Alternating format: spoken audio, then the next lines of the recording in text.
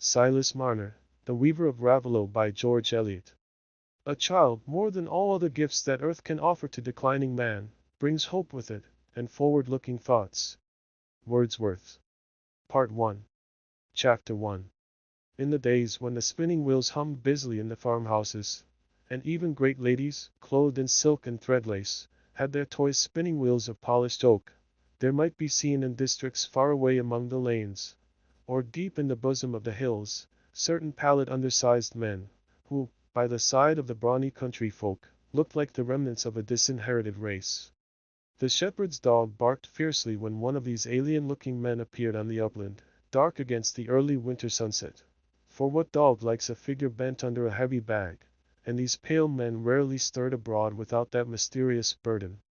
The shepherd himself, though he had good reason to believe that the bag held nothing but flaxen thread, or else the long rolls of strong linen spun from that thread, was not quite sure that this trade of weaving, indispensable though it was, could be carried on entirely without the help of the evil one.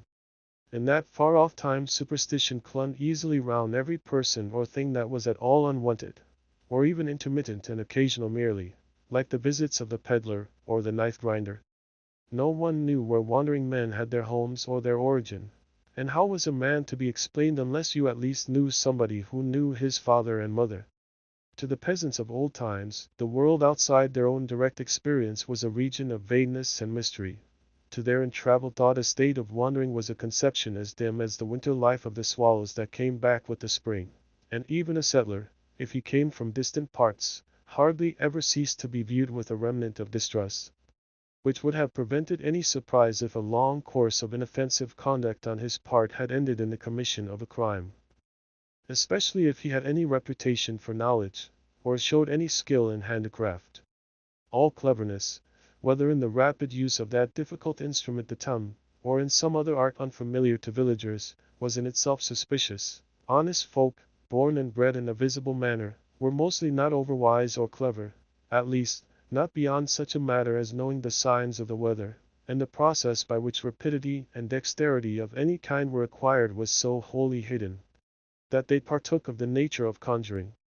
In this way it came to pass that those scattered linen weavers, emigrants from the town into the country, were to the last regarded as aliens by their rustic neighbors, and usually contracted the eccentric habits which belong to a state of loneliness.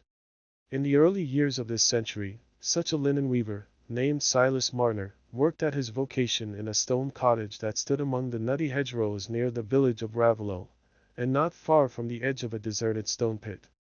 The questionable sound of Silas's loom, so unlike the natural cheerful trotting of the winnowing machine, or the simpler rhythm of the flail, had a half-fearful fascination for the Raveloe boys, who would often leave off their nutting or birds nesting to peep in at the window of the stone cottage, counterbalancing a certain awe at the mysterious action of the loom, by a pleasant sense of scornful superiority, drawn from the mockery of its alternating noises, along with the bent, treadmill attitude of the weaver.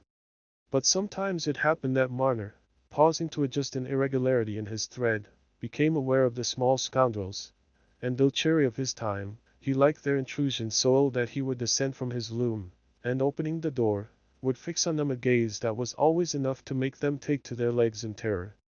For how was it possible to believe that those large brown protuberant eyes in Silas Marner's pale face really saw nothing very distinctly that was not close to them, and not rather that their dreadful stare could dart cramp, or rickets, or a wry mouth at any boy who happened to be in the rear?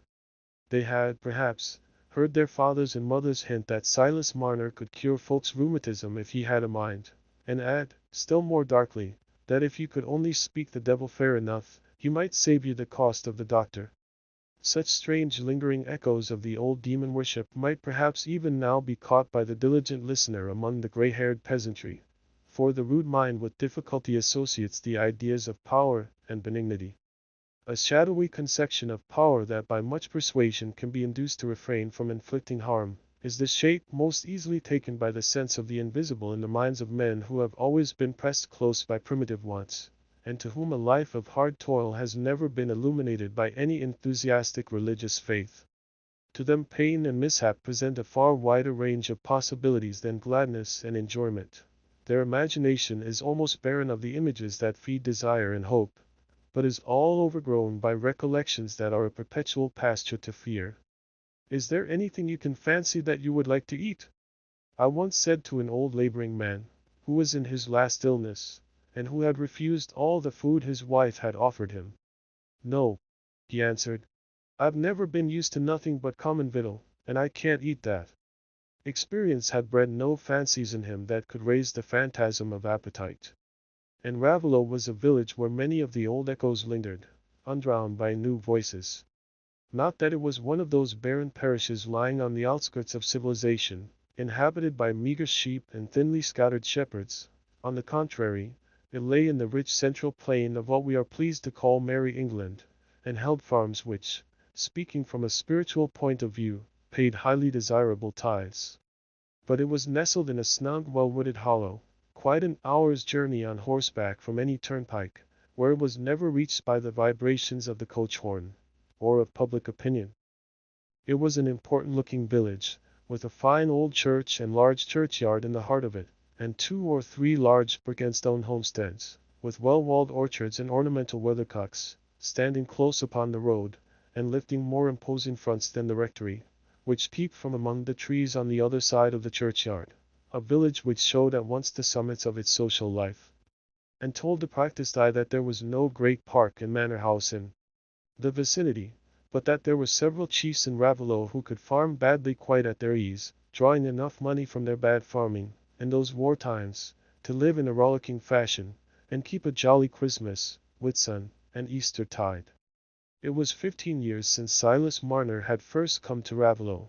He was then simply a pallid young man, with prominent short-sighted brown eyes, whose appearance would have had nothing strange for people of average culture and experience, but for the villagers near whom he had come to settle it had mysterious peculiarities which corresponded with the exceptional nature of his occupation, and his advent from an unknown region called Northside. So had his way of life. He invited no comer to step across his door-sill, and he never strolled into the village to drink a pint at the Rainbow, or to gossip at the Wheelwrights. He sought no man or woman, save for the purposes of his calling, or in order to supply himself with necessaries, and it was soon clear to the Raveloe lasses that he would never urge one of them to accept him against her will.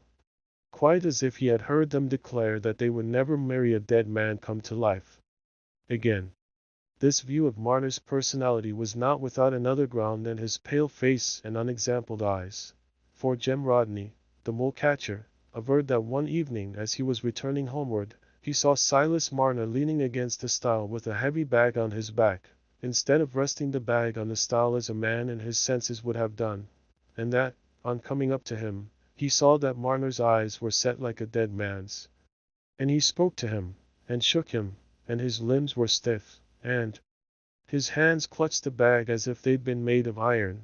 But just as he had made up his mind that the weaver was dead, he came all right again, like, as you might say, in the winking of an eye, and said, "Good night," and walked off. All this Jem swore he had seen, more by token that it was the very day he had been mole-catching on Squire Cass's land, down by the old sawpit.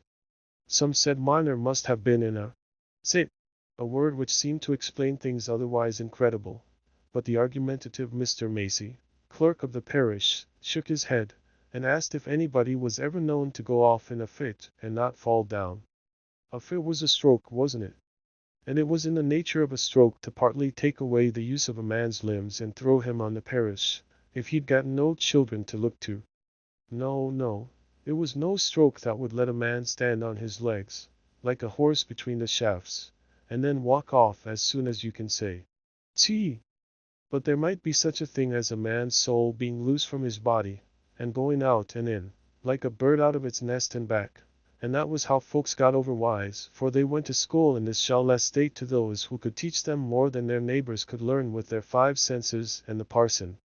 And where did Master Marner get his knowledge of herbs from, and charms too, if he liked to give them away?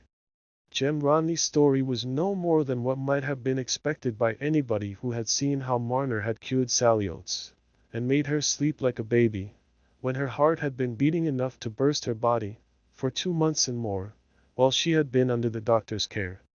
He might cure more folks if he would, but he was worth speaking fair, if it was only to keep him from doing you a mischief. It was partly to this vague fear that Marner was indebted for protecting him from the persecution that his singularities might have drawn upon him, but still more to the fact that, the old linen weaver in the neighboring parish of Tarley being dead, his handicraft made him a highly welcome settler to the richer housewives of the district, and even to the more provident cottagers, who had their little stock of yarn at the year's end. Their sense of his usefulness would have counteracted any repugnance or suspicion which was not confirmed by a deficiency in the quality, or the tale of the cloth he wove for them. And the years had rolled on without producing any change in the impressions of the neighbors concerning Marner, except the change from novelty to habit. At the end of 15 years the Raveloe men said just the same things about Silas Marner as at the beginning. They did not say them quite so often, but they believed them much more strongly when they did say them. There was only one important addition which the years had brought. It was, that Master Marner had laid by a fine sight of money somewhere, and that he could buy up bigger men than himself. But while opinion concerning him had remained nearly stationary, and his daily habits had presented scarcely any visible change, Marner's inward life had been a history and a metamorphosis, as that of every fervent nature must be when it has fled, or been condemned, to solitude. His life, before he came to Raveloe, had been filled with the movement, the mental activity, and the close fellowship, which, in that day as in this, marked the life of an artisan early incorporated in a narrow religious sect, where the poorest layman has the chance of distinguishing himself by gifts of speech, and has, at the very least, the weight of a silent voter in the government of his community. Marner was highly thought of in that little hidden world, known to itself as the church assembling and lantern yard. He was believed to be a young man of exemplary life and ardent faith, and a peculiar interest had been centered in him ever since he had fallen, at a prayer meeting, into a mysterious rigidity and suspension of consciousness, which, lasting for an hour or more, had been mistaken for death. To have sought a medical explanation for this phenomenon would have been held by Silas himself, as well as by his minister and fellow members, a woeful self-exclusion from the spiritual significance that might lie therein. Silas was evidently a brother selected for a peculiar discipline, and though the effort to interpret this discipline was discouraged by the absence, on his part, of any spiritual vision during his outward trance, yet it was believed by himself and others that its effect was seen in an accession of light and fervor. A less truthful man than he might have been tempted into the subsequent creation of a vision in the form of resurgent memory. A less sane man might have believed in such a creation. But Silas was both sane and honest though, as with many honest and fervent men, culture had not defined any channels for his sense of mystery, and so it spread itself over the proper pathway of inquiry and knowledge. He had inherited from his mother some acquaintance with medicinal herbs and their preparation, a little store of wisdom which she had imparted to him as a solemn bequest. But of late years he had had doubts about the lawfulness of applying this knowledge, believing that herbs could have no efficacy without prayer, and that prayer might suffice without herbs.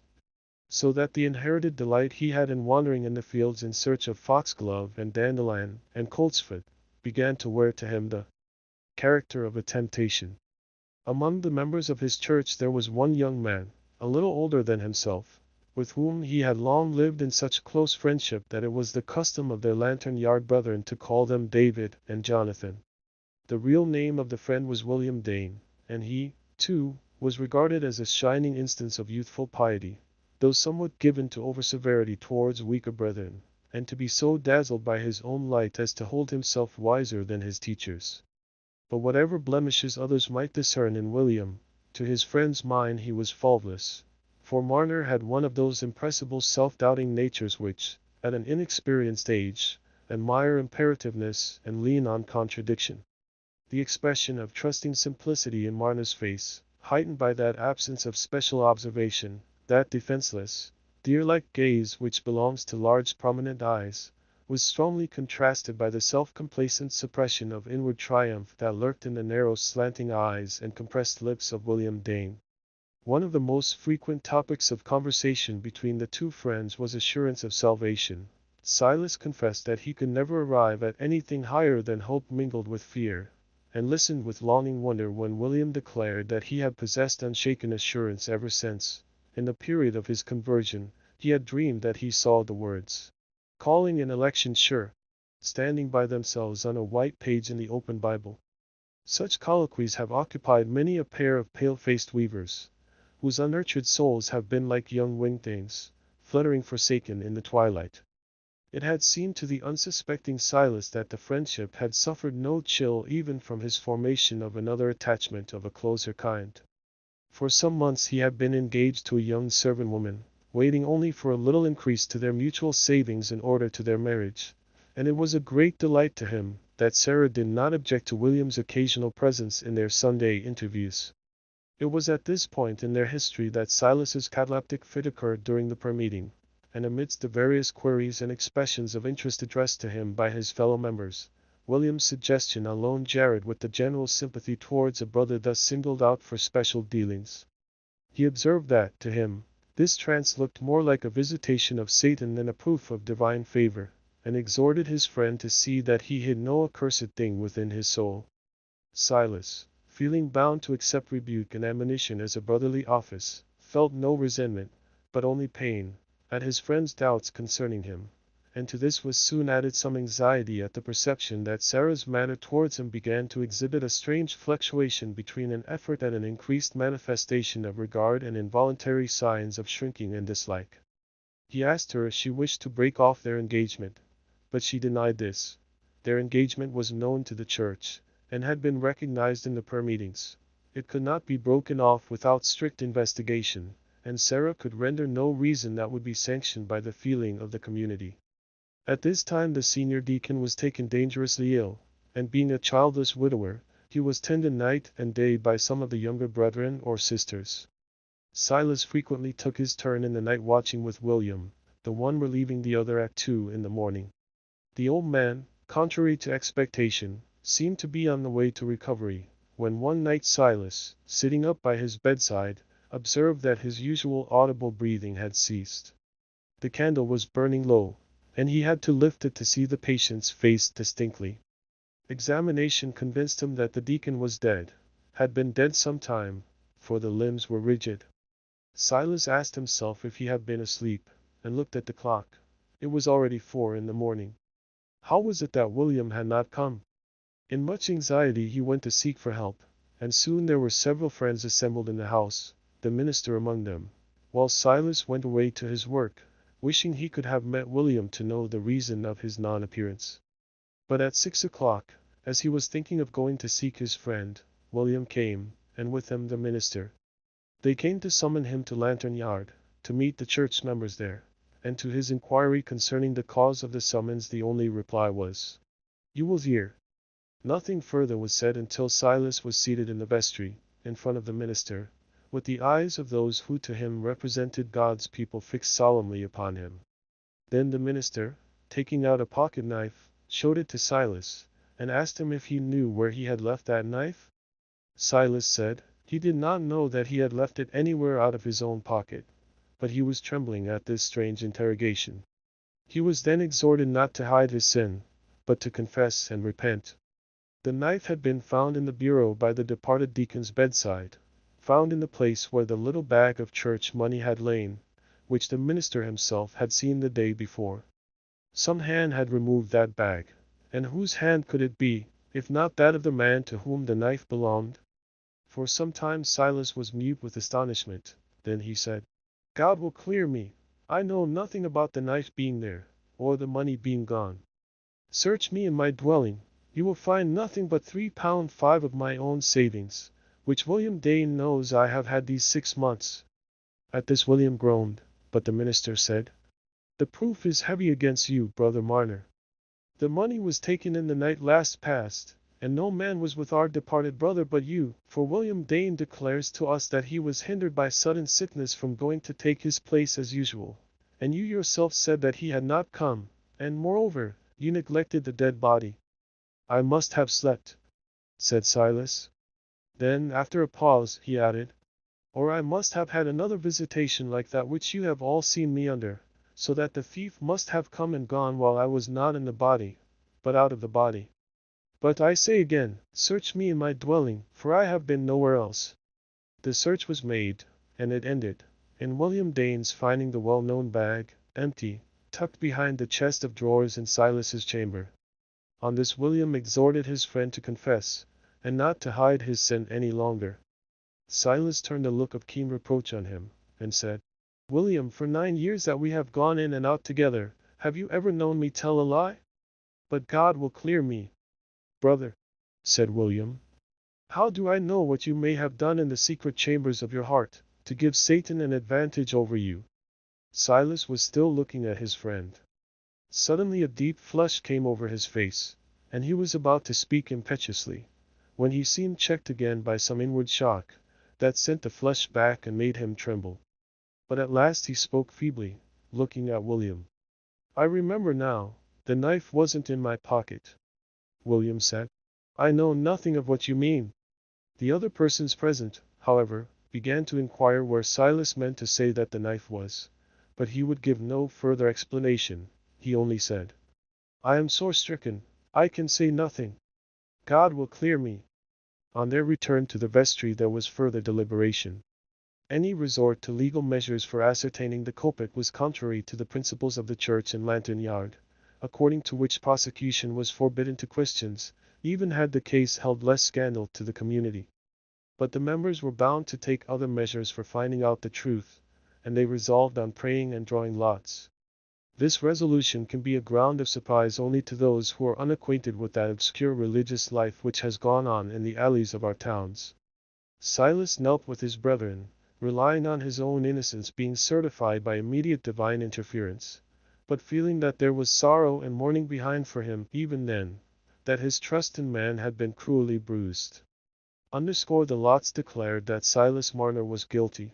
He was solemnly suspended from church membership, and called upon to render up the stolen money.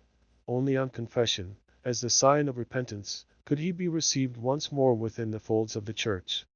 Marner listened in silence.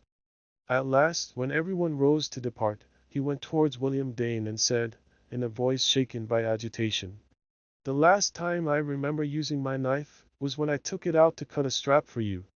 I don't remember putting it in my pocket again. You stole the money, and you have woven a plot to lay the sin at my door. But you may prosper, for all that. There is no just God that governs the earth righteously, but a God of lies, that bears witness against the innocent. There was a general shudder at this blasphemy.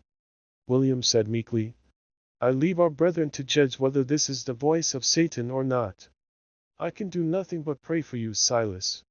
Poor Marner went out with that despair in his soul, that shaken trust in God and man, which is little short of madness to a loving nature.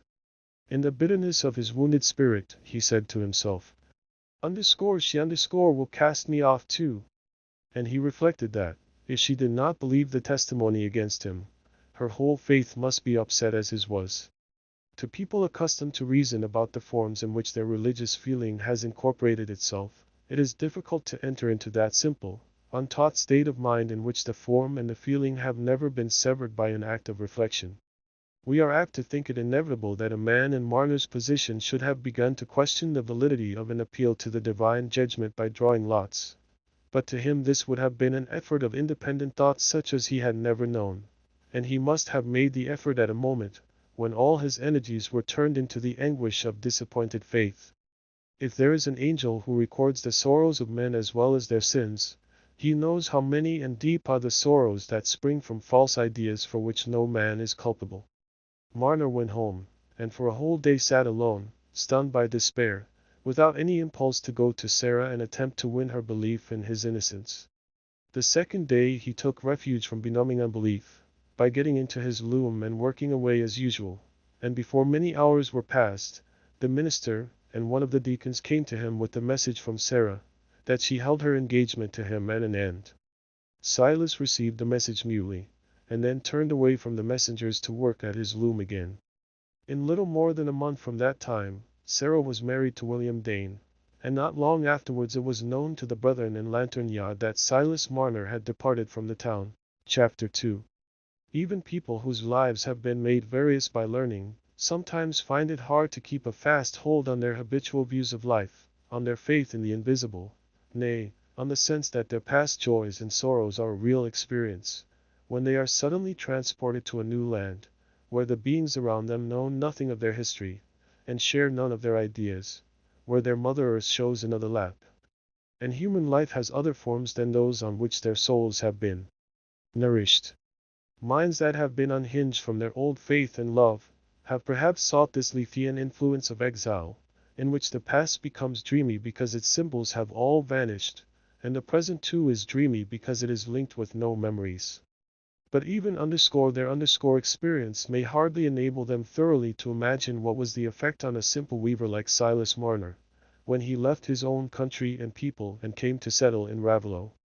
Nothing could be more unlike his native town, set within sight of the widespread hillsides, than this low, wooded region, where he felt hidden even from the heavens by the screening trees and hedgerows. There was nothing here, when he rose in the deep morning quiet and looked out on the dewy brambles and rank-tufted grass, that seemed to have any relation with that life centering in Lantern Yard, which had once been to him the altar place of high dispensations.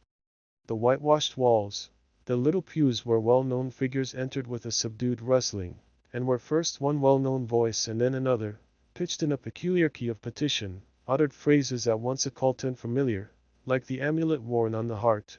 The pulpit where the minister delivered unquestioned doctrine, and swayed to and fro, and handled the book in a long accustomed manner.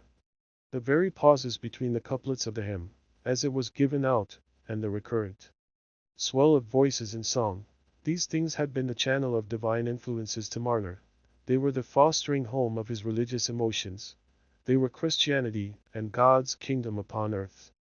A weaver who finds hard words in his hymn book knows nothing of abstractions, as a little child knows nothing of parental love, but only knows one face and one lap towards which it stretches its arms for refuge and nurture.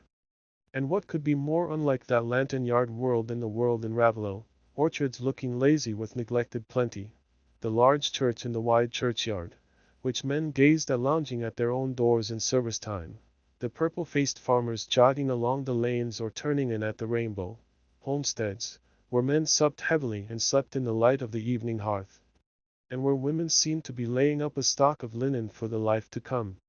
There were no lips in Raveloe from which a word could fall that would stir Silas Marner's benumbed faith to a sense of pain. In the early ages of the world, we know, it was believed that each territory was inhabited and ruled by its own divinities, so that a man could cross the bordering heights and be out of the reach of his native gods, whose presence was confined to the streams and the groves and the hills among which he had lived from his birth. And poor Silas was vaguely conscious of something not unlike the feeling of primitive men, when they fled thus, in fear or in sullenness, from the face of an unpropitious deity. It seemed to him that the power he had vainly trusted in among the streets and at the prayer meetings was very far away from this land in which he had taken refuge, where men lived in careless abundance, knowing and needing nothing of that trust, which, for him, had been turned to bitterness. The little light he possessed spread its beams so narrowly, that frustrated belief was a curtain broad enough to create for him the blackness of night. His first movement after the shock had been to work in his loom, and he went on with this unremittingly, never asking himself why. Now he was come to Raveloe, he worked far on into the night to finish the tale of Mrs. Osgood's table linen sooner than she expected, without contemplating beforehand the money she would put into his hand for the work. He seemed to weave, like the spider, from pure impulse, without reflection. Every man's work, pursued steadily, tends in this way to become an end in itself, and so to bridge over the loveless chasms of his life. Silas's hand satisfied itself with throwing the shuttle, and his eye was seeing the little squares in the cloth complete themselves under his effort. Then there were the calls of hunger, and Silas, in his solitude, had to provide his own breakfast, dinner, and supper, to fetch his own water from the well, and put his own kettle on the fire, and all these immediate promptings helped, along with the weaving, to reduce his life to the unquestioning activity of a spinning insect. He hated the thought of the past. There was nothing that called out his love and fellowship toward the strangers he had come amongst, and the future was all dark, for there was no unseen love that cared for him. Thought was arrested by utter bewilderment, Now its old narrow pathway was closed, and affection seemed to have died under the bruise that had fallen on its keenest nerves. But at last Mrs. Osgood's table linen was finished, and Silas was paid in gold. His earnings in his native town, where he worked for a wholesale dealer, had been after a lower rate. He had been paid weekly, and of his weekly earnings a large proportion had gone to objects of piety and charity. Now, for the first time in his life, he had 5 bright guineas put into his hand. No man expected a share of them, and he loved no man that he should offer him a share. But what were the guineas to him who saw no vista beyond countless days of weaving? It was needless for him to ask that, for it was pleasant to him to feel them in his palm, and look at their bright faces, which were all his own. It was another element of life, like the weaving and the satisfaction of hunger, subsisting quite aloof from the life of belief and love from which he had been cut off. The weaver's hand had known the touch of hard-won money even before the palm had grown to its full breadth. For 20 years, mysterious money had stood to him as the symbol of earthly good, and the immediate object of toil. He had seemed to love it little in the years when every penny had its purpose for him, for he loved the _purpose_ then. But now, when all purpose was gone, that habit of looking towards the money and grasping it with a sense of fulfilled effort made a loam that was deep enough for the seeds of desire. And as Silas walked homeward across the fields in the twilight, he drew out the money and thought it was brighter in the gathering gloom. About this time an incident happened which seemed to open a possibility of some fellowship with his neighbors. One day, taking a pair of shoes to be mended, he saw the cobbler's wife seated by the fire, suffering from the terrible symptoms of heart disease and dropsy, which he had witnessed as the precursors of his mother's death. He felt a rush of pity at the mingled sight and remembrance, and recalling the relief his mother had found from a simple preparation of foxglove, he promised Sally Oates to bring her something that would ease her, since the doctor did her no good. In this office of charity, Silas felt, for the first time since he had come to Raveloe, a sense of unity between his past and present life, which might have been the beginning of his rescue from the insect-like existence into which his nature had shrunk. But Sally Oates's disease had raised her into a personage of much interest and importance among the neighbors, and the fact of her having found relief from drinking Silas Marner's stuff became a matter of general discourse. When Dr. Kimball gave physic, it was natural that it should have an effect, but when a weaver, who came from nobody knew where, worked wonders with a bottle of brown waters, the occult character of the process was evident. Such a sort of thing had not been known since the wise woman at Tarley died, and she had charms as well as stuff. Everybody went to her when their children had fits. Silas Marner must be a person of the same sort, for how did he know what would bring back Sally Oates's breath, if he didn't know a fine sight more than that? The wise woman had words that she muttered to herself, so that you couldn't hear what they were, and if she tied a bit of red thread round the child's toe the while, it would keep off the water in the head. There were women in Raveloe, at that present time, who had worn one of the wise woman's little bags round their necks, and in consequence, had never had an idiot child, as in Coulter had. Silas Marner could very likely do as much, and more, and now it was all clear how he should have come from unknown parts, and be so comical looking. But Sally Oates must mind and not tell the doctor, for he would be sure to set his face against Marner. He was always angry about the wise woman, and used to threaten those who went to her that they should have none of his help any more. Silas now found himself and his cottage suddenly beset by mothers who wanted him to charm away the whooping cough, or bring back the milk, and by men who wanted stuff against the rheumatics or the knots in the hands, and to secure themselves against a refusal, the applicants brought silver in their palms. Silas might have driven a profitable trade in charms as well as in his small list of drugs, but money on this condition was no temptation to him. He had never known an impulse towards falsity, and he drove one after another away with growing irritation, for the news of him as a wise man had spread even to Tarley, and it was long before people ceased to take long walks for the sake of asking his aid. But the hope in his wisdom was at length changed into dread, for no one believed him when he said he knew no charms and could work no cures, and every man and woman who had an accident, or a new attack after applying to him, set the misfortune down to Master Marner's ill will and irritated glances. Thus it came to pass that his movement of pity towards Saliotes, which had given him a transient sense of brotherhood, heightened the repulsion between him and his neighbors, and made his isolation more complete. Gradually the guineas, the crowns, and the half-crowns grew to a heap, and Marner drew less and less for his own wants, trying to solve the problem of keeping himself strong enough to work 16 hours a day on as small an outlay as possible. Have not men, shut up in solitary imprisonment, found an interest in marking the moments by straight strokes of a certain length on the wall, until the growth of the sum of straight strokes, arranged in triangles, has become a mastering purpose?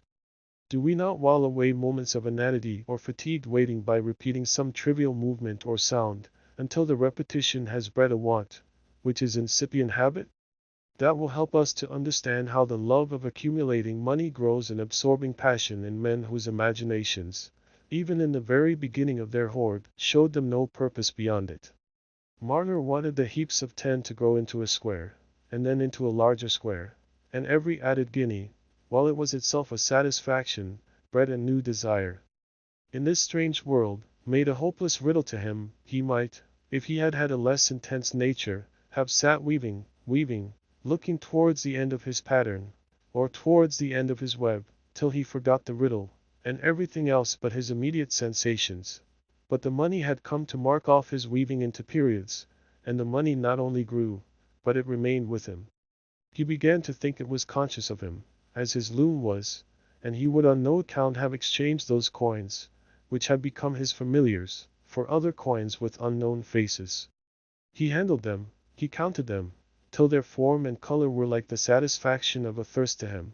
But it was only in the night, when his work was done, that he drew them out to enjoy their companionship. He had taken up some bricks in his floor underneath his loom, and here he had made a hole in which he set the iron pot that contained his guineas and silver coins, covering the bricks with sand whenever he replaced them. Not that the idea of being robbed presented itself often or strongly to his mind. Hoarding was common in country districts in those days.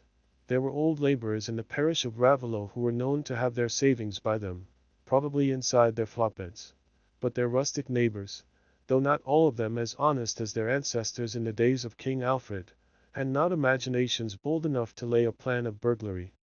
How could they have spent the money in their own village without betraying themselves? They would be obliged to run away, a course as dark and dubious as a balloon journey.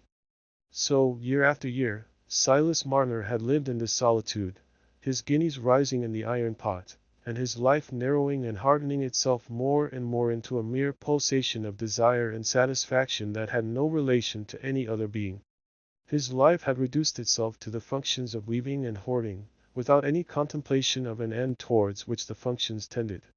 The same sort of process has perhaps been undergone by wiser men, when they have been cut off from faith and love, only instead of a loom and a heap of guineas, they have had some erudite research, some ingenious project, or some well-knit theory. Strangely Marner's face and figure shrank and bent themselves into a constant mechanical relation to the objects of his life, so that he produced the same sort of impression as a handle or a crooked tube, which has no meaning standing apart. The prominent eyes that used to look trusting and dreamy, now looked as if they had been made to see only one kind of thing that was very small, like tiny grain, for which they hunted everywhere, and he was so withered and yellow, that, though he was not yet 40, the children always called him Old Master Marner. Yet even in this stage of withering a little incident happened, which showed that the sap of affection was not all gone. It was one of his daily tasks to fetch his water from a well a couple of fields off, and for this purpose, ever since he came to Raveloe, he had had a brown earthenware pot, which he held as his most precious utensil among the very few conveniences he had granted himself. It had been his companion for 12 years, always standing on the same spot, always lending its handle to him in the early morning, so that its form had an expression for him of willing helpfulness, and the impress of its handle on his palm gave a satisfaction mingled with that of having the fresh, clear water. One day as he was returning from the well, he stumbled against the step of the stile, and his brown pot, falling with force against the stones that overarched the ditch below him, was broken in 3 pieces. Silas picked up the pieces and carried them home with grief in his heart. The brown pot could never be of use to him any more, but he stuck the bits together, and propped the ruin in its old place for a memorial. This is the history of Silas Marner, until the 15th year after he came to Raveloe. The livelong day he sat in his loom, his ear filled with its monotony, his eyes bent close down on the slow growth of sameness in the brownish web, his muscles moving with such even repetition that their pause seemed almost as much a constraint as the holding of his breath.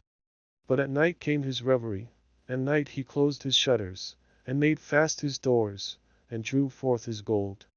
Long ago the heap of coins had become too large for the iron pot to hold them, and he had made for them two thick leather bags, which wasted no room in their resting place, but lent themselves flexibly to every corner. How the guineas shone as they came pouring out of the dark leather mouths! The silver bore no large proportion in amount to the gold, because the long pieces of linen which formed his chief work were always partly paid for in gold, and out of the silver he supplied his own bodily wants, choosing always the shillings and sixpences to spend in this way. He loved the guineas best, but he would not change the silver, the crowns and half-crowns that were his own earnings, begotten by his labor. He loved them all. He spread them out in heaps and bathed his hands in them. Then he counted them and set them up in regular piles, and felt their rounded outline between his thumb and fingers, and thought fondly of the guineas that were only half earned by the work in his loom, as if they had been unborn children, thought of the guineas that were coming slowly through the coming years, through all his life, which spread far away before him, beyond quite hidden by countless days of weaving. No wonder his thoughts were still with his loom and his money when he made his journeys through the fields and the lanes to fetch and carry home his work, so that his steps never wandered to the hedge banks and the lane side in search of the once familiar herbs. These too belonged to the past, from which his life had shrunk away, like a rivulet that has sunk far down from the grassy fringe of its old breadth into a little shivering thread. Back cuts a groove for itself in the barren sand. But about the Christmas of that 15th year, a second great change came over Marner's life, and his history became blent in a singular manner with the life of his neighbors. Chapter 3. The greatest man in Raveloe was Squire Cass, who lived in the large red house with the handsome flight of stone steps in front and the high stables behind it, nearly opposite the church. He was only one among several landed parishioners, but he alone was honored with the title of squire, for though Mr. Osgood's family was also understood to be of timeless origin, the Raveloe imagination having never ventured back to that fearful blank when there were no Osgoods, still, he merely owned the farm he occupied, whereas Squire Cass had a tenant or two, who complained of the game to him quite as if he had been a lord. It was still that glorious wartime which was felt to be a peculiar favor of Providence towards the landed interests, and the fall of prices had not yet come to carry the race of small squires and yeomen down that road to ruin for which extravagant habits and bad husbandry were plentifully anointing their wheels. I am speaking now in relation to Raveloe and the parishes that resembled it, for our old-fashioned country life had many different aspects, as all life must have when it is spread over a various surface, and breathed on variously by multitudinous currents, from the winds of heaven to the thoughts of men, which are forever moving and crossing each other with incalculable results. Raveloe lay low among the bushy trees and the rutted lanes, aloof from the currents of industrial energy and Puritan earnestness. The rich ate and drank freely, accepting gout and apoplexy as things that ran mysteriously in respectable families, and the poor thought that the rich were entirely in the right of it to lead a jolly life. Besides, their feasting caused a multiplication of orts, which were the heirlooms of the poor. Betty J. scented the boiling of Squire Cass's hands, but her longing was arrested by the unctuous liquor in which they were boiled, and when the seasons brought round the great merry-makings, they were regarded on all hands as a fine thing for the poor. For the Raveloe feasts were like the rounds of beef and the barrels of ale. They were on a large scale, and lasted a good while, especially in the winter time. After ladies had packed up their best gowns and topknots in bandboxes, and had incurred the risk of fording streams on pillions with the precious burden in rainy or snowy weather, when there was no knowing how high the water would rise, it was not to be supposed that they looked forward to a brief pleasure. On this ground it was always contrived in the dark seasons, when there was little work to be done, and the hours were long, that several neighbors should keep open house in succession. So soon as Squire Cass's standing dishes diminished in plenty and freshness, his guests had nothing to do but to walk a little higher up the village to Mr. Osgood's, at the orchards, and they found hams and chins uncut, pork pies with the scent of the fire in them, spun butter in all its freshness, everything, in fact, that appetites at leisure could desire, in perhaps greater perfection, though not in greater abundance, than at Squire Cass's.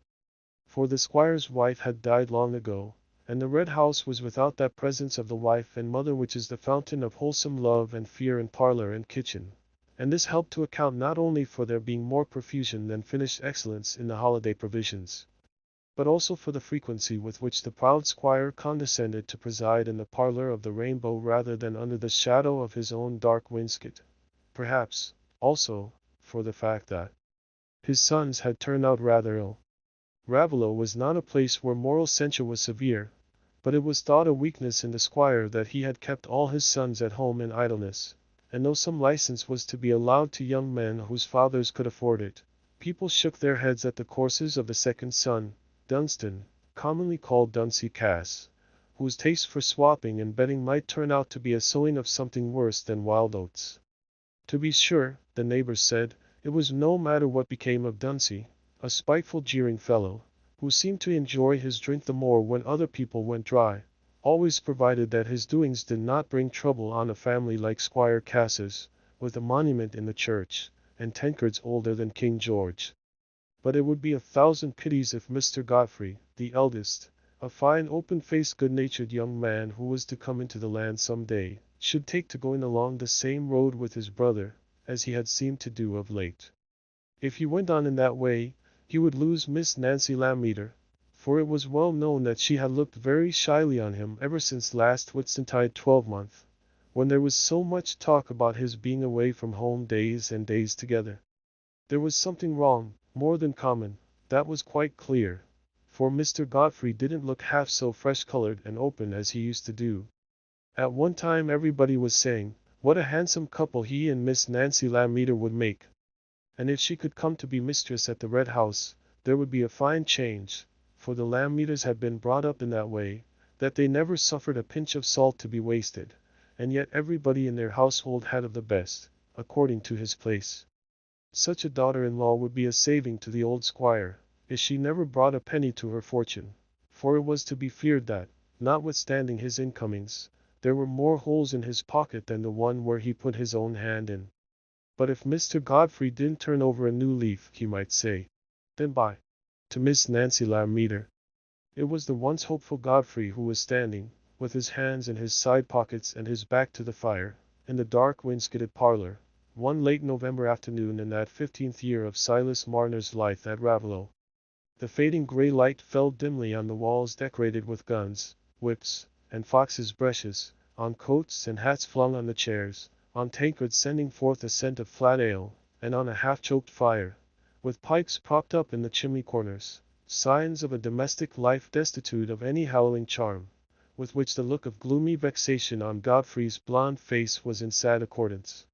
He seemed to be waiting and listening for someone's approach, and presently the sound of a heavy step, with an accompanying whistle, was heard across the large empty entrance hall. The door opened, and a thick-set, heavy-looking young man entered, with the flushed face and the gratuitously elated bearing which marked the first stage of intoxication.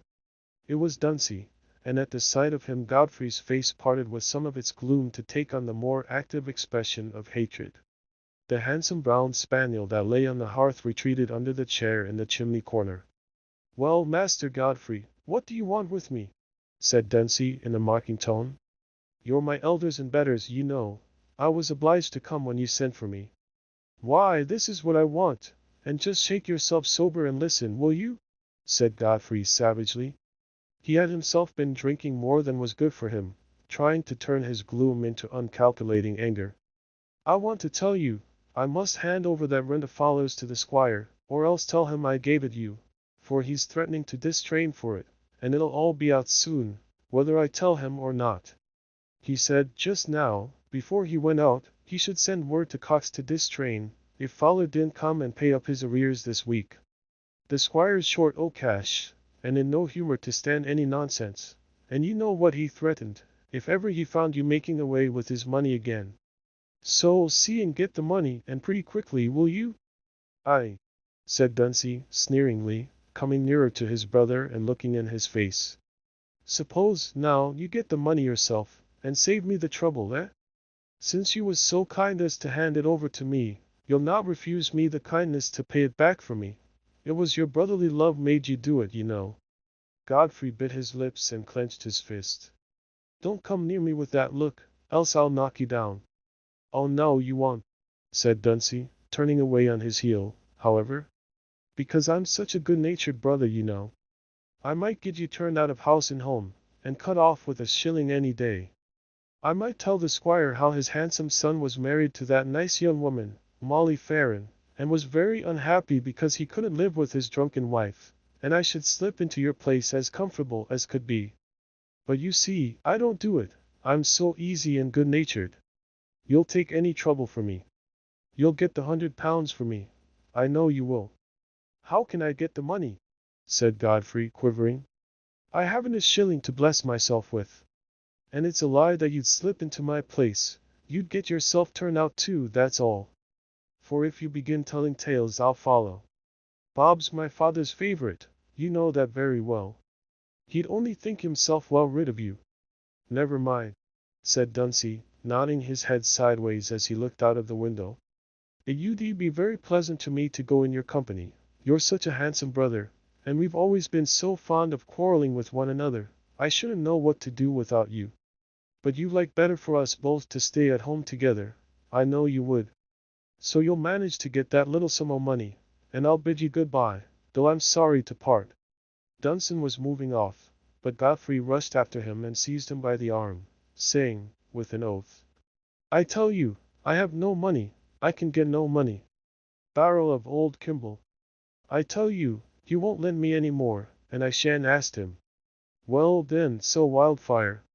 Yes, that's easy talking. I must have the money directly. Well, you've only got to ride into the hunt tomorrow. There'll be Bryce and Keating there, for sure. You'll get more bids than one, I dare say, and get back home at 8 o'clock, splashed up to the chin. I'm going to Mrs. Osgood's birthday dance. Bing hang, said Dunsey, turning his head on one side, and trying to speak in a small mincing treble. And there's sweet Miss Nancy coming, and we shall dance with her, and promise never to be naughty again, and be taken into favor, and hold your tongue about Miss Nancy, you fool, said Godfrey, turning red. Else I'll throttle you. What for? Said Dunsey, still in an artificial tone, but taking a wood from the table and beating the butt end of it on his palm. You've a very good chance. I'd advise you to creep up her sleeve again. You'd be saving time. If Molly should happen to take a drop too much laudanum some day, and make a widower of you, Miss Nancy wouldn't mind being a second, if she didn't know it. And you've got a good-natured brother, who'll keep your secret well, because you'll be so very obliging to him. I'll tell you what it is, said Godfrey, quivering, and pale again. My patience is pretty near at an end. If you a little more sharpness in you, you might know that you may urge a man a bit too far, and make one leap as easy as another. I don't know but what it is so now. I may as well tell the squire everything myself. I should get you off my back, if I got nothing else. And, after all, he'll know sometime. She's been threatening to come herself and tell him. So don't flatter yourself that your secrecy's worth any price you choose to ask. You drain me of money till I have got nothing to pacify her with, and she'll do as she threatens some day. It's all one. I'll tell my father everything myself, and you may go to the devil. Dunsey perceived that he had overshot his mark, and that there was a point at which even the hesitating Godfrey might be driven into decision. But he said, with an air of unconcern, As you please, but I'll have a draught of ale first. And ringing the bell, he threw himself across 2 chairs, and began to rap the window-seat with the handle of his whip. Godfrey stood still with his back to the fire, uneasily moving his fingers among the contents of his side pockets, and looking at the floor. That big muscular frame of his held plenty of animal courage, but helped him to no decision when the dangers to be braved were such as could neither be knocked down nor throttled. His natural irresolution and moral cowardice were exaggerated by a position in which dreaded consequences seemed to press equally on all sides, and his irritation had no sooner provoked him to defy Dunstan and anticipate all possible betrayals, than the miseries he must bring on himself by such a step seemed more unendurable to him than the present evil. The results of confession were not contingent, they were certain, whereas betrayal was not certain. From the near vision of that certainty he fell back on suspense and vacillation with a sense of repose. The disinherited son of a small squire, equally disinclined to dig and to beg, was almost as helpless as an uprooted tree, which, by the favor of earth and sky, has grown to a handsome bulk on the spot where it first shot upward.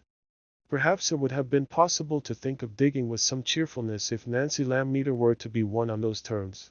But since he must irrevocably lose her as well as the inheritance, and must break every tie but the one that degraded him and left him without motive for trying to recover his better self, he could imagine no future for himself on the other side of confession but that of listing for a soldier, the most desperate step, short of suicide, in the eyes of respectable families. No. He would rather trust to casualties than to his own resolve, rather go on sitting at the feast, and sipping the wine he loved, though with the sword hanging over him and terror in his heart, than rush away into the cold darkness where there was no pleasure left. The utmost concession to Dunstan about the horse began to seem easy, compared with the fulfillment of his own threat.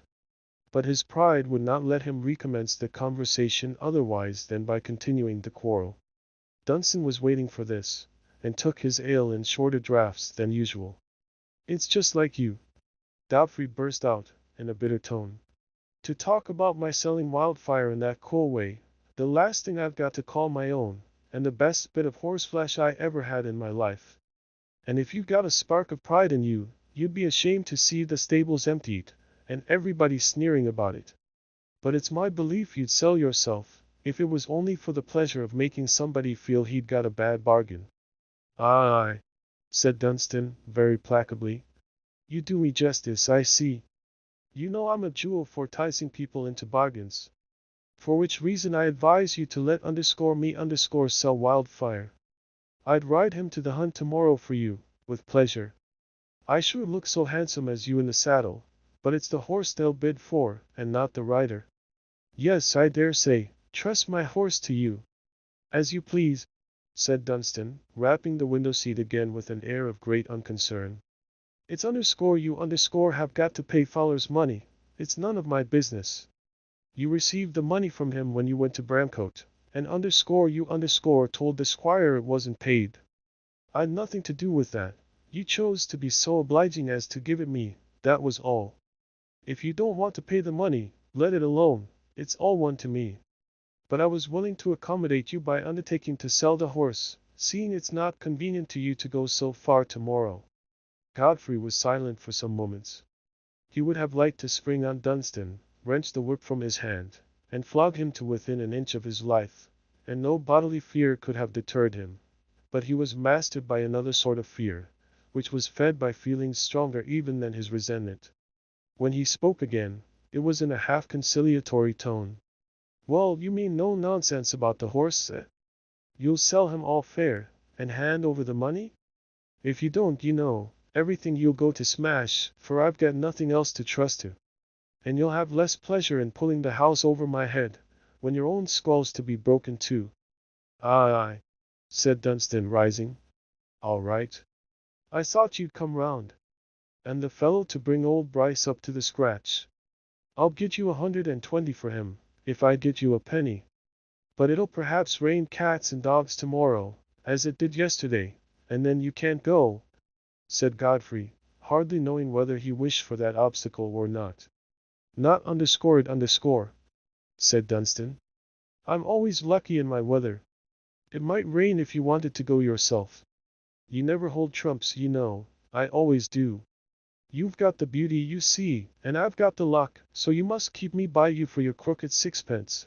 You'll get along without me." "Confound you, hold your tongue," said Godfrey impetuously. "And take care to keep sober tomorrow, else you'll get pitched on your head coming home, and Wildfire might be the worse for it." "Make your tender heart easy," said Dunstan, opening the door. "You never knew me see double when I've got a bargain to make. It you spoil the fun." Besides, whenever I fall, I'm warranted to fall on my legs." With that, Dunstan slammed the door behind him, and left Godfrey to that bitter rumination on his personal circumstances which was now unbroken from day to day save by the excitement of sporting, drinking, card-playing, or the rarer and less oblivious pleasure of seeing Miss Nancy Lamb Eater. The subtle and varied pains springing from the higher sensibility that accompanies higher culture, are perhaps less pitiable than that dreary absence of impersonal enjoyment and consolation which leaves ruder minds to the perpetual urgent companionship of their own griefs and discontents. The lives of those rural forefathers, whom we are apt to think very prosaic figures, men whose only work was to ride round their land, getting heavier and heavier in their saddles, and who passed the rest of their days in the half-listless gratification of senses dulled by monotony, had a certain pathos in them nevertheless. Calamities came to underscore them too, and their early errors carried hard consequences. Perhaps the love of some sweet maiden, the image of purity, order, and calm, had opened their eyes to the vision of a life in which the days would not seem too long, even without riding. But the maiden was lost, and the vision passed away, and then what was left to them, especially when they had become too heavy for the hunt, or for carrying a gun over the furrows, but to drink and get merry, or to drink and get angry, so that they might be independent of variety, and say over again with eager emphasis the things they had said already any time that 12-month? Assuredly, among these flushed and dull-eyed men there was some whom, thanks to their native human kindness, even riot could never drive into brutality, men who, when their cheeks were fresh, had felt the keen point of sorrow or remorse, had been pierced by the reeds they leaned on, or had lightly put their limbs in fetters from which no struggle could loose them, and under these sad circumstances, common to us all, their thoughts could find no resting place outside the ever-trodden round of their own petty history. That, at least, was the condition of Godfrey Cass in the 26th year of his life. A movement of compunction, helped by those small indefinable influences which every personal relation exerts on a pliant nature, had urged him into a secret marriage, which was a blight on his life. It was an ugly story of low passion, delusion, and waking from delusion, which needs not to be dragged from the privacy of Godfrey's bitter memory. He had long known that the delusion was partly due to a trap laid for him by Dunstan, who saw in his brother's degrading marriage the means of gratifying at once his jealous hate and his cupidity. And if Godfrey could have felt himself simply a victim, the iron bit that destiny had put into his mouth would have chafed him less intolerably. If the curses he muttered half aloud when he was alone had had no other object than Dunstan's diabolical cunning, he might have shrunk less from the consequences of avowal. But he had something else to curse, his own vicious folly, which now seemed as mad and unaccountable to him as almost all our follies and vices do when their promptings have long passed away. For 4 years he had thought of Nancy Lamb Meter, and wooed her with tacit patient worship, as the woman who made him think of the future with joy. She would be his wife, and would make home lovely to him, as his father's home had never been. And it would be easy, when she was always near, to shake off those foolish habits that were no pleasures, but only a feverish way of annulling vacancy. Godfrey's was an essentially domestic nature, bred up in a home where the hearth had no smiles, and where the daily habits were not chastised by the presence of household order. His easy disposition made him fall in unresistingly with the family courses, but the need of some tender permanent affection, the longing for some influence that would make the good he preferred easy to pursue, caused the neatness, purity, and liberal orderliness of the Lamb Meter household, sunned by the smile of Nancy, to seem like those fresh bright hours of the morning when temptations go to sleep and leave the ear open to the voice of the good angel, inviting to industry, sobriety, and peace. And yet the hope of this paradise had not been enough to save him from a course which shut him out of it forever. Instead of keeping fast hold of the strong silken rope by which Nancy would have drawn him safe to the green banks where it was easy to step firmly, he had let himself be dragged back into mud and slime, in which it was useless to struggle. He had made ties for himself which robbed him of all wholesome motive, and were a constant exasperation. Still, there was one position worse than the present.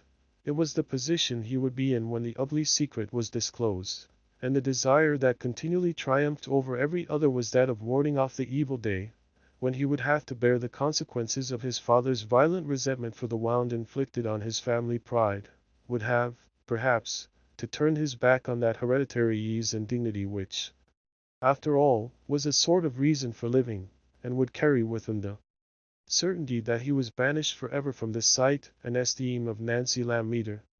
The longer the interval, the more chance there was of deliverance from some, at least, of the hateful consequences to which he had sold himself, the more opportunities remained for him to snatch the strange gratification of seeing Nancy, and gathering some faint indications of her lingering regard. Towards this gratification he was impelled, fitfully, every now and then, after having passed weeks in which he had avoided her as the far-off bright-winged prize that only made him spring forward and find his chain all the more galling. One of those fits of yearning was on him now, and it would have been strong enough to have persuaded him to trust Wildfire to Dunstan rather than disappoint the yearning, even if he had not had another reason for his disinclination towards the morrow's hunt. That other reason was the fact that the morning's meet was near Batherley, the market town where the unhappy woman lived, whose image became more odious to him every day, and to his thought the whole vicinage was haunted by her. The yoke a man creates for himself by wrongdoing will breed hate in the kindliest nature, and the good-humored, affectionate-hearted Godfrey Cass was fast becoming a bitter man, visited by cruel wishes, that seemed to enter, and depart, and enter again, like demons who had found in him a ready-garnished home. What was he to do this evening to pass the time? He might as well go to the Rainbow, and hear the talk about the cockfighting. Everybody was there, and what else was there to be done? Though, for his own part, he did not care a button for cockfighting. Snuff, the brown spaniel, who had placed herself in front of him, and had been watching him for some time, now jumped up in impatience for the expected caress. But Godfrey thrust her away without looking at her, and left the room, followed humbly by the unresenting Snuff, perhaps because she saw no other career open to her. Chapter 4. Dunstan Cass, setting off in the wrong morning, at the judiciously quiet pace of a man who is obliged to ride to cover on his hunter, had to take his way along the lane which, at its farther extremity, passed by the piece of unenclosed ground called the Stone Pit, where stood the cottage, once a stone-cutter's shed, now for 15 years inhabited by Silas Marner. The spot looked very dreary at this season, with the moist trodden clay about it, and the red, muddy water high up in the deserted quarry. That was Dunstan's first thought as he approached it. The second was, that the old fool of a weaver, whose loom he heard rattling already, had a great deal of money hidden somewhere. How was it that he, Dunstan Cass, who had often heard talk of Marner's miserliness, had never thought of suggesting to Godfrey that he should frighten or persuade the old fellow into lending the money on the excellent security of the young squire's prospects? The resource occurred to him now as so easy and agreeable, especially as Marner's hoard was likely to be large enough to leave Godfrey a handsome surplus beyond his immediate needs, and enable him to accommodate his faithful brother, that he had almost turned the horse's head towards home again. Godfrey would be ready enough to accept the suggestion. He would snatch eagerly at a plan that might save him from parting with Wildfire. But when Dunstan's meditation reached this point, the inclination to go on grew strong and prevailed. He didn't want to give Godfrey that pleasure. He preferred that Master Godfrey should be vexed. Moreover, Dunstan enjoyed the self-important consciousness of having a horse to sell, and the opportunity of driving a bargain, swaggering, and possibly taking somebody in. He might have all the satisfaction attendant on selling his brother's horse, and not the less have the further satisfaction of setting Godfrey to borrow Marner's money. So he rode on to cover. Bryce and Keating were there, as Dunstan was quite sure they would be. He was such a lucky fellow. "T-Day," said Bryce, who had long had his eye on Wildfire. "You're on your brother's horse today. How's that?" "Oh, I've swapped with him," said Dunstan, whose delight in lying, grandly independent of utility, was not to be diminished by the likelihood that his hearer would not believe him. "Wildfire's mine now." "What? Has he swapped with you for that big-boned hack of yours?" said Bryce, quite aware that he should get another lie in answer. "Oh, there was a little account between us," said Dunsey, carelessly, "and Wildfire made it even. I accommodated him by taking the horse, though it was against my will, for I'd got an itch for a mare o' Jordan's as rare a bit o' blood as ever you threw your leg across. But I shall keep Wildfire, now I've got him, though I'd a bid of 150 for him the other day, from a man over at Flitton. He's buying for Lord Cromwell, a fellow with a cast in his eye, and a green waistcoat. But I mean to stick to Wildfire. I shan't get a better at a fence in a hurry. The mare's got more blood, but she's a bit too weak in the hindquarters. Bryce of course divined that Dunstan wanted to sell the horse, and Dunstan knew that he divined it. Horse dealing is only one of many human transactions carried on in this ingenious manner, and they both considered that the bargain was in its first stage, when Bryce replied ironically, "I wonder at that now. I wonder you mean to keep him, for I never heard of a man who didn't want to sell his horse getting a bit of half as much again as the horse was worth. You'll be lucky if you get 100. Keating rode up now, and the transaction became more complicated. It ended in the purchase of the horse by Bryce for 120, to be paid on the delivery of Wildfire, safe and sound, at the Batherley stables. It did occur to Dunsey that it might be wise for him to give up the day's hunting, proceed at once to Batherley, and having waited for Bryce's return, hire a horse to carry him home with the money in his pocket. But the inclination for a run, encouraged by confidence in his luck, and by a draught of brandy from his pocket pistol at the conclusion of the bargain, was not easy to overcome, especially with a horse under him that would take the fences to the admiration of the field. Dunstan, however, took one fence too many, and got his horse pierced with a hedge stake. His own ill-favored person, which was quite unmarketable, escaped without injury, but poor Wildfire, unconscious of his price, turned on his flank and painfully panted his last. It happened that Dunstan, a short time before, having had to get down to arrange his stirrup, had muttered a good many curses at this interruption, which had thrown him in the rear of the hunt near the moment of glory, and under this exasperation had taken the fences more blindly. He would soon have been up with the hounds again, when the fatal accident happened, and hence he was between eager riders in advance, not troubling themselves about what happened behind them, and far-off stragglers, who were as likely as not to pass quite aloof from the line of road in which Wildfire had fallen.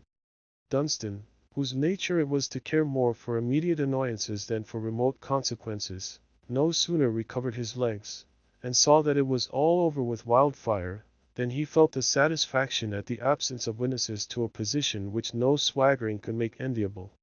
Reinforcing himself, after his shake, with a little brandy and much swearing, he walked as fast as he could to a coppice on his right hand, through which it occurred to him that he could make his way to Batherley without danger of encountering any member of the hunt.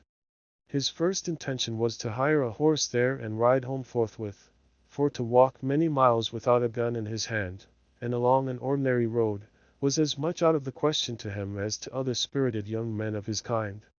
He did not much mind about taking the bad news to Godfrey, for he had to offer him at the same time the resource of Marner's money, and if Godfrey kicked, as he always did, at the notion of making a fresh debt from which he himself got the smallest share of advantage, why, he wouldn't kick long. Dunstan felt sure he could worry Godfrey into anything. The idea of Marner's money kept growing in vividness, now the want of it had become immediate. The prospect of having to make his appearance with the muddy boots of a pedestrian at Batherley, and to encounter the grinning queries of stablemen, stood unpleasantly in the way of his impatience to be back at Raveloe, and carry out his felicitous plan, and a casual visitation of his waistcoat pocket, as he was ruminating, awakened his memory to the fact that the 2 or 3 small coins his forefinger encountered that were of too pale a color to cover that small debt, without payment of which the stable-keeper had declared he would never do any more business with Dunsey Cass. After all, according to the direction in which the run had brought him, he was not so very much farther from home than he was from Batherley.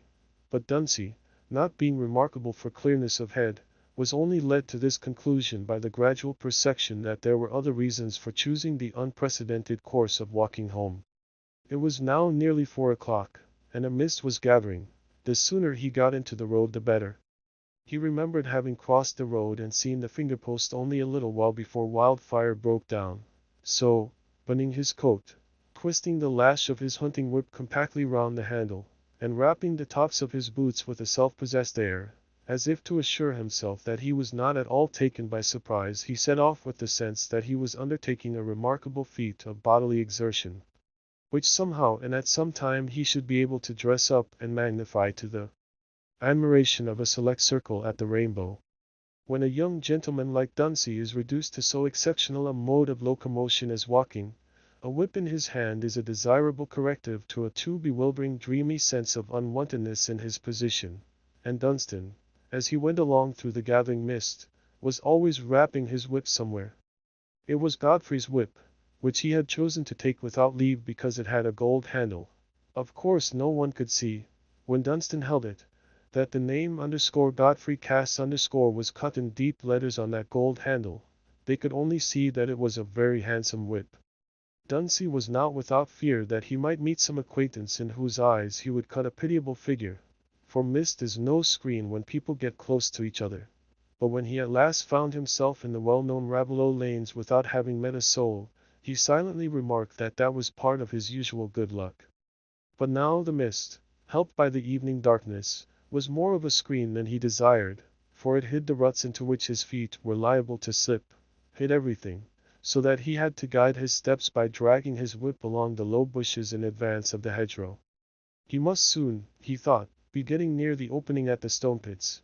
He should find it out by the break in the hedgerow.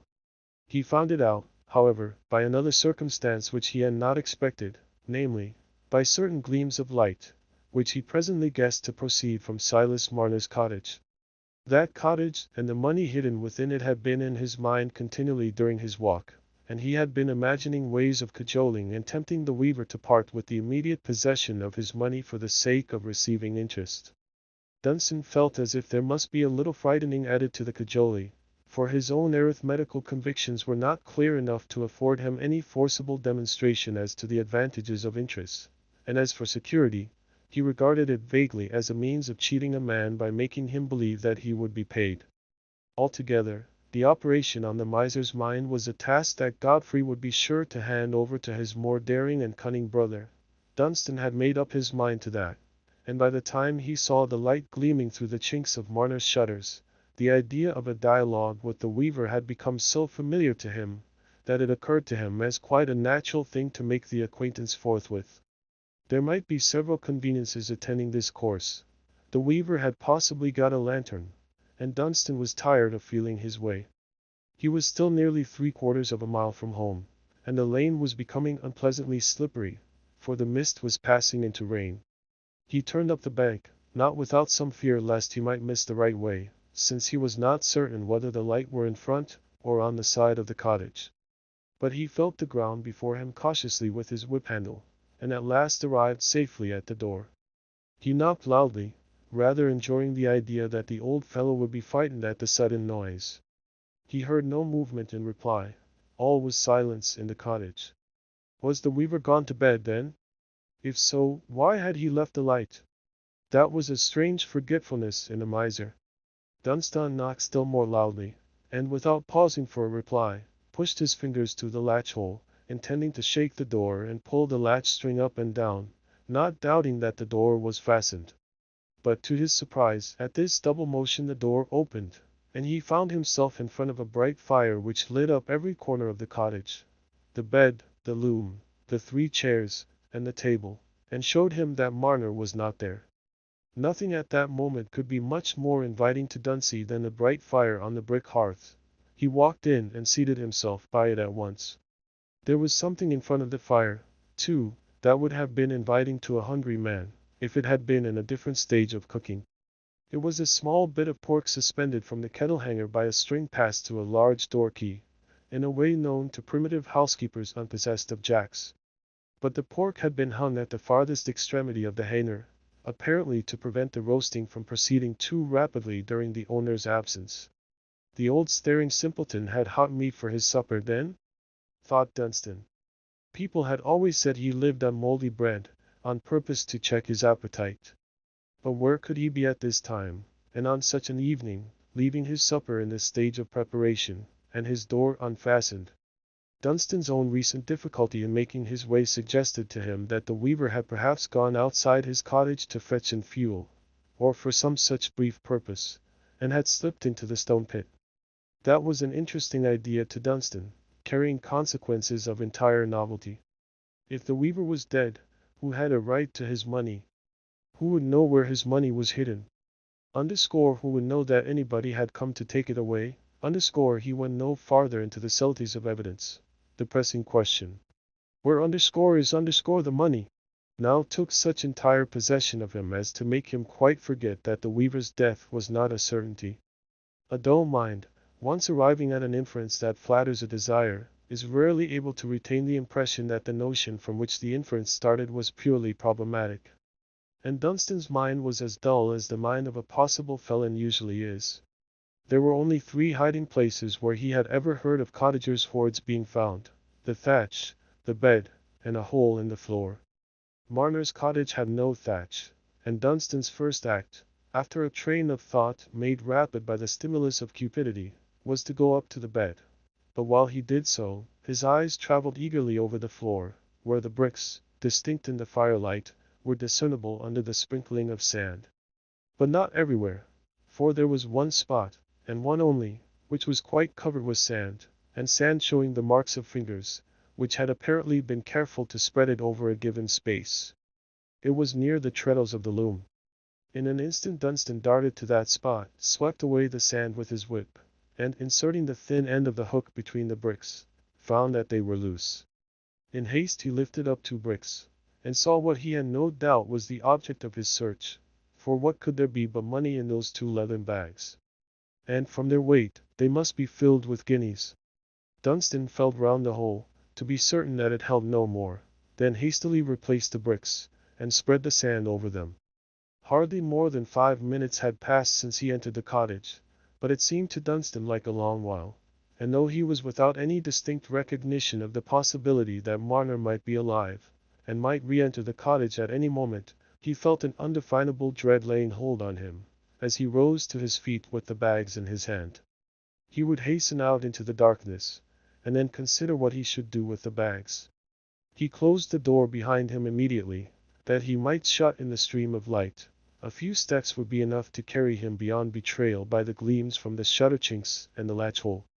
The rain and darkness had got thicker, and he was glad of it, though it was awkward walking with both hands filled, so that it was as much as he could do to grasp his whip along with one of the bags. But when he had gone a yard or 2, he might take his time. So he stepped forward into the darkness. Chapter 5. When Dunstan turned his back on the cottage, Silas Marner was not more than 100 yards away from it, plodding along from the village with a sack thrown round his shoulders as an overcoat, and with a horn lantern in his hand. His legs were weary, but his mind was at ease, free from the presentiment of change. The sense of security more frequently springs from habit than from conviction, and for this reason it often subsists after such a change in the conditions as might have been expected to suggest alarm. The lapse of time during which a given event has not happened is, in this logic of habit, constantly alleged as a reason why the event should never happen, even when the lapse of time is precisely the added condition which makes the event imminent. A man will tell you that he has worked in a mine for 40 years unhurt by an accident as a reason why he should apprehend no danger, though the roof is beginning to sink, and it is often observable that the older a man gets, the more difficult it is to him to retain a believing conception of his own death. This influence of habit was necessarily strong in a man whose life was so monotonous as Marner's, who saw no new people and heard of no new events to keep alive in him the idea of the unexpected and the changeful, and it explains simply enough why his mind could be at ease, though he had left his house and his treasure more defenseless than usual. Silas was thinking with double complacency of his supper, first, because it would be hot and savory, and secondly, because it would cost him nothing. For the little bit of pork was a present from that excellent housewife, Miss Priscilla Lammeter, to whom he had this day carried home a handsome piece of linen, and it was only on occasion of a present like this, that Silas indulged himself with roast meat. Supper was his favorite meal, because it came at his time of reverie, when his heart warmed over his gold. Whenever he had roast meat, he always chose to have it for supper. But this evening, he had no sooner ingeniously knotted his string fast round his bit of pork, twisted the string according to rule over his door key, passed it to the handle, and made it fast on the hanger. Then he remembered that a piece of very fine twine was indispensable to his setting up a new piece of work in his loom early in the morning. It had slipped his memory, because, in coming from Mr. Lammeter's, he had not had to pass through the village. But to lose time by going on errands in the morning was out of the question. It was a nasty fog to turn out into, but there were things Silas loved better than his own comfort. So, drawing his port to the extremity of the hanger, and arming himself with his lantern and his old sack, he set out on what, in ordinary weather, would have been a 20 minutes errand. He could not have locked his door without undoing his well-knotted string and retarding his supper. It was not worth his while to make that sacrifice. What thief would find his way to the stone pits on such a night as this? And why should he come on this particular night, when he had never come through all the 15 years before? These questions were not distinctly present in Silas's mind. They merely served to represent the vaguely felt foundation of his freedom from anxiety. He reached his door in much satisfaction that his errand was done. He opened it, and to his short-sighted eyes everything remained as he had left it, except that the fire sent out a welcome increase of heat. He trod about the floor while putting by his lantern and throwing aside his hat and sack, so as to merge the marks of Dunstan's feet on the sand and the marks of his own nailed boots. Then he moved his pork nearer to the fire, and sat down to the agreeable business of tending the meat, and warming himself at the same time. Any one who had looked at him as the red light shone upon his pale face, strange straining eyes, and meager form, would perhaps have understood the mixture of contemptuous pity, dread, and suspicion with which he was regarded by his neighbors in Raveloe. Yet few men could be more harmless than poor Marner. In his truthful simple soul, not even the growing greed and worship of gold could beget any vice directly injurious to others. The light of his faith quite put out, and his affections made desolate, he had clung with all the force of his nature to his work and his money, and like all objects to which a man devotes himself, they had fashioned him into correspondence with themselves. His loom, as he wrought in it without ceasing, had in its turn wrought on him, and confirmed more and more the monotonous craving for its monotonous response. His gold, as he hung over it, and saw it grow, gathered his power of loving together into a hard isolation like its own. As soon as he was warm he began to think it would be a long while to wait till after supper before he drew out his guineas, and it would be pleasant to see them on the table before him as he ate his unwonted feast. For joy is the best of wine, and Silas's guineas were a golden wine of that sort. He rose and placed his candle unsuspectingly on the floor near his loom, swept away the sand without noticing any change, and removed the bricks. The sight of the empty hole made his heart leap violently, but the belief that his gold was gone could not come at once, only terror, and the eager effort to put an end to the terror. He passed his trembling hand all about the hole, trying to think it possible that his eyes had deceived him. Then he held the candle in the hole and examined it curiously, trembling more and more. At last he shook so violently that he let fall the candle, and lifted his hands to his head, trying to steady himself, that he might think. Had he put his gold somewhere else, by a sudden resolution last night, and then forgotten it? A man falling into dark water seeks a momentary footing even on sliding stones, and Silas, by acting as if he believed in false hopes, warded off the moment of despair. He searched in every corner, he turned his bed over, and shook it, and kneaded it. He looked in his brick oven where he laid his sticks.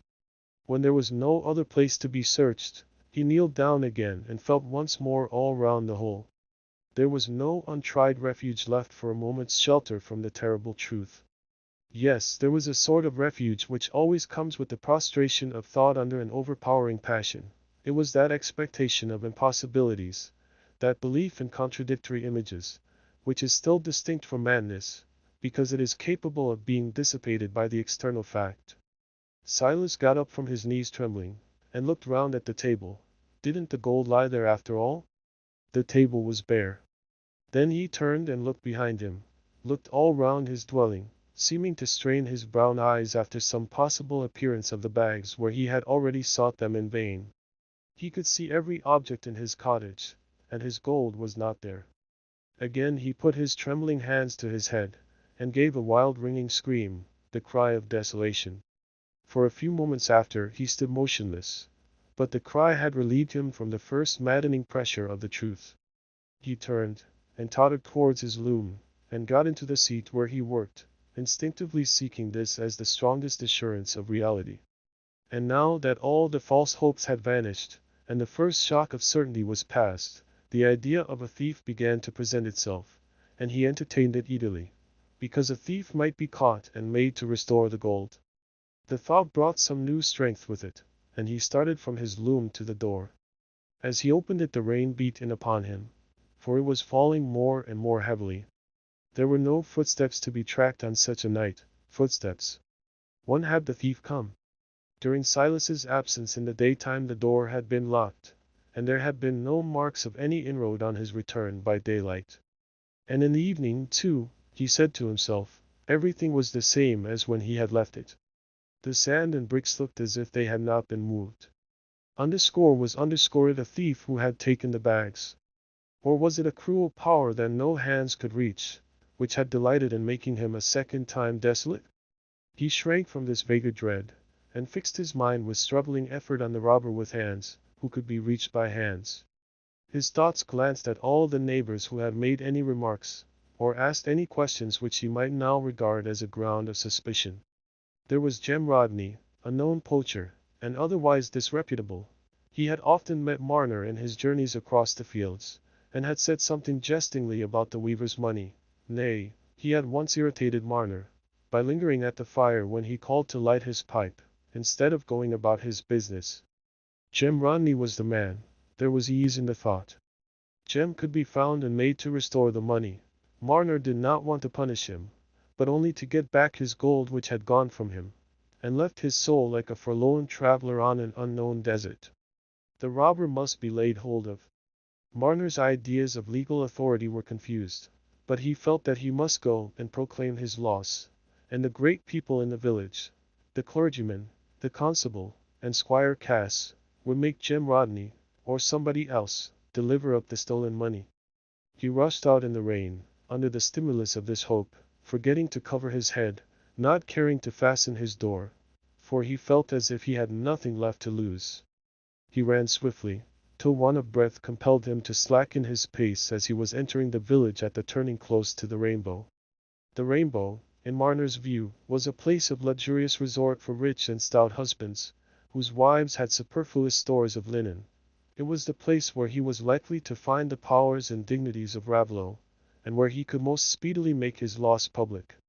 He lifted the latch, and turned into the bright parlour or kitchen on the right hand, where the less lofty customers of the house were in the habit of assembling, the parlour on the left being reserved for the more select society in which Squire Cass frequently enjoyed the double pleasure of conviviality and condescension. But the parlour was dark tonight, the chief personages who ornamented its circle being all at Mrs. Osgood's birthday dance, as Godfrey Cass was. And in consequence of this, the party on the high screen seats in the kitchen was more numerous than usual. Several personages, who would otherwise have been admitted into the parlour, and enlarged the opportunity of hectoring and condescension for their betters, being content this evening to vary their enjoyment by taking their spirits and water where they could themselves hector and condescend in company that called for beer. Chapter 6. The conversation, which was at a high pitch of animation when Silas approached the door of the Rainbow, had, as usual, been slow and intermittent when the company first assembled. The pipes began to be puffed in a silence which had an air of severity. The more important customers, who drank spirits and sat nearest the fire, staring at each other as if a bet were depending on the first man who winked, while the beer drinkers, chiefly men in fustian jackets and smock frocks, kept their eyelids down and rubbed their hands across their mouths, as if the draughts of beer were a funereal duty attended with embarrassing sadness. At last Mr. Snell, the landlord, a man of a neutral disposition, accustomed to stand aloof from human differences as those of beings who were all alike in need of liquor, broke silence, by saying in a doubtful tone to his cousin the butcher, "Some folks you'd say that was a fine beast you druv in yesterday, Bob?" The butcher, a jolly, smiling, red-haired man, was not disposed to answer rashly. He gave a few puffs before he spat and replied, "And they wouldn't be for wrong, John."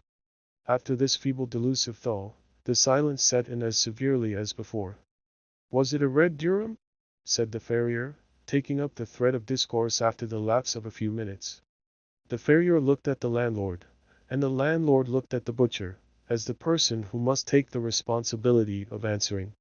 Red it was, said the butcher, in his good-humored husky treble. And a Durham it was. Then you needn't tell me who you bought it of, said the farrier, looking round with some triumph. I know who it is has got the red Durhams for this countryside. And she'd a white star on her brow, I'll bet a penny? The farrier leaned forward with his hands on his knees as he put this question, and his eyes twinkled knowingly. Well, yes, she might, said the butcher slowly, considering that he was giving a decided affirmative. I don't say contrary. I knew that very well, said the farrier, throwing himself backward again, and speaking defiantly. If I don't know Mr. Lammeter's cows, I should like to know who does, that's all. And as for the cow you've bought, bargain or no bargain, I've been at the drenching of her, contradict me who will. The farrier looked fierce, and the mild butcher's conversational spirit was roused a little. I'm not for contradicting no man, he said. I'm for peace and quietness. Some are for cutting long ribs, I'm for cutting 'em short myself, but I don't quarrel with them. All I say is, it's a lovely carcass, and anybody as was reasonable, it would bring tears into their eyes to look at it. Well, it's the cow as I drenched, whatever it is, pursued the farrier angrily. And it was Mr. Lammeter's cow, else you told a lie when you said it was a red Durham. I tell no lies, said the butcher, with the same mild huskiness as before. And I contradict none, not if a man was to swear himself black, he's no meat o' mine, nor none o' my bargains. All I say is, it's a lovely carcass. And what I say I'll stick to, but I'll quarrel why no man. No, said the farrier, with bitter sarcasm, looking at the company generally. And p'raps you aren't pig-headed, and p'raps you didn't say the cow was a red Durham, and p'raps you didn't say she got a star on her brow, stick to that now you're at it. Come, said the landlord. Let the cow alone. The truth lies atween you, you're both right and both wrong, as I allays say. And as for the cows being Mr. Lammeter's, I say nothing to that, but this I say, as the rainbow's the rainbow. And for the matter o' that, if the talk is to be o' the Lammeters, you know the most youpo that head, and Mr. Macy? You remember when first Mr. Lammeter's father come into these parts, and took the warrants? Mr. Macy, tailor and parish clerk, the latter of which functions rheumatism had of late obliged him to share with a small-featured young man who sat opposite him, held his white head on one side, and twirled his thumbs with an air of complacency, slightly seasoned with criticism. He smiled pityingly in answer to the landlord's appeal, and said, Aye, I know, but I'll let other folks talk. I've laid by now, and be up to the young UNS. Ask them as have been to school at Tarley. They've learnt pronouncing. That's come up since my day. If you're pointing at me, Mr. Macy, said the deputy clerk, with an air of anxious propriety, I'm nowise a man to speak out of my place.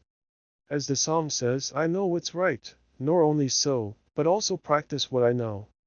Well then, I wish you'd keep hold o' the tune, when it's set for you. If you're for prac_tis_ing, I wish you'd prac_tis_ said a large jocose-looking man, an excellent wheelwright in his weekday capacity, but on Sundays leader of the choir. He winked, as he spoke, at two of the company, who were known officially as the bassoon and their key bugle, in the confidence that he was expressing the sense of the musical profession in Raveloe. Mr. Tuckey, the deputy clerk, who shared the unpopularity common to deputies, turned very red, but replied, with careful moderation, Mr. Winthrop, if you'll bring me any proof as I'm in the wrong, I'm not the man to say I won't alter. But there's people set up their own ears for a standard, and expect the whole choir to follow him. There may be two opinions, I hope. Aye, said Mr. Macy, who felt very well satisfied with this attack on youthful presumption. You're right there, Tookey. There's allays two 'pinions. There's the 'pinion a man has of himself, and there's the 'pinion other folks have on him. There'd be two 'pinions about a cracked bell, if the bell could hear itself. Well, Mr. Macy, said poor Tookie, serious amidst the general laughter. I undertook to partially fill up the office of parish clerk by Mr. Crackenthorpe's desire, whenever your infirmities should make you unfitting, and it's one of the rights thereof to sing in the choir, else why have you done the same yourself? Ah, but the old gentleman and you are two folks, said Ben Winthrop. The old gentleman's got a gift. Why, the squire used to invite him to take a glass, only to hear him sing the Red Rovier. Didn't he, Mr. Macy? It's a natural gift. There's my little lad Aaron, he's got a gift. He can sing a tune off straight, like a throstle. But as for you, Master Tookie, you'd better stick to your amens. Your voice is well enough when you keep it up in your nose. It's your inside as isn't right made for music. It's no better nor a hollow stalk. This kind of unflinching frankness was the most piquant form of joke to the company at the Rainbow, and Ben Winthrop's insult was felt by everybody to have capped Mr. Macy's epigram. I see what it is plain enough, said Mr. Tookie, unable to keep cool any longer. There's a conspiracy to turn me out o' the choir, as I shouldn't share the Christmas money, that's where it is. But I shall speak to Mr. Crackenthorpe. I'll not be put upon by no man. Nay, nay, Tookie, said Ben Winthrop. We'll pay ye your share to keep out of it. That's what we'll do. There's things folks you'd pay to be rid on, besides varmin. Come, come, said the landlord, who felt that paying people for their absence was a principle dangerous to society. A joke's a joke. We're all good friends here, I hope. We must give and take. You're both right and you're both wrong, as I say. I agree why Mr. Macy here, as there's two opinions, and if mine was asked, I should say they're both right. Tookie's right and Winthrop's right, and they've only got to split the difference, and make themselves even. The farrier was puffing his pipe rather fiercely, in some contempt at this trivial discussion. He had no ear for music himself, and never went to church, as being of the medical profession, and likely to be in requisition for delicate cows. But the butcher, having music in his soul, had listened with a divided desire for Tookie's defeat and for the preservation of the peace. To be sure, he said, following up the landlord's conciliatory view, we're fond of our old clerk, it's nat'ral, and him used to be such a singer, and got a brother as is known for the first fiddler in this countryside. It's a pity but what Solomon lived in our village, and could give us a tune when we liked. And Mr. Macy? I'd keep him in liver and lights for nothing, that I would. Aye, said Mr. Macy, in the height of complacency. Our family's been known for musicianness as far back as anybody can tell. But them things are dying out, as I tell Solomon every time he comes round. There's no voices like what there used to be, and there's nobody remembers what we remember, if it isn't the old crows. Aye, you remember when first Mr. Lammeter's father come into these parts, don't you, Mr. Macy? Said the landlord. I should think I did, said the old man, who had now gone through that complimentary process necessary to bring him up to the point of narration. And a fine old gentleman he was, as fine, and finer nor the Mr. Lammeter as now is. He came from a Ben Northard, so far as I could ever make out. But there's nobody rightly knows about those parts. Only it couldn't be far north'ard, nor much different from this country, for he brought a fine breed o' sheep with him, so there must be pastures there, and everything reasonable. We heerd tell as he'd sold his own land to come and take the Warrens, and that seemed odd for a man as had land of his own, to come and rent a farm in a strange place. But they said it was along of his wife's dying, though there's reasons in things as nobody knows on. That's pretty much what I've made out. Yet some folks are so wise, they'll find you 50 reasons straight off, and all the while the real reason's winking at 'em in the corner, and they niver see't.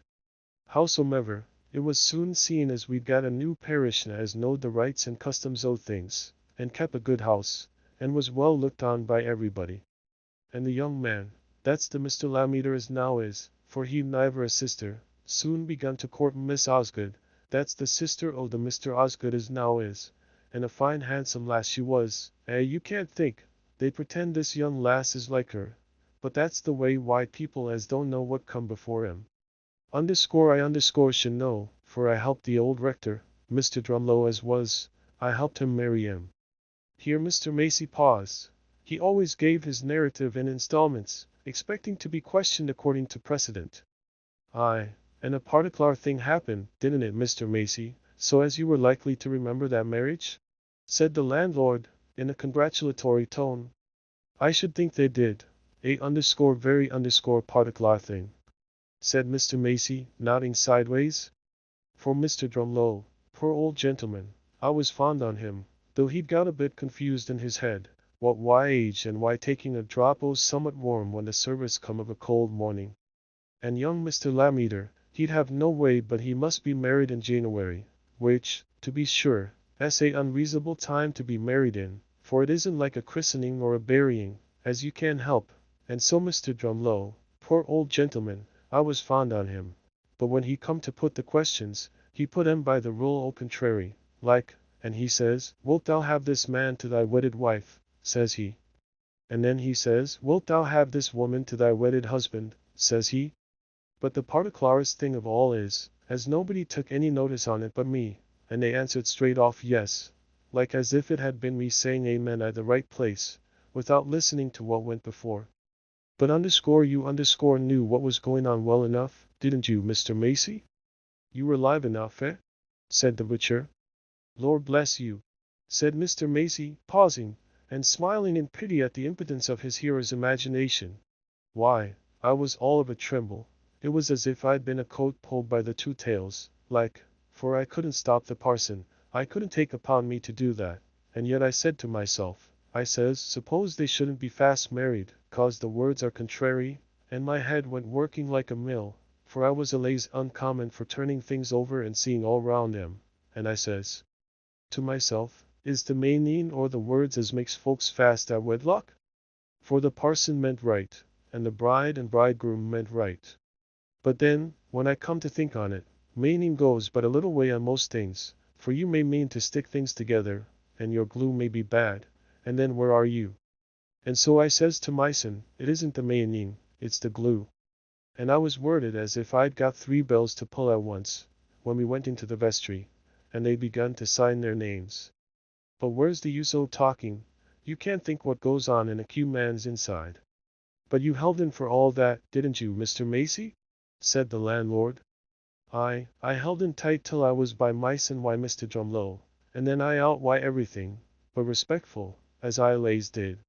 And he made light on it, and he says, pooh, Macy, make yourself easy, he says, it's either the meaning nor the words, it's the re_guess_ter does it, that's the glue. So you see he settled it easy, for parsons and doctors know everything by heart, like, so as they aren't worded why thinking what's the rights and wrongs o' things, as I ain't been many and many's the time. And sure enough the wedding turned out all right, only poor Mrs. Lammeter, that's Miss Osgood as was, died afore the lasses was growed up. But for prosperity and everything respectable, there's no family more looked on. Every one of Mr. Macy's audience had heard this story many times, but it was listened to as if it had been a favorite tune, and at certain points the puffing of the pipes was momentarily suspended, that the listeners might give their whole minds to the expected words. But there was more to come, and Mr. Snell, the landlord, duly put the leading question. Why, old Mr. Lammeter had a pretty fortin, didn't they say, when he come into these parts? Well, yes, said Mr. Macy, but I dare say it's as much as this Mr. Lammeter's done to keep it whole. For there was a lazy talk as nobody could get rich on the warrens, though he holds it cheap, for it's what they call charity land. Aye, and there's few folks knows so well as you how it come to be charity land, Mr. Macy? Said the butcher. How should they? Said the old clerk, with some contempt. Why, my grandfather made the groom's livery for that Mr. Cliff as came and built the big stables at the Warrens. Why, they're stables 4 times as big as Squire Cass's, for he thought o' nothing but hosses and hunting. Cliff didn't, a Lunnon tailor, some folks said, as had gone mad why cheating. For he couldn't ride, Lord bless you. They said he'd got no more grip of the hoss than if his legs had been cross sticks. My grandfather heard old Squire Cass say so many and many a time.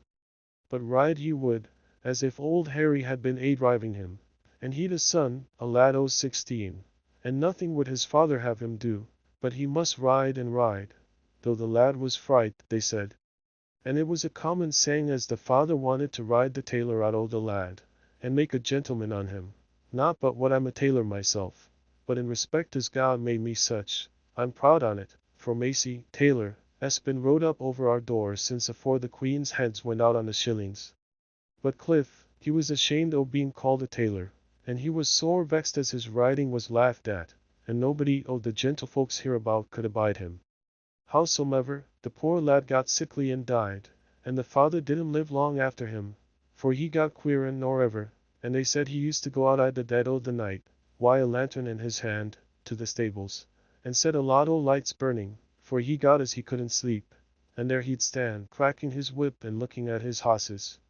And they said it was a mercy as the stables didn't get burnt down by the poor dumb creeturs in 'em. But at last he died raving, and they found as he'd left all his property, warrens and all, to a Lunnon charity, and that's how the warrens come to be charity land, though, as for the stables, Mr. Lammeter never uses 'em, they're out o' all character, Lord bless you. If you was to set the doors a-banging in 'em, it ud sound like thunder half over the parish. Aye, but there's more going on in the stables than what folks see by daylight, Mr. Macy, said the landlord. Aye, though that way of a dark night, that's all, said Mr. Macy, winking mysteriously. And then make believe, if you like, as you didn't see lights at the stables, nor hear the stamping o' the hosses, nor the cracking o' the whips, and howling, too, if it's towarty daybreak. Cliff's Holiday has been the name of it ever sin' I were a boy, that's to say. Some said as it was the holiday old Harry gave him from roasting, like. That's what my father told me, and he was a reasonable man, though there's folks nowadays know what happened afore they were born better nor they know their own business. What do you say to that, Dallas? Said the landlord, turning to the farrier, who was swelling with impatience for his cue. There's a nut 4_u_ to crack. Mr. Dallas was the negative spirit in the company, and was proud of his position. Say? I say what a man should say as doesn't shut his eyes to look at a finger-post. I say, as I'm ready to wager any man £10, if he'll stand out wi' me any dry night in the pasture before the Warren stables, as we shall neither see lights nor hear noises, if it isn't the blowing of our own noses. That's what I say, and I've said it many a time, but there's nobody you'll venture a £10 note on their gosies as they make so sure of. Why, Dallas, that's easy betting, that is, said Ben Winthrop. You might as well bet a man as he wouldn't catch the rheumatize if he stood up to 's neck in the pool of a frosty night. It would be fine fun for a man to win his bet as he'd catch the rheumatize. Folks as believe in Cliff's Holiday aren't a-going to venture near it for a matter o' £10. If Master Dallas wants to know the truth on it, said Mr. Macy, with a sarcastic smile, tapping his thumbs together, he's no call to lay any bet. Let him go and stand by himself. There's nobody'll hinder him. And then he can let the parishioners know if they're wrong. Thank you. I'm obliged to you, said the farrier, with a snort of scorn. If folks are fools, it's no business o' mine. I don't want to make up the truth about gosies. I know it a-ready. But I'm not against a bet, everything fair and open. Let any man bet me £10 as I shall see Cliff's Holiday, and I'll go and stand by myself. I want no company. I'd as lief do it as I'd fill this pipe. Ah, but who's to watch you, Dallas, and see you do it? That's no fair bet, said the butcher. No fair bet? Replied Mr. Dallas angrily. I should like to hear any man stand up and say I want to bet unfair. Come now, Master Lundy, I should like to hear you say it. Very like you would, said the butcher. But it's no business o' mine. You're none o' my bargains, and I aren't a-going to try and bate your price. If anybody ell'll bid for you at your own valuing, let him. I'm for peace and quietness, I am. Yes, that's what every yapping cur is, when you hold a stick up at him, said the farrier. But I'm afraid o' neither man nor ghost, and I'm ready to lay a fair bet. I aren't a turn-tail cur. Aye, but there's this in it, Dallas, said the landlord, speaking in a tone of much candor and tolerance. There's folks, on my opinion, they can't see gosies, not if they stood as plain as a pikestaff before him. And there's reason I that. For there's my wife, now, can't smell, not if she'd the strongest old cheese under her nose. I never seed a ghost myself, But then I says to myself, very like I haven't got the smell for him. I mean, putting a ghost for a smell, or else contrary ways. And so, I'm for holding with both sides, for, as I say, the truth lies between 'em. And if Dallas was to go and stand, and say he never seen a wink o' Cliff's holiday all the night through, I'd back him. And if anybody said as Cliff's holiday was certain sure, for all that, I'd back him too. For the smell's what I go by. The landlord's analogical argument was not well received by the farrier, a man intensely opposed to compromise. Tut tut, he said, setting down his glass with refreshed irritation. What's the smell got to do with it? Did ever a ghost give a man a black eye? That's what I should like to know. If ghosties want me to believe in 'em, let 'em leave off skulking I the dark and I lone places. Let 'em come where there's company and candles. As if ghosties want to be believed in by anybody so ignorant, said Mr. Macy in deep disgust at the farrier's crass incompetence to apprehend the conditions of ghostly phenomena. Chapter 7. Yet the next moment there seemed to be some evidence that ghosts had a more condescending disposition than Mr. Macy attributed to them, for the pale thin figure of Silas Marner was suddenly seen standing in the warm light, uttering no word, but looking round at the company with his strange unearthly eyes. The long pipes gave a simultaneous movement, like the antennae of startled insects, and every man present, not excepting even the skeptical farrier, had an impression that he saw, not Silas Marner in the flesh, but an apparition, for the door by which Silas had entered was hidden by the high screen seats, and no one had noticed his approach. Mr. Macy, sitting a long way off the ghost, might be supposed to have felt an argumentative triumph, which would tend to neutralize his share of the general alarm. Had he not always said that when Silas Marner was in that strange trance of his soul went loose from his body? Here was the demonstration. Nevertheless, on the whole, he would have been as well contented without it. For a few moments there was a dead silence, Marner's one of breath and agitation not allowing him to speak. The landlord, under the habitual sense that he was bound to keep his house open to all company, and confident in the protection of his unbroken neutrality, at last took on himself the task of adjuring the ghost. "Master Marner," he said, in a conciliatory tone, "what's lacking to you? What's your business here?" "Robbed," said Silas, gaspingly. "I've been robbed. I want the constable, and the justice, and Squire Cass, and Mr. Quackenthorpe." "Lay hold on him, Jim Rodney," said the landlord, the idea of a ghost subsiding. "He's off his head, I doubt. He's wet through." Jim Rodney was the outermost man, and sat conveniently near Marner's standing place, but he declined to give his services. "Come and lay hold on him yourself, Mr. Snow, if you've a mind," said Jim, rather sullenly. "He's been robbed, and murdered too, for what I know," he added, in a muttering tone. "Jim Rodney," said Silas, turning and fixing his strange eyes on the suspected man. "Hi, Master Marner, what do you want? Why me?" said Jim, trembling a little, and seizing his drinking can as a defensive weapon. "If it was you stole my money," said Silas, clasping his hands entreatingly, and raising his voice to a cry, "give it me back, and I won't meddle with you. I won't set the constable on you. Give it me back, and I'll let you have a guinea." "Me stole your money," said Jem angrily. "I'll pitch this can at your eye if you talk my stealing your money." "Come, come, Master Marner," said the landlord, now rising resolutely, and seizing Marner by the shoulder. "If you've got any information to lay, speak it out sensible, and show as you're in your right mind, if you expect anybody to listen to you. You're as wet as a drowned dead rat. Sit down and dry yourself, and speak straightforward." "Ah, to be sure, man," said the farrier, who began to feel that he had not been quite on a par with himself and the occasion. "Let's have no more staring and screaming, else we'll have you strapped for a man. That was why I didn't speak at the first, thinks I, the man's run mad." "Aye, make him sit down," said several voices at once, well pleased that the reality of ghosts remained still an open question. The landlord forced Marner to take off his coat, and then to sit down on a chair aloof from every one else, in the center of the circle and in the direct rays of the fire.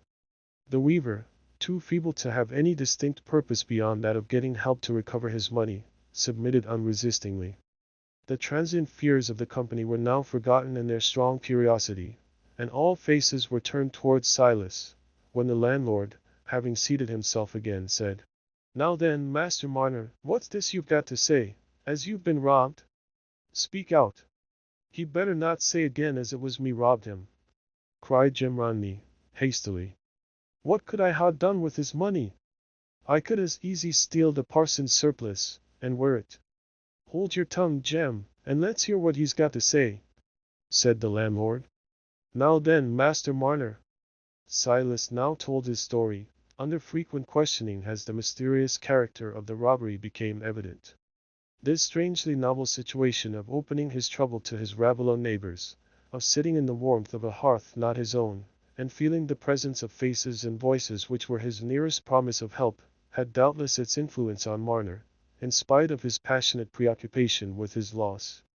Our consciousness rarely registers the beginning of a growth within us any more than without us. There have been many circulations of the sap before we detect the smallest sign of the bud.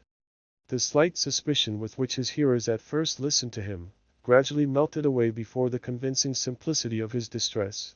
It was impossible for the neighbors to doubt that Marner was telling the truth, not because they were capable of arguing at once from the nature of his statements to the absence of any motive for making them falsely, but because, as Mr. Macy observed, folks as had the devil to back 'em were not likely to be so muched as poor Silas was. Rather, from the strange fact that the robber had left no traces, and had happened to know the nick of time, utterly incalculable by mortal agents, when Silas would go away from home without locking his door, the more probable conclusion seemed to be, that his disreputable intimacy in that quarter, if it ever existed, had been broken up, and that, in consequence, this ill turn had been done to Marner by somebody it was quite in vain to set the constable after. Why this preternatural felon should be obliged to wait till the door was left unlocked, was a question which did not present itself. "It isn't Jem Rodney as has done this work, Master Marner," said the landlord. "You mustn't be casting your eye at poor Jem. There may be a bit of a reckoning against Jem for the matter of a hair or so, if anybody was bound to keep their eyes staring open, and niver to wink. But Jem's been sitting here drinking his ken, like the decentest man o' the parish, since before you left your house, Master Marner, by your own account." "Aye," said Mr. Macy. "Let's have no accusing o' the innocent. That isn't the law. There must be folks to swear again a man before he can be ta'en up. Let's have no accusing o' the innocent, Master Marner." Memory was not so utterly torpid in Silas that it could not be awakened by these words. With a movement of compunction as new and strange to him as everything else within the last hour, he started from his chair and went close up to Jem, looking at him as if he wanted to assure himself of the expression in his face. "I was wrong," he said. Yes, I ought to have thought. There's nothing to witness against you, Jem. Only you been into my house oftener than anybody else, and so you came into my head. I don't accuse you, I won't accuse anybody, only," he added, lifting up his hands to his head, and turning away with bewildered misery, I try to think where my guineas can be." Aye, they're gone where it's hot enough to melt 'em, I doubt," said Mr. Macy. "Sure," said the farrier. And then he asked, with a cross-examining air, "How much money might there be in the bags, Master Marner?" £272, 12 and sixpence, last night when I counted it," said Silas, seating himself again, with a groan. "Toh! Why, they'd be none so heavy to carry. Some tramp's been in, that's all, and as for the no footmarks, and the bricks in the sand being all right, why, your eyes are pretty much like a insect's, Master Marner. They're obliged to look so close, you can't see much at a time. It's my opinion as, if I'd been you, or you'd been me, for it comes to the same thing, you wouldn't have thought you'd found everything as you left it. But what I vote is, as two of the sensiblest o' the company should go with you to Master Kench, the constable's, he's ill I bed, I know that much, and get him to appoint one of us his deputy, for that's the law, and I don't think anybody you'll take upon him to contradict me there. It isn't much of a walk to Kinch's, and then, if it's me as is deputy, I'll go back with you, Master Marner, and examine your premises. And if anybody's got any fault to find with that, I'll thank him to stand up and say it out like a man." By this pregnant speech the farrier had re-established his self-complacency, and waited with confidence to hear himself named as one of the superlatively sensible men. "Let us see how the night is, though," said the landlord, who also considered himself personally concerned in this proposition. "Why, it rains heavy still," he said, returning from the door. "Well, I'm not the man to be afraid o' the rain," said the farrier, "for it'll look bad when Justice Malum hears as respectable men like us had a information laid before 'em and took no steps." The landlord agreed with this view, and after taking the sense of the company, and duly rehearsing a small ceremony known in high ecclesiastical life as the _nallo episcopari_, he consented to take on himself the chill dignity of going to Kench's. But to the farrier's strong disgust, Mr. Macy now started an objection to his proposing himself as a deputy constable, for that oracular old gentleman, claiming to know the law, stated, as a fact delivered to him by his father, that no doctor could be a constable. "And you're a doctor, I reckon, though you're only a cow doctor, for a fly's a fly, though it may be a horsefly," concluded Mr. Macy, wondering a little at his own tudeness. There was a hot debate upon this, the farrier being of course indisposed to renounce the quality of doctor, but contending that a doctor could be a constable if he liked. The law meant, he needn't be one if he didn't like. Mr. Macy thought this was nonsense, since the law was not likely to be fonder of doctors than of other folks. Moreover, if it was in the nature of doctors more than of other men not to like being constables, how came Mr. Dallas to be so eager to act in that capacity? I don't want to act the constable," said the farrier, driven into a corner by this merciless reasoning. "And there's no man can say it of me, if he'd tell the truth. But if there's to be any jealousy and N_by_ing about going to Kench's in the rain, let them go as like it. You won't get me to go, I can tell you." By the landlord's intervention, however, the dispute was accommodated. Mr. Dallas consented to go as a second person disinclined to act officially, and so poor Silas, furnished with some old coverings, turned out with his two companions into the rain again, thinking of the long night hours before him, not as those do who long to rest, but as those who expect to watch for the morning. Chapter 8. When Godfrey Cass returned from Mrs. Osgood's party at midnight, he was not much surprised to learn that Dunsey had not come home. Perhaps he had not sold Wildfire, and was waiting for another chance. Perhaps, on that foggy afternoon, he had preferred housing himself at the Red Lion at Batherley for the night, if the run had kept him in that neighborhood, for he was not likely to feel much concern about leaving his brother in suspense. Godfrey's mind was too full of Nancy Lammeter's looks and behavior, too full of the exasperation against himself and his lot, which the sight of her always produced in him, for him to give much thought to Wildfire, or to the probabilities of Dunstan's conduct. The next morning the whole village was excited by the story of the robbery, and Godfrey, like every one else, was occupied in gathering and discussing news about it, and in visiting the stone pits. The rain had washed away all possibility of distinguishing footmarks, but a close investigation of the spot had disclosed, in the direction opposite to the village, a tinderbox, with a flint and steel, half sunk in the mud. It was not Silas's tinderbox, for the only one he had ever had was still standing on his shelf, and the inference generally accepted was, that the tinderbox in the ditch was somehow connected with the robbery. A small minority shook their heads, and intimated their opinion that it was not a robbery to have much light thrown on it by tinderboxes, that Master Marner's tale had a queer look with it, and that such things had been known as a man's doing himself a mischief, and then setting the justice to look for the doer. But when questioned closely as to their grounds for this opinion, and what Master Marner had to gain by such false pretenses, they only shook their heads as before, and observed that there was no knowing what some folks counted gain.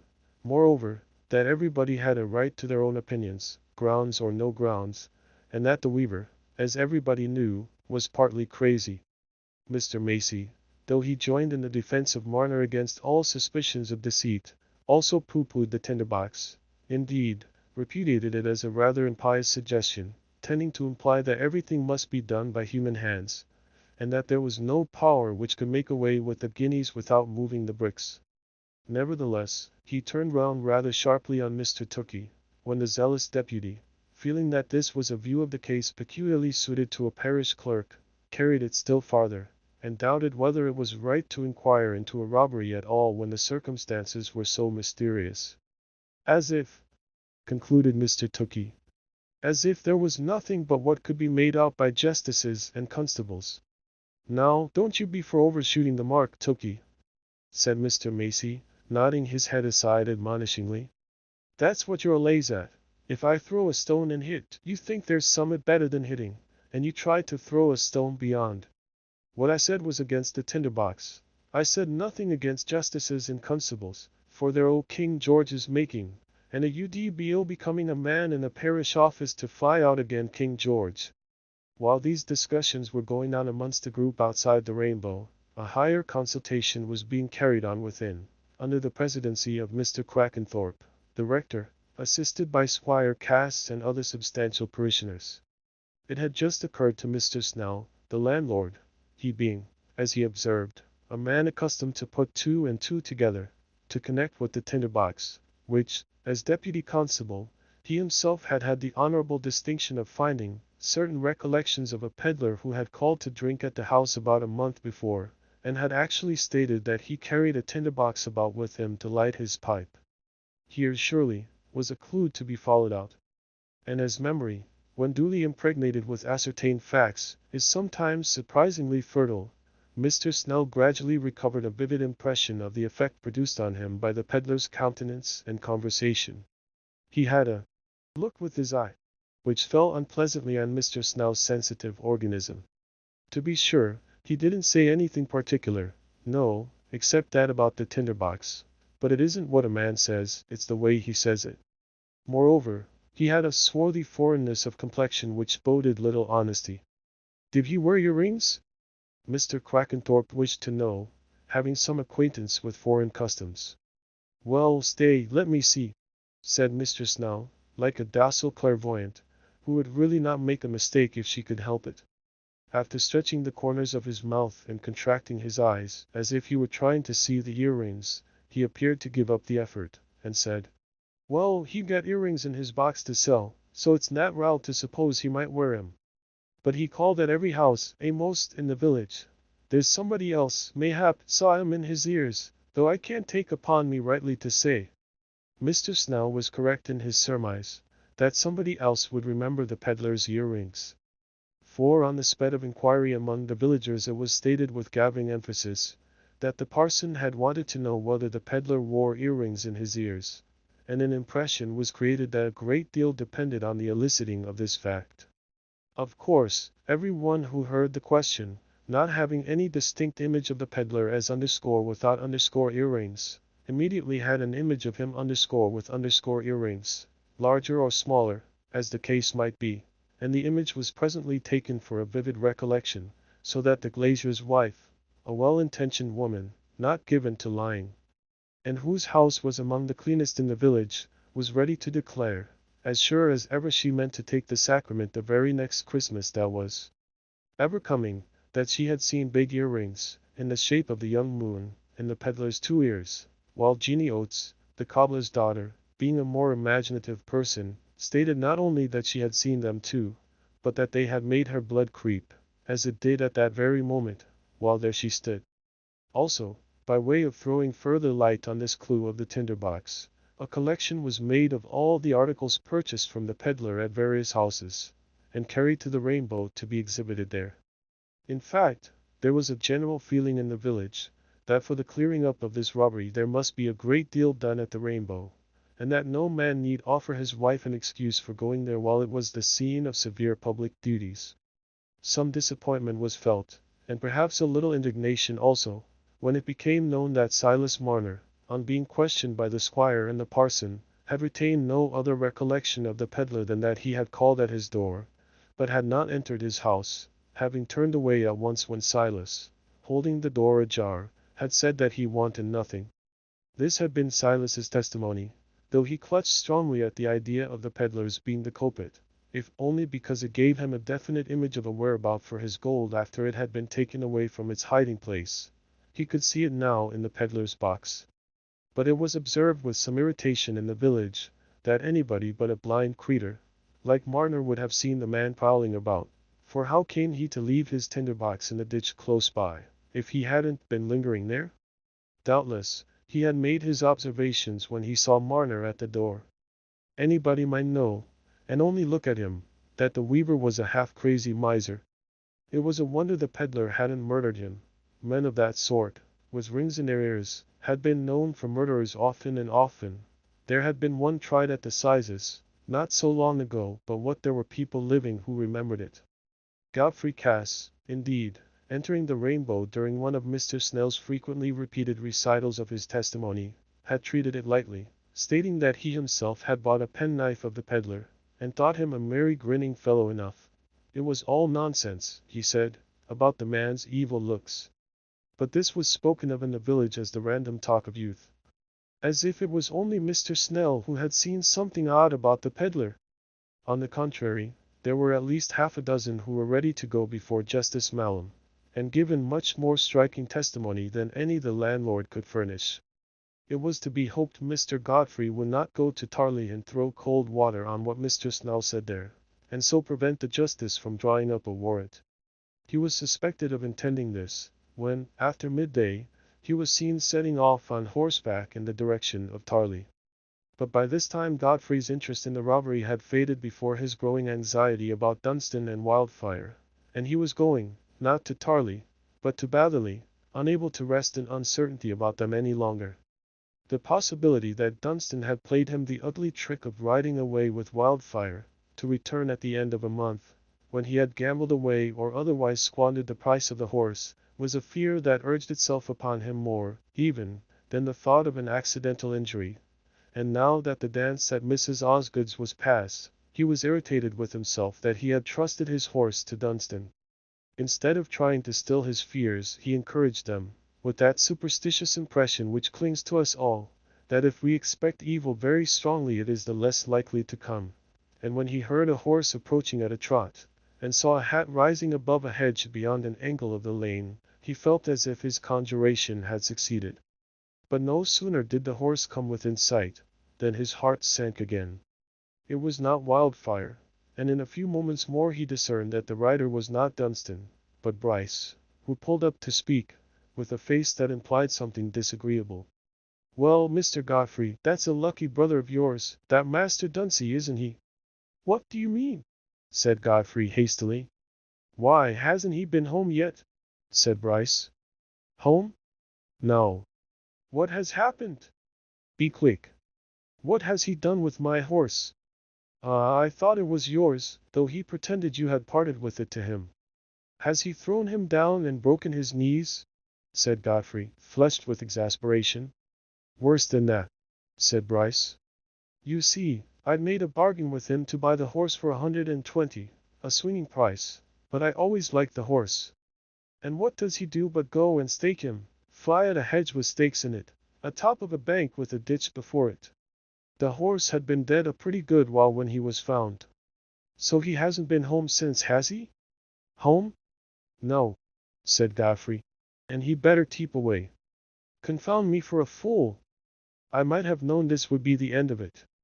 "Well, to tell you the truth," said Bryce, "after I'd bargained for the horse, it did come into my head that he might be riding and selling the horse without your knowledge, for I didn't believe it was his own. I knew Master Dunsey was up to his tricks sometimes. Though where can he be gone? He's never been seen at Batherley. He couldn't have been hurt, for he must have walked off." "Height," said Godfrey bitterly. "He'll never be hurt, he's made to hurt other people." "And so you did give him leave to sell the horse, eh?" said Bryce. "Yes, I wanted to part with the horse, he was always a little too hard in the mouth for me," said Godfrey, his pride making him wince under the idea that Bryce guessed the sale to be a matter of necessity. "I was going to see after him, I thought some mischief had happened. I'll go back now," he added, turning the horse's head, and wishing he could get rid of Bryce, for he felt that the long-dreaded crisis in his life was close upon him. "You're coming on to Raveloe, aren't you?" "Well, no, not now," said Bryce. "I was coming round there, for for I had to go to Flitton, and I thought I might as well take you in my way, and just let you know all I knew myself about the horse. I suppose Master Dunsey didn't like to show himself till the ill news had blown over a bit. He's perhaps gone to pay a visit at the 3 Crowns, by Woodbridge. I know he's fond of the house." "Perhaps he is," said Godfrey, rather absently. Then rousing himself, he said, with an effort at carelessness, "We shall hear of him soon enough, I'll be bound." "Well, here's my turning," said Bryce, not surprised to perceive that Godfrey was rather down. "So I'll bid you good day, and wish I may bring you better news another time." Godfrey rode along slowly, representing to himself the scene of confession to his father from which he felt that there was now no longer any escape. The revelation about the money must be made the very next morning, and if he withheld the rest, Dunstan would be sure to come back shortly, and finding that he must bear the brunt of his father's anger, would tell the whole story out of spite, even though he had nothing to gain by it. There was one step, perhaps, by which he might still win Dunstan's silence, and put off the evil day. He might tell his father that he had himself spent the money paid to him by Fowler, and as he had never been guilty of such an offence before, the affair would blow over after a little storming. But Godfrey could not bend himself to this. He felt that in letting Dunstan have the money, he had already been guilty of a breach of trust hardly less culpable than that of spending the money directly for his own behoof.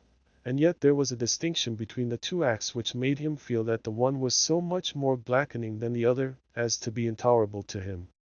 "I don't pretend to be a good fellow," he said to himself. "But I'm not a scoundrel. At least I'll stop short somewhere. I'll bear the consequences of what I have done sooner than make believe I've done what I never would have done. I never have spent the money for my own pleasure. I was tortured into it." Through the remainder of this day Godfrey, with only occasional fluctuations, kept his will bent in the direction of a complete avowal to his father, and he withheld the story of Wildfire's loss till the next morning, that it might serve him as an introduction to heavier matter. The old squire was accustomed to his son's frequent absence from home, and thought neither Dunstan's nor Wildfire's non-appearance a matter calling for remark. Godfrey said to himself again and again that if he let slip this one opportunity of confession, he might never have another. The revelation might be made even in a more odious way than by Dunstan's malignity. She might come as she had threatened to do. And then he tried to make the scene easier to himself by rehearsal. He made up his mind how he would pass from the admission of his weakness in letting Dunstan have the money to the fact that Dunstan had a hold on him which he had been unable to shake off, and how he would work up his father to expect something very bad before he told him the fact. The old squire was an implacable man. He made resolutions in violent anger, and he was not to be moved from them after his anger had subsided, as fiery volcanic matters cool and harden into rock. Like many violent and implacable men, he allowed evils to grow under favor of his own heedlessness, till they pressed upon him with exasperating force, and then he turned round with fierce severity, and became unrelenting Lahart. This was his system with his tenants. He allowed them to get into arrears, neglect their fences, reduce their stock, sell their straw, and otherwise go the wrong way, and then, when he became short of money in consequence of this indulgence, he took the hardest measures and would listen to no appeal. Godfrey knew all this, and felt it with the greater force because he had constantly suffered annoyance from witnessing his father's sudden fits of unrelentingness, for which his own habitual irresolution deprived him of all sympathy. He was not critical on the faulty indulgence which preceded these fits. That seemed to him natural enough. Still there was just a chance, Godfrey thought, that his father's pride might see this marriage in a light that would induce him to hush it up, rather than turn his son out and make the family the talk of the country for 10 miles round. This was the view of the case that Godfrey managed to keep before him pretty closely till midnight, and he went to sleep thinking that he had done with inward debating. But when he awoke in the still morning darkness he found it impossible to reawaken his evening thoughts. It was as if they had been tired out, and were not to be roused to further work. Instead of arguments for confession, he could now feel the presence of nothing but its evil consequences. The old dread of disgrace came back, the old shrinking from the thought of raising a hopeless barrier between himself and Nancy, the old disposition to rely on chances which might be favorable to him, and save him from betrayal. Why, after all, should he cut off the hope of them by his own act? He had seen the matter in a wrong light yesterday. He had been in a rage with Dunstan, and had thought of nothing but a thorough break-up of their mutual understanding. But what it would be really wisest for him to do, was to try and soften his father's anger against Dunsey, and keep things as nearly as possible in their old condition. If Dunsey did not come back for a few days, and Godfrey did not know but that the rascal had enough money in his pocket to enable him to keep away still longer, everything might blow over. Chapter 9.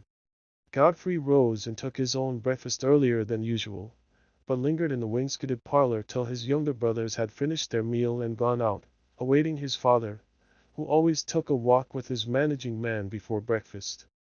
Every one breakfasted at a different hour in the Red House, and the squire was always the latest, giving a long chance to a rather feeble morning appetite before he tried it.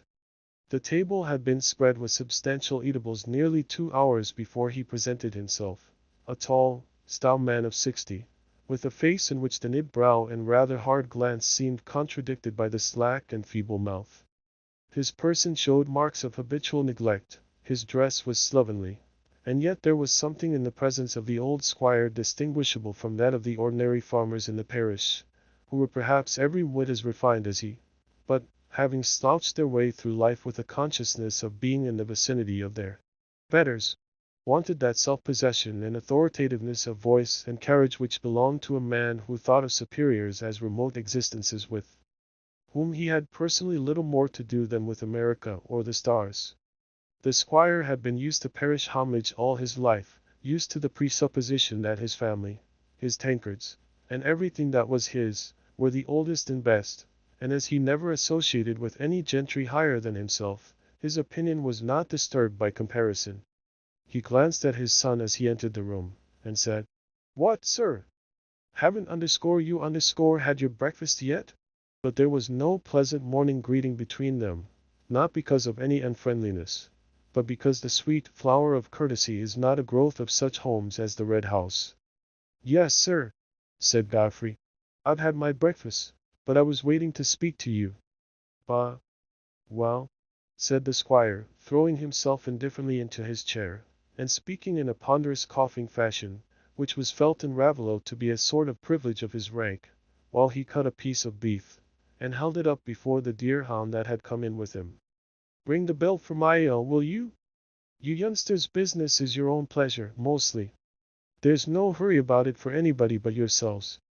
The squire's life was quite as idle as his son's, but it was a fiction kept up by himself and his contemporaries in Raveloe that youth was exclusively the period of folly, and that their aged wisdom was constantly in a state of endurance mitigated by sarcasm. Godfrey waited before he spoke again, until the ale had been brought and the door closed, an interval during which Fleet, the deer hound, had consumed enough bits of beef to make a poor man's holiday dinner. "There's been a cursed piece of ill luck with Wildfire," he began. "Happened the day before yesterday." "What?" "Broke his knees," said the squire, after taking a draught of ale. "I thought you knew how to ride better than that, sir." "I never threw a horse down in my life. If I had, I might ha' whistled for another, for my father wasn't quite so ready to unstring as some other fathers I know of. But they must turn over a new leaf, they must. What with mortgages and arrears, I'm as short o' cash as a roadside pauper. And that fool Kimball says the newspaper's talking about peace. Why, the country wouldn't have a leg to stand on. Prices do run down like a jack, and I should never get my arrears, not if I sold all the fellows up. And there's that damned Fowler, I won't put up with him any longer. I've told Winthrop to go to Cox this very day. The lying scoundrel told me he'd be sure to pay me 100 last month. He takes advantage because he's on that outlying farm, and thinks I shall forget him." The squire had delivered this speech in a coughing and interrupting manner, but with no pause long enough for Godfrey to make it a pretext for taking up the word again. He felt that his father meant to ward off any request for money on the ground of the misfortune with Wildfire, and that the emphasis he had thus been led to lay on his shortness of cash and his arrears was likely to produce an attitude of mind the utmost unfavorable for his own disclosure. But he must go on, now he had begun. It's worse than breaking the horse's knees. He's been staked and killed," he said, as soon as his father was silent, and had begun to cut his meat. "But I wasn't thinking of asking you to buy me another horse. I was only thinking I'd lost the means of paying you with the price of wildfire, as I'd meant to do. Dunsey took him to the hunt to sell him for me the other day, and after he'd made a bargain for 120 with Bryce, he went after the hounds, and took some fool's leap or other that did for the horse at once. If it hadn't been for that, I should have paid you £100 this morning." The squire had laid down his knife and fork, and was staring at his son in amazement, not being sufficiently quick of brain to form a probable guess as to what could have caused so strange an inversion of the paternal and filial relations as this proposition of his son to pay him £100. "The truth is, sir, I'm very sorry. I was quite to blame," said Godfrey. "Fowler did pay that £100. He paid it to me, when I was over there one day last month. And Dunsey bothered me for the money, and I let him have it, because I hoped I should be able to pay it you before this." The squire was purple with anger before his son had done speaking, and found utterance difficult. "You let Dunsey have it, sir? And how long have you been so thick with Dunsey that you must collogue with him to embezzle my money? Are you turning out a scamp? I tell you I won't have it. I'll turn the whole pack of you out of the house together, and marry again. I'd have you to remember, sir, my property's got no entail on it. Since my grandfather's time the Casses can do as they like with their land. Remember that, sir. Let Dunsey have the money." "Why should you let Dunsey have the money? There's some lie at the bottom of it." "There's no lie, sir," said Godfrey. "I wouldn't have spent the money myself, but Dunsey bothered me, and I was a fool, and let him have it. But I meant to pay it, whether he did or not. That's the whole story. I never meant to embezzle money, and I'm not the man to do it. You never knew me do a dishonest trick, sir. Where's Dunsey, then? What do you stand talking there for? Go and fetch Dunsey, as I tell you, and let him give account of what he wanted the money for, and what he's done with it. He shall repent it. I'll turn him out. I said I would, and I'll do it. He shan't brave me. Go and fetch him." "Dunsey isn't come back, sir." "What? Did he break his own neck then?" said the squire, with some disgust at the idea that, in that case, he could not fulfill his threat. "No, he wasn't hurt, I believe, for the horse was found dead, and Dunsey must have walked off. I dare say we shall see him again by and by. I don't know where he is. And what must you be letting him have my money for? Answer me that," said the squire, attacking Godfrey again, since Dunsey was not within reach. "Well, sir, I don't know," said Godfrey, hesitatingly. That was a feeble evasion, but Godfrey was not fond of lying, and not being sufficiently aware that no sort of duplicity can long flourish without the help of vocal falsehoods, he was quite unprepared with invented motives. "You don't know? I tell you what it is, sir. You've been up to some trick, and you've been bribing him not to tell," said the squire, with a sudden acuteness which startled Godfrey, who felt his heart beat violently at the nearness of his father's guess. The sudden alarm pushed him on to take the next step. A very slight impulse suffices for that on a downward road. "Why, sir," he said, trying to speak with careless ease, "it was a little affair between me and Dunsey. It's no matter to anybody else. It's hardly worth while to pry into young men's fooleries. It wouldn't have made any difference to you, sir, if I'd not had the bad luck to lose Wildfire. I should have paid you the money. Fooleries! Pshaw! It's time you'd done with fooleries. And I'd have you know, sir, you must ha done with them," said the squire, frowning and casting an angry glance at his son. "Your goings-on are not what I shall find money for any longer. There's my grandfather had his stables full of horses, and kept a good house, too, and in worse times, by what I can make out, and so might I, if I hadn't four good-for-nothing fellows to hang on me like horse leeches. I've been too good a father to you all, that's what it is. But I shall pull up, sir." Godfrey was silent. He was not likely to be very penetrating in his judgments, but he had always had a sense that his father's indulgence had not been kindness, and had had a vague longing for some discipline that would have checked his own errant weakness, and helped his bed well. The squire ate his bread and meat hastily, took a deep draught of ale, then turned his chair from the table, and began to speak again. It'll be all the worse for you, you know. You need try and help me keep things together. Well, sir, I've often offered to take the management of things, but you know you've taken it ill always, and seemed to think I wanted to push you out of your place. I know nothing o' your offering or o' my taking it ill, said the squire, whose memory consisted in certain strong impressions unmodified by detail. But I know, one while you seemed to be thinking o' marrying, and I didn't offer to put any obstacles in your way, as some fathers would. I'd as leave you married Lamita's daughter as anybody. I suppose if I'd said you nay, you'd ha' kept on with it, but for want o' contradiction, you've changed your mind. You're a shilly-shilly fellow, you take after your poor mother. She never had a will of her own, a woman has no call for one, if she's got a proper man for her husband. But your wife ha' need have one, for you hardly know your own mind enough to make both your legs walk one way. The lass hasn't said downright she won't have you, has she? No, said Godfrey, feeling very hot and uncomfortable. But I don't think she will. Think. Why haven't you the courage to ask her?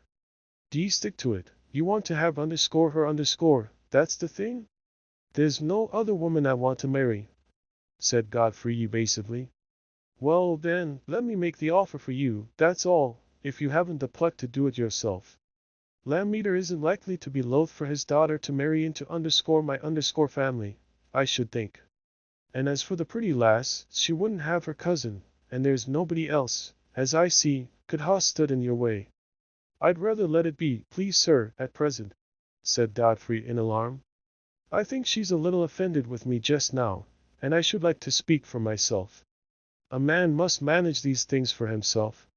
Well, speak, then, and manage it, and see if you can't turn over a new leaf. That's what a man must do when he thinks o' marrying. I don't see how I can think of it at present, sir. You would have liked to settle me on one of the farms, I suppose, and I don't think she'd come to live in this house with all my brothers. It's a different sort of life to what she's been used to. Not come to live in this house. Don't tell me. You ask her, that's all, said the squire, with a short, scornful laugh. I'd rather let the thing be at present, sir, said Godfrey. I hope you won't try to hurry it on by saying anything. I shall do what I choose, said the squire, and I shall let you know I'm master, else you may turn out and find an estate to drop into somewhere else. Go out and tell Winthrop not to go to Cox's, but wait for me. And tell him to get my horse saddled. And stop, look out and get that hack o' Dunsey sold, and hand me the money, will you? He'll keep no more hacks at my expense. And if you know where he's sneaking, I dare say you do, you may tell him to spare himself the journey o' coming back home. Let him turn ostler, and keep himself. He shan't hang on me any more. I don't know where he is, sir, and if I did, it isn't my place to tell him to keep away, said Godfrey, moving towards the door. Confound it, sir, don't stay arguing, but go and order my horse, said the squire, taking up a pipe. Godfrey left the room, hardly knowing whether he were more relieved by the sense that the interview was ended without having made any change in his position, or more uneasy that he had entangled himself still further in prevarication and deceit. What had passed about his proposing to Nancy had raised a new alarm, lest by some after-dinner words of his father's to Mr. Lammeter he should be thrown into the embarrassment of being obliged absolutely to decline her when she seemed to be within his reach. He fled to his usual refuge, that of hoping for some unforeseen turn of fortune, some favorable chance which would save him from unpleasant consequences, perhaps even justify his insincerity by manifesting its prudence. And in this point of trusting to some throw of fortune's dice, Godfrey can hardly be called specially old-fashioned. Favorable chance, I fancy, is the god of all men who follow their own devices instead of obeying a law they believe in. Let even a polished man of these days get into a position he is ashamed to avow, and his mind will be bent on all the possible issues that may deliver him from the calculable results of that position. Let him live outside his income, or shirk the resolute honest work that brings wages, and he will presently find himself dreaming of a possible benefactor, a possible simpleton who may be cajoled into using his interest, a possible state of mind and some possible person not yet forthcoming. Let him neglect the responsibilities of his office, and he will inevitably anchor himself on the chance that the thing left undone may turn out not to be of the supposed importance. Let him betray his friend's confidence, and he will adore that same cunning complexity called chance, which gives him the hope that his friend will never know.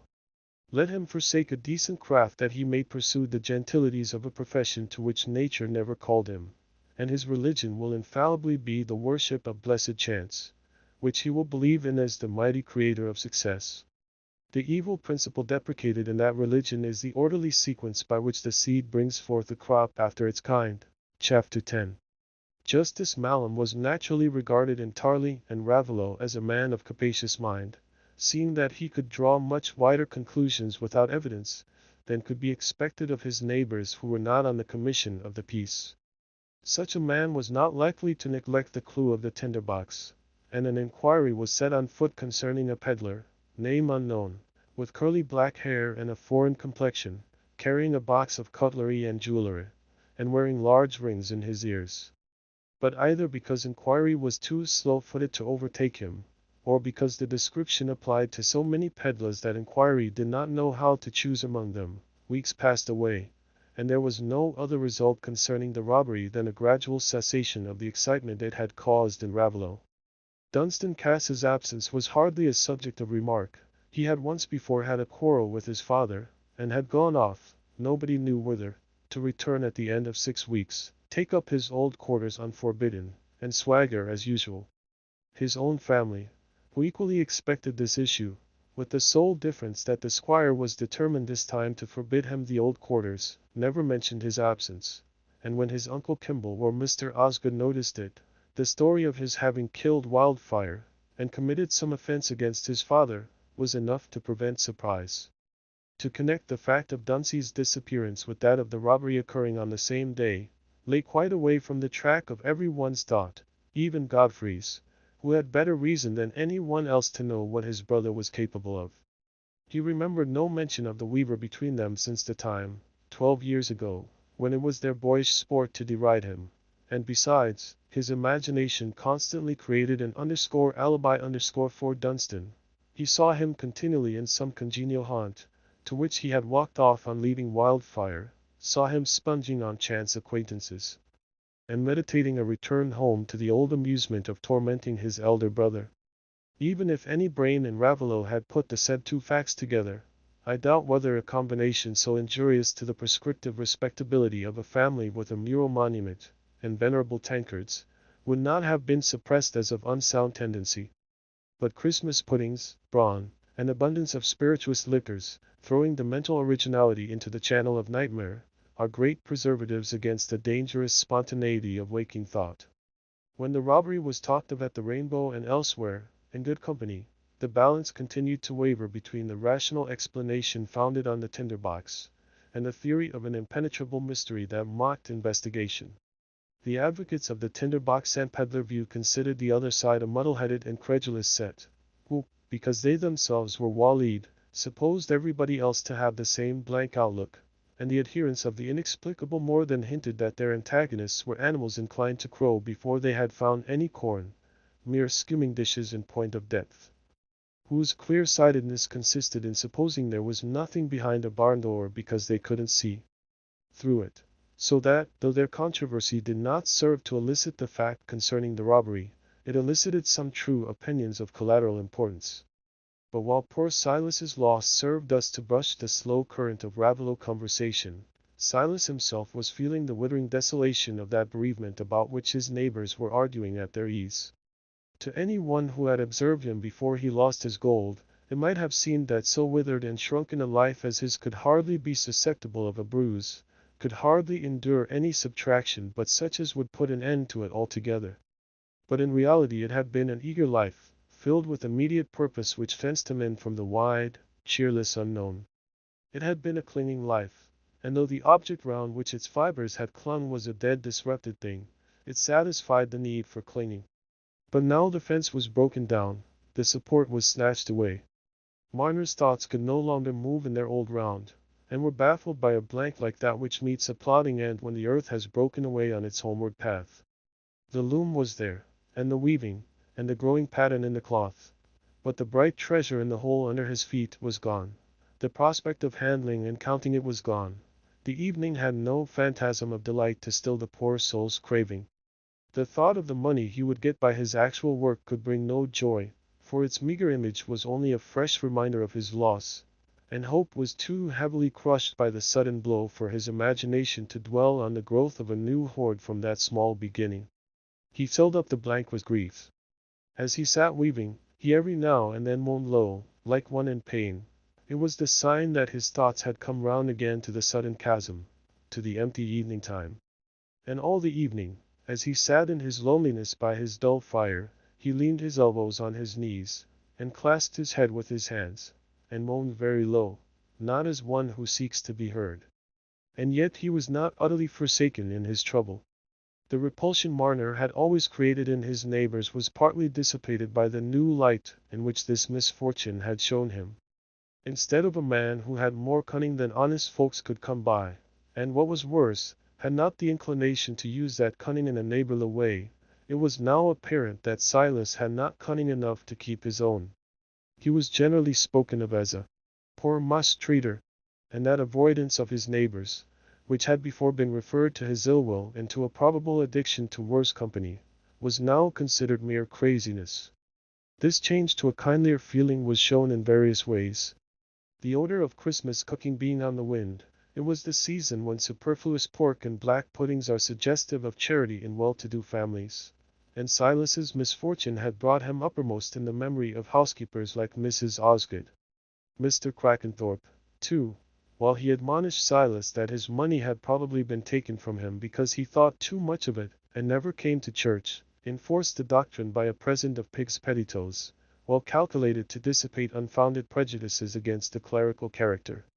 Neighbors who had nothing but verbal consolation to give showed a disposition not only to greet Silas and discuss his misfortune at some length when they encountered him in the village, but also to take the trouble of calling at his cottage and getting him to repeat all the details on the very spot, and then they would try to cheer him by saying, "Well, Master Marner, you're no worse off nor other poor folks, after all, and if you was to be crippled, the parish she'd give you allowance."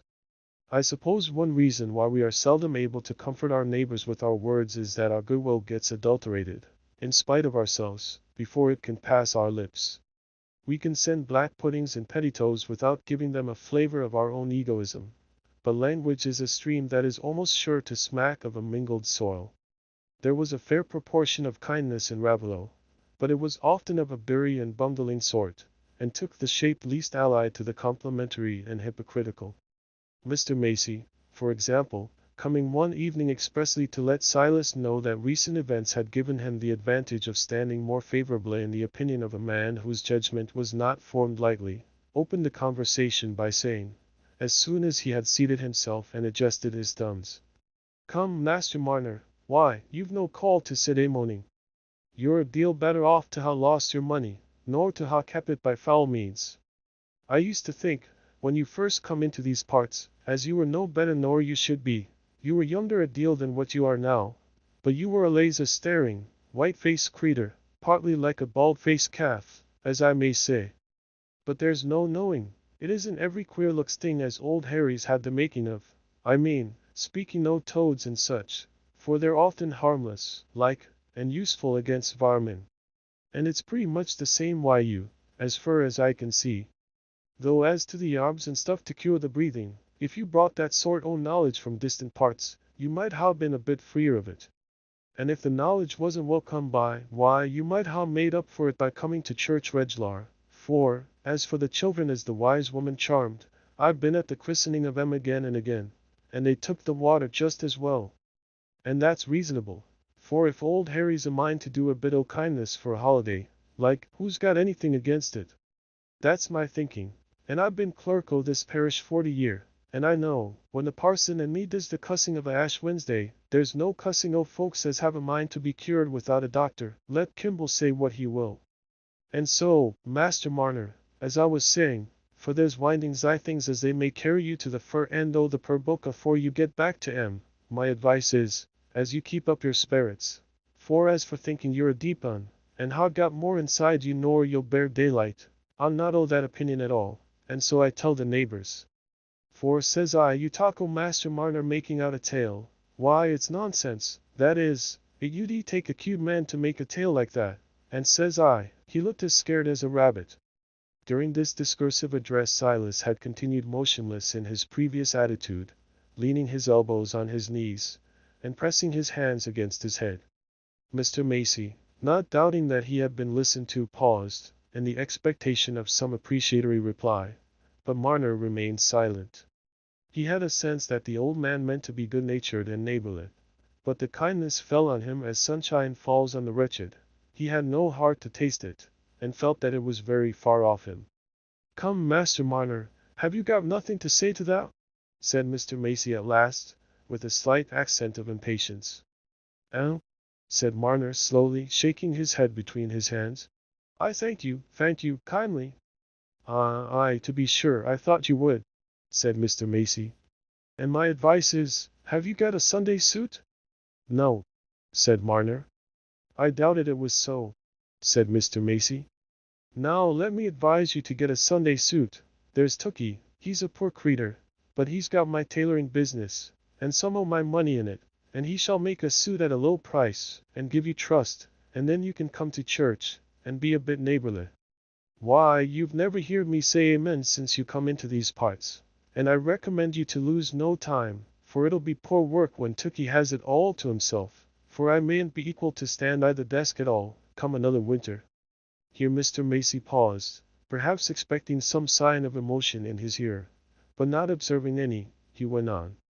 "And as for the money for the suit o' clothes, why, you get a matter of £1 a week at your weaving, Master Marner, and you're a young man, for all you look so mushed. Why, you couldn't have been 25 when you come into these parts, eh?" Silas started a little at the change to a questioning tone, and answered mildly, "I don't know, I can't rightly say, it's a long while since." After receiving such an answer as this, it is not surprising that Mr. Macy observed, later on in the evening at the Rainbow, that Marner's head was all of a muddle, and that it was to be doubted if he ever knew when Sunday came round, which showed him a worse heathen than many a dog. Another of Silas's comforters, besides Mr. Macy, came to him with a mind highly charged on the same topic. This was Mrs. Winthrop, the wheelwright's wife. The inhabitants of Raveloe were not severely regular in their church-going, and perhaps there was hardly a person in the parish who would not have held that to go to church every Sunday in the calendar would have shown a greedy desire to stand well with heaven, and get an undue advantage over their neighbors, a wish to be better than the common run. That would have implied a reflection on those who had had godfathers and godmothers as well as themselves, and had an equal right to the burying service. At the same time, it was understood to be requisite for all who were not household servants, or young men, to take the sacrament at one of the great festivals. Squire Cass himself took it on Christmas Day, while those who were held to be good livers went to church with greater, though still with moderate, frequency. Mrs. Winthrop was one of these. She was in all respects a woman of scrupulous conscience, so eager for duties that life seemed to offer them too scantily unless she rose at 4:30, though this to a scarcity of work over the more advanced hours of the morning, which it was a constant problem with her to remove. Yet she had not the vixenish temper which is sometimes supposed to be a necessary condition of such habits. She was a very mild, patient woman, whose nature it was to seek out all the sadder and more serious elements of life, and pasture her mind upon them. She was the person always first thought of in Raveloe when there was illness or death in a family, when leeches were to be applied, or there was a sudden disappointment in a monthly nurse. She was a comfortable woman, good-looking, fresh-complexioned, having her lips always slightly screwed, as if she felt herself in a sick-room with the doctor or the clergyman present. But she was never whimpering. No one had seen her shed tears. She was simply grave and inclined to shake her head and sigh, almost imperceptibly, like a funereal mourner who is not a relation. It seemed surprising that Ben Winthrop, who loved his quart pot and his joke, got along so well with Dolly, but she took her husband's jokes and joviality as patiently as everything else, considering that "Nen_would_be so." and doing the stronger sex in the light of animals whom it had pleased heaven to make naturally troublesome, like bulls and turkey cocks. This good wholesome woman could hardly fail to have her mind drawn strongly towards Silas Marner, now that he appeared in the light of a sufferer, and one Sunday afternoon she took her little boy Aaron with her, and went to call on Silas, carrying in her hand some small lard cakes, flat paste-like articles much esteemed in Raveloe. Aaron, an apple-cheeked youngster of 7, with a clean starched frill which looked like a plate for the apples, needed all his adventurous curiosity to embolden him against the possibility that the big-eyed weaver might do him some bodily injury, and his dubiety was much increased when, on arriving at the stone pits, they heard the mysterious sound of the loom. "Ah, it is as I thought," said Mrs. Winthrop sadly. They had to knock loudly before Silas heard them, but when he did come to the door he showed no impatience, as he would once have done, at a visit that had been unasked for and unexpected. Formerly, his heart had been as a locked casket with its treasure inside, but now the casket was empty, and the lock was broken. Left groping in darkness, with his prop utterly gone, Silas had inevitably a sense, though a dull and half-despairing one, that if any help came to him it must come from without, and there was a slight stirring of expectation at the sight of his fellow-men, a faint consciousness of dependence on their goodwill. He opened the door wide to admit Dolly, but without otherwise returning her greeting than by moving the armchair a few inches as a sign that she was to sit down in it. Dolly, as soon as she was seated, removed the white cloth that covered her lard cakes, and said in her gravest way, "I'd a baking yesterday, Master Marner, and the lard cakes turned out better nor common, and I'd ha' asked you to accept some, if you'd thought well. I don't eat such things myself, for a bit o' bread's what I like from one year's end to the other. But men's stomachs are made so comical, they want a change, they do, I know, God help them." Dolly sighed gently as she held out the cakes to Silas, who thanked her kindly and looked very close at them, absently, being accustomed to look so at everything he took into his hand, eyed all the while by the wondering bright orbs of the small Aaron, who had made an outwork of his mother's chair, and was peeping round from behind it. "There's letters pricked on them," said Dolly.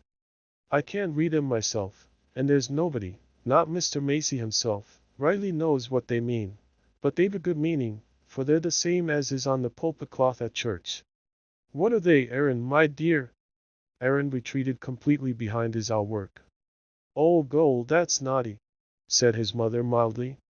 "Well, whatever the letters are, they've a good meaning, and it's a stamp as has been in our house, Ben says, ever since he was a little un, and his mother used to put it on the cakes, and I've allays put it on too, for if there's any good, we've need of it at this world." "It's I.H.S.," said Silas, at which proof of learning Aaron peeped round the chair again. "Well, to be sure, you can read 'em off," said Dolly. "Ben's read 'em to me many and many a time, but they slip out o' my mind again, the more's the pity, for they're good letters, else they wouldn't be in the church, and so I prick 'em on all the loaves and all the cakes, though sometimes they won't hold, because o' the rising, for, as I said, if there's any good to be got we've need of it at this world, that we have, and I hope they'll bring good to you, Master Marner. For it's why that will I brought you the cakes, and you see the letters have held better nor common."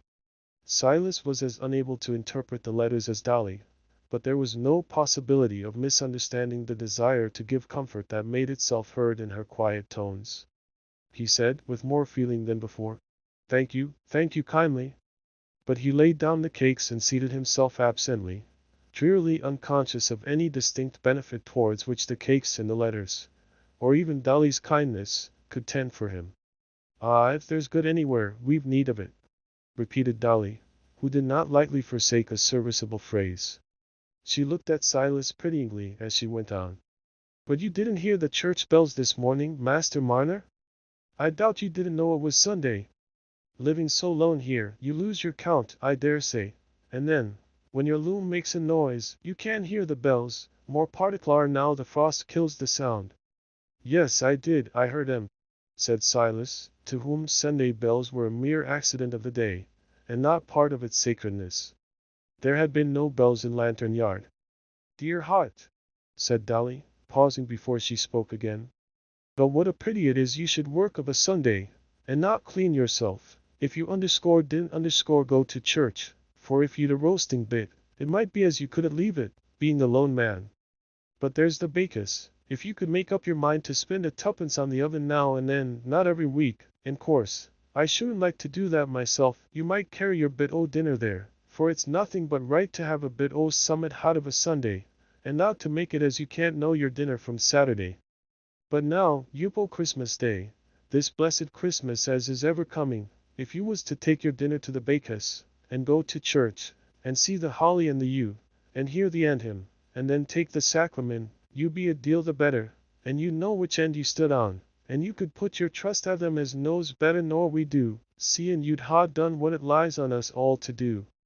Dolly's exhortation, which was an unusually long effort of speech for her, was uttered in a soothing persuasive tone with which she would have tried to prevail on a sick man to take his medicine, or a basin of gruel for which he had no appetite.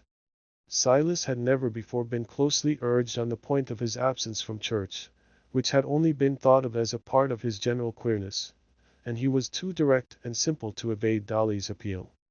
"Nay, nay," he said, "I know nothing o' church. I've never been to church." "No," said Dolly, in a low tone of wonderment. Then bethinking herself of Silas's advent from an unknown country, she said, "Could it ha' been as they'd no church where you was born?" "Oh, yes," said Silas, meditatively, sitting in his usual posture of leaning on his knees, and supporting his head. "There was churches, a many, it was a big town. But I knew nothing of them, I went to chapel." Dolly was much puzzled at this new word, but she was rather afraid of inquiring further, lest chapel might mean some haunt of wickedness. After a little thought, she said, "Well, Master Marner, it's niver too late to turn over a new leaf, and if you've niver had no church, there's no telling the good it'll do you. For I feel so set up and comfortable as niver was, when I've been and heard the prayers, and the singing to the praise and glory o' God, as Mr. Macy gives out, and Mr. Crackenthorpe saying good words, and more particular on Sacrament Day, and if a bit o' trouble comes, I feel as I can put up wi' it, for I've looked for help by the right quarter, and give myself up to them as we must all give ourselves up to at the last. And if we ain't done our part, it isn't to be believed as them as are above us. You'll be worse nor we are, and come short o' therein."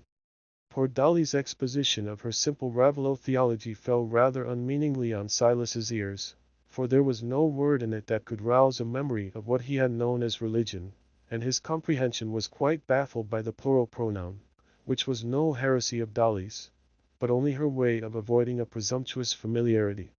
He remained silent, not feeling inclined to assent to the part of Dolly's speech which he fully understood, her recommendation that he should go to church. Indeed, Silas was so unaccustomed to talk beyond the brief questions and answers necessary for the transaction of his simple business, that words did not easily come to him without the urgency of a distinct purpose. But now, little Aaron, having become used to the weaver's awful presence, had advanced to his mother's side, and Silas, seeming to notice him for the first time, tried to return Dolly's signs of goodwill by offering the lad a bit of lard cake. Aaron shrank back a little, and rubbed his head against his mother's shoulder, but still thought the piece of cake worth the risk of putting his hand out for it. "Oh, for shame, Aaron," said his mother, taking him on her lap, however. "Why, you don't want take again yet awhile. He's wonderful hearty," she went on, with a little sigh. "That he is, God knows. He's my youngest, and we spoil him sadly, for either me or the father must allays hev him in our sight, that we must." She stroked Aaron's brown head, and thought it must do Master Marner good to see such a picture of a child. But Marner, on the other side of the hearth, saw the neat-featured rosy face as a mere dim round, with 2 dark spots in it. "And he's got a voice like a bird, you wouldn't think," Dolly went on. "He can sing a Christmas carol as his father's taught him, and I take it for a token as he'll come to good, as he can learn the good tunes so quick. Come, Aaron, stand up and sing the carol to Master Marner, come." Aaron replied by rubbing his forehead against his mother's shoulder. "Oh, that's naughty," said Dolly gently. "Stand up when mother tells you, and let me hold the cake till you've done." Aaron was not indisposed to display his talents, even to an ogre, under protecting circumstances, and after a few more signs of coyness, consisting chiefly in rubbing the backs of his hands over his eyes, and then peeping between them at Master Marner, to see if he looked anxious for the tarot. He at length allowed his head to be duly adjusted, and standing behind the table, which let him appear above it only as far as his broad frill, so that he looked like a cherubic head untroubled with a body, he began with a clear chirp, and in a melody that had the rhythm of an industrious hammer. God rest you, merry gentlemen, let nothing ye dismay, for Jesus Christ our Savior was born on Christmas Day. Dolly listened with a devout look, glancing at Marner in some confidence that this strain would help to allure him to church. That's Christmas music, she said, when Aaron had ended, and had secured his piece of cake again. There's no other music equal to the Christmas music. Hark the arrow angels sing. And you may judge what it is at church, Master Marner, with the bassoon and the voices, as you can't help thinking you've got to a better place already, for I wouldn't speak ill o' this world, seeing as them put us in it as knows best. But what why the drink, and the quarrelling, and the bad illnesses, and the hard dying, as I've seen times and times, one's thankful to hear of a better. The boy sings pretty, don't he, Master Marner? Yes, said Silas, absently. Very pretty.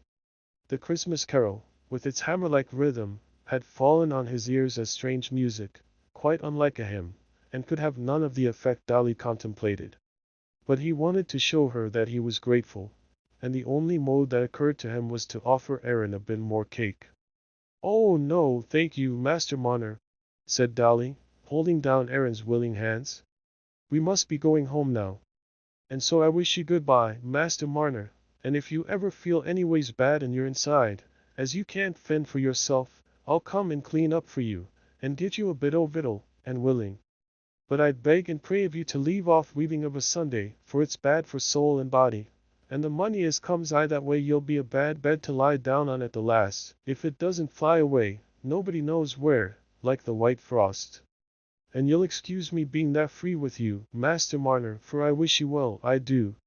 Make your bow, Aaron, Silas said. Goodbye, and thank you kindly, as he opened the door for Dolly.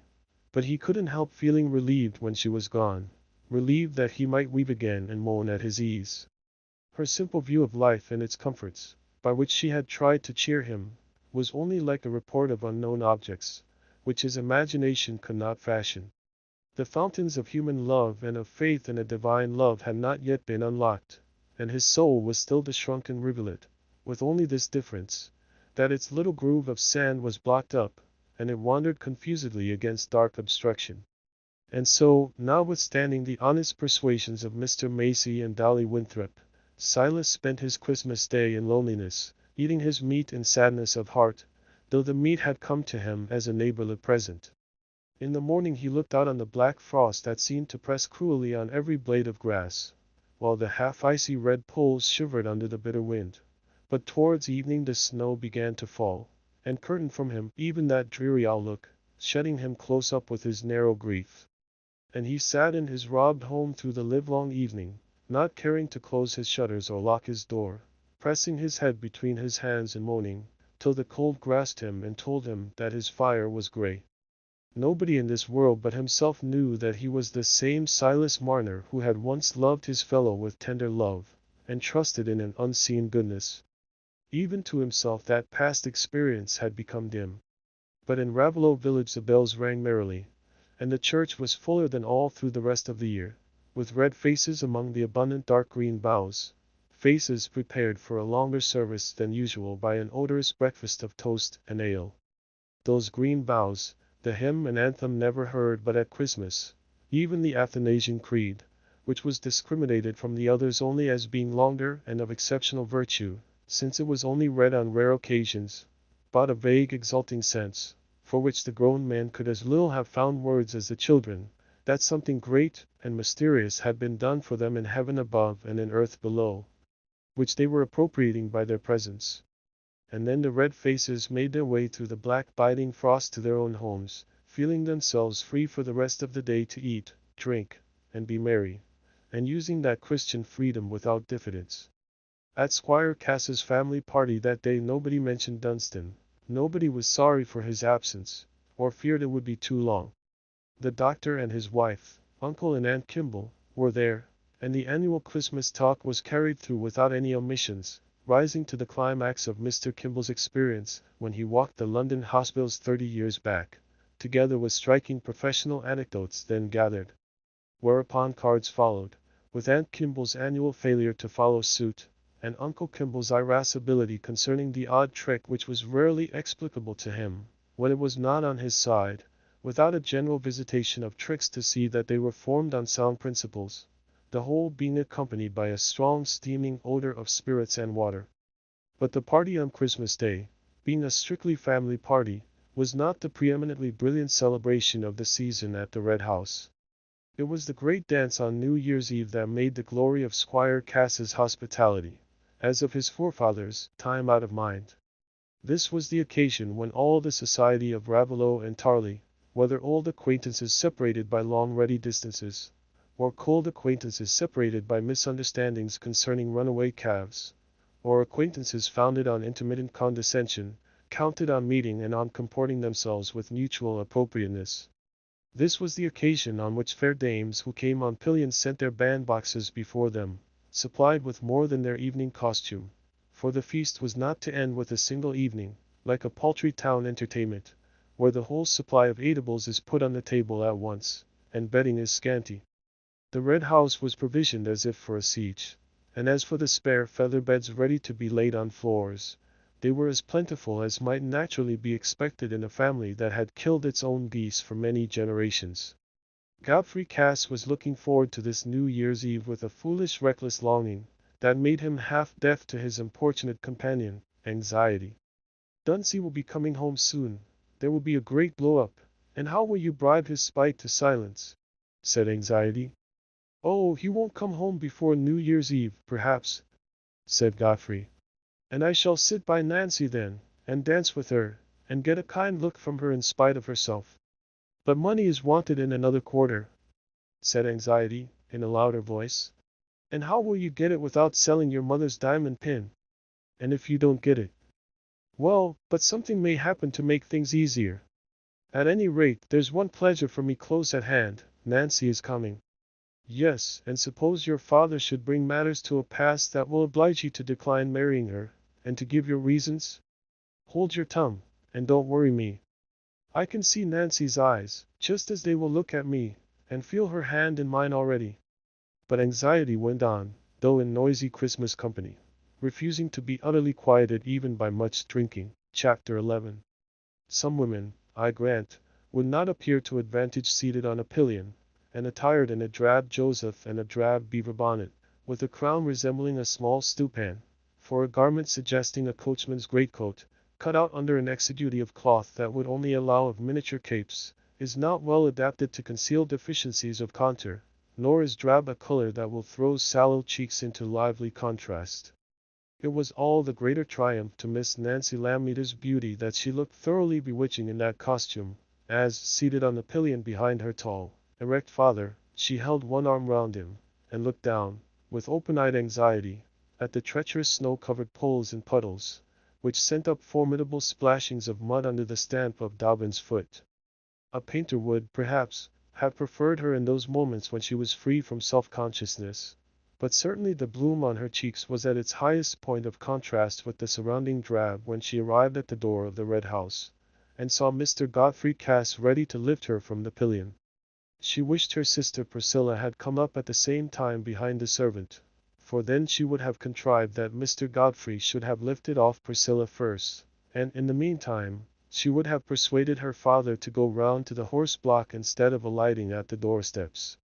It was very painful, when you had made it quite clear to a young man that you were determined not to marry him, however much he might wish it, that he would still continue to pay you marked attentions. Besides, why didn't he always show the same attentions, if he meant them sincerely, instead of being so strange as Mr. Godfrey Cass was, sometimes behaving as if he didn't want to speak to her, and taking no notice of her for weeks and weeks, and then, all on a sudden, almost making love again? Moreover, it was quite plain he had no real love for her, else he would not let people have that to say of him which they did say. Did he suppose that Miss Nancy Lammeter was to be won by any man, squire or no squire, who led a bad life? That was not what she had been used to see in her own father, who was the soberest and best man in that countryside, only a little hot and hasty now and then, if things were not done to the minute. All these thoughts rushed through Miss Nancy's mind, in their habitual succession, in the moments between her first sight of Mr. Godfrey Cass standing at the door, and her own arrival there. Happily, the squire came out too and gave a loud greeting to her father, so that, somehow, under cover of this noise she seemed to find concealment for her confusion and neglect of any suitably formal behavior, while she was being lifted from the pillion by strong arms which seemed to find her ridiculously small and light. And there was the best reason for hastening into the house at once, since the snow was beginning to fall again, threatening an unpleasant journey for such guests as were still on the road. These were a small minority, for already the afternoon was beginning to decline, and there would not be too much time for the ladies who came from a distance to attire themselves in readiness for the early tea which was to inspirit them for the dance. There was a buzz of voices to the house, as Miss Nancy entered, mingled with the scrape of a fiddle preluding in the kitchen, but the lamb-eaters were guests whose arrival had evidently been thought of so much that it had been watched for from the windows, for Mrs. Kimball, who did the honors at the Red House on these great occasions, came forward to meet Miss Nancy in the hall, and conduct her upstairs. Mrs. Kimball was the squire's sister, as well as the doctor's wife, a double dignity, with which her diameter was in direct proportion, so that, a journey upstairs being rather fatiguing to her, she did not oppose Miss Nancy's request to be allowed to find her way alone to the Blue Room, where the Miss Lammeters' bandboxes had been deposited on their arrival in the morning.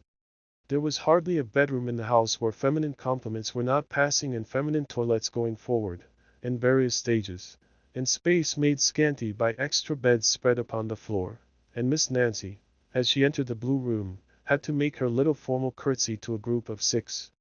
On the one hand, there were ladies no less important than the 2 Miss Guns, the wine merchant's daughters from Lythely, dressed in the height of fashion, with the tightest skirts and the shortest waists, and gazed at by Miss Ladbruk, of the old pastures, with a shyness not unsustained by inward criticism. Partly, Miss Ladbruk felt that her own skirt must be regarded as unduly lax by the Miss Guns, and partly, that it was a pity the Miss Guns did not show that judgment which she herself would show if she were in their place, by stopping a little on this side of the fashion. On the other hand, Mrs. Ladbruk was standing in skull-cap in front, with her turban in her hand, curtsying and smiling blandly and saying, "After you, ma'am," to another lady in similar circumstances, who had politely offered the precedence at the looking-glass. But Miss Nancy had no sooner made her curtsy than an elderly lady came forward, whose full white muslin kerchief, and mob-cap round her curls of smooth grey hair, were in daring contrast with the puffed yellow satins and top-knotted caps of her neighbors. She approached Miss Nancy with much primness, and said, with a slow, troubled suavity, "Niece, I hope I see you well in health." Miss Nancy kissed her aunt's cheek dutifully, and answered, with the same sort of amiable primness, "Quite well, I thank you, aunt, and I hope I see you the same." "Thank you, niece, I keep my health for the present." "And how is my brother-in-law?" These dutiful questions and answers were continued until it was ascertained in detail that the lamb-eaters were all as well as usual, and the Osgoods likewise, also that niece Priscilla must certainly arrive shortly, and that traveling on pillions in snowy weather was unpleasant, though a Joseph was a great protection. Then Nancy was formally introduced to her aunt's visitors, the Miss Guns, as being the daughters of a mother known to their mother, though now for the first time induced to make a journey into these parts. And these ladies were so taken by surprise at finding such a lovely face and figure in an out-of-the-way country place, that they began to feel some curiosity about the dress she would put on when she took off for Joseph. Miss Nancy, whose thoughts were always conducted with the propriety and moderation conspicuous in her manners, remarked to herself that the Miss Guns were rather hard-featured than otherwise, and that such very low dresses as they wore might have been attributed to vanity if their shoulders had been pretty, but that, being as they were, it was not reasonable to suppose that they showed their necks from a love of display, but rather from some obligation not inconsistent with sense and modesty. She felt convinced, as she opened her box, that this must be her Aunt Osgood's opinion, for Miss Nancy's mind resembled her aunt's to a degree that everybody said was surprising, considering the kinship was on Mr. Osgood's side, and though you might not have supposed it from the formality of their greeting, there was a devoted attachment and mutual admiration between aunt and niece. Even Miss Nancy's refusal of her cousin Gilbert Osgood, on the ground solely that he was her cousin, though it had grieved her aunt greatly, had not in the least cooled the preference which had determined her to leave Nancy several of her hereditary ornaments, let Gilbert's future wife be whom she might. 3 of the ladies quickly retired, but the Miss Gunns were quite content that Mrs. Osgood's inclination to remain with her niece gave them also a reason for staying to see the rustic beauty's toilette. And it was really a pleasure, from the first opening of the bandbox, where everything smelt of lavender and rose leaves, to the clasping of the small coral necklace that fitted closely round her little white neck. Everything belonging to Miss Nancy was of delicate purity and naughtiness. Not a crease was where it had no business to be, not a bit of her linen professed whiteness without fulfilling its profession. The very pins on her pincushion were stuck in after a pattern from which she was careful to allow no aberration. And as for her own person, it gave the same idea of perfect unvarying neatness as the body of a little bird. It is true that her light brown hair was cropped behind like a boy's, and was dressed in front in a number of flat reins, that lay quite away from her face. But there was no sort of coiffure that could make Miss Nancy's cheek and neck look otherwise than pretty, and when at last she stood complete in her silvery twilled silk, her lace tucker, her coral necklace, and coral eardrops, the Miss Gunns could see nothing to criticize except her hands, which bore the traces of butter-making, cheese crushing, and even still coarser work. But Miss Nancy was not ashamed of that, for even while she was dressing she narrated to her aunt how she and Priscilla had packed their boxes yesterday, because this morning was baking morning, and since they were leaving home, it was desirable to make a good supply of meat pies for the kitchen. And as she concluded this judicious remark, she turned to the Miss Gunns that she might not commit the rudeness of not including them in the conversation. The Miss Gunns smiled stiffly, and thought what a pity it was that these rich country people, who could afford to buy such good clothes, really Miss Nancy's lace and silk were very costly, should be brought up in utter ignorance and vulgarity. She actually said mate for meat happen, seer, perhaps, and OSS for horse, which, to young ladies living in good Litherly society, who habitually said horse, even in domestic privacy, and only said happen on the right occasions, was necessarily shocking. Miss Nancy, indeed, had never been to any school higher than Dame Tedman's.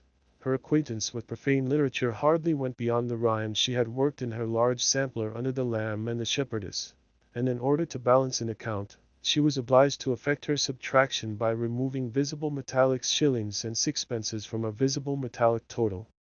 There is hardly a servant maid in these days who is not better informed than Miss Nancy, yet she had the essential attributes of a lady: high veracity, delicate honor in her dealings, deference to others, and refined personal habits, and lest these should not suffice to convince grammatical fair ones that her feelings can at all resemble theirs, I will add that she was slightly proud and exacting, and as constant in her affection towards a baseless opinion as towards an erring lover. The anxiety about Sister Priscilla, which had grown rather active by the time the coral necklace was clasped, was happily ended by the entrance of that cheerful-looking lady herself, with a face made blowsy by cold and damp.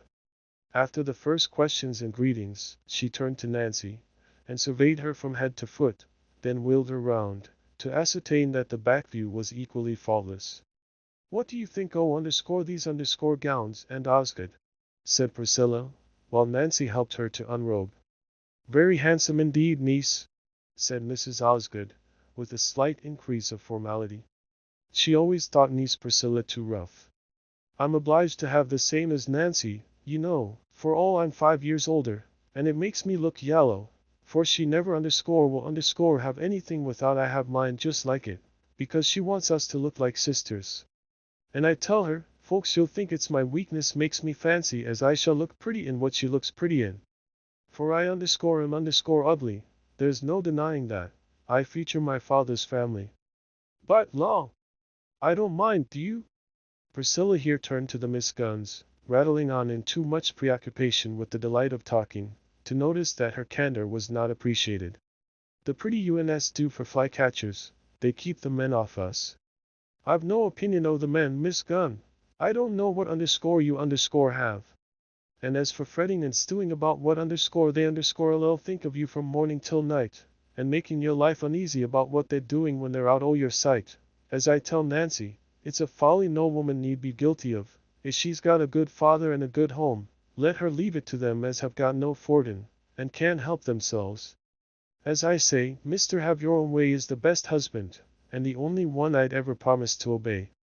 I know it isn't pleasant, when you've been used to living in a big way, and managing hogsheads and all that, to go and put your nose in by somebody else's fireside, or to sit down by yourself to a scrag or a knuckle, but thank God, my father's a sober man and likely to live, and if you've got a man by the chimney corner, it doesn't matter if he's childish, the business needn't be broke up.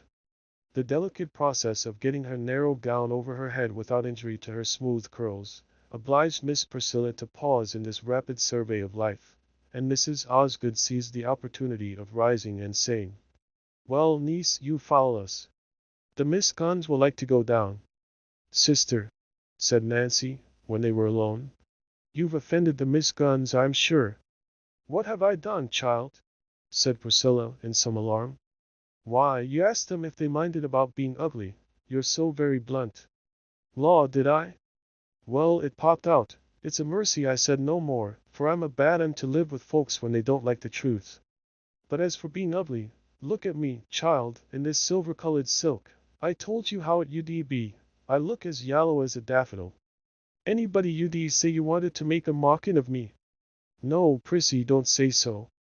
I begged and prayed of you not to let us have this silk if you'd like another better. I was willing to have underscore your underscore choice, you know I was," said Nancy, in anxious self-indication. "Nonsense, child. You know you'd set your heart on this, and reason good, for you're the color o' cream. It ud be fine doings for you to dress yourself to suit underscore my underscore skin. What I find fault with, is that notion o' yours as I must dress myself just like you. But you do as you like with me, you always did, from when first you began to walk. If you wanted to go the field's length you go, and there was no whipping you, for you looked as prim and innocent as a daisy all the while." "Prissy," said Nancy, gently, as she fastened a coral necklace, exactly like her own, round Priscilla's neck, which was very far from being like her own. "I'm sure I'm willing to give way as far as is right, but who shouldn't dress alike if it isn't sisters? Would you have us go about looking as if we were no kin to one another, us that have got no mother and not another sister in the world? I'd do what was right, if I dressed in a gown dyed with cheese coloring, and I'd rather you'd choose, and let me wear what pleases you.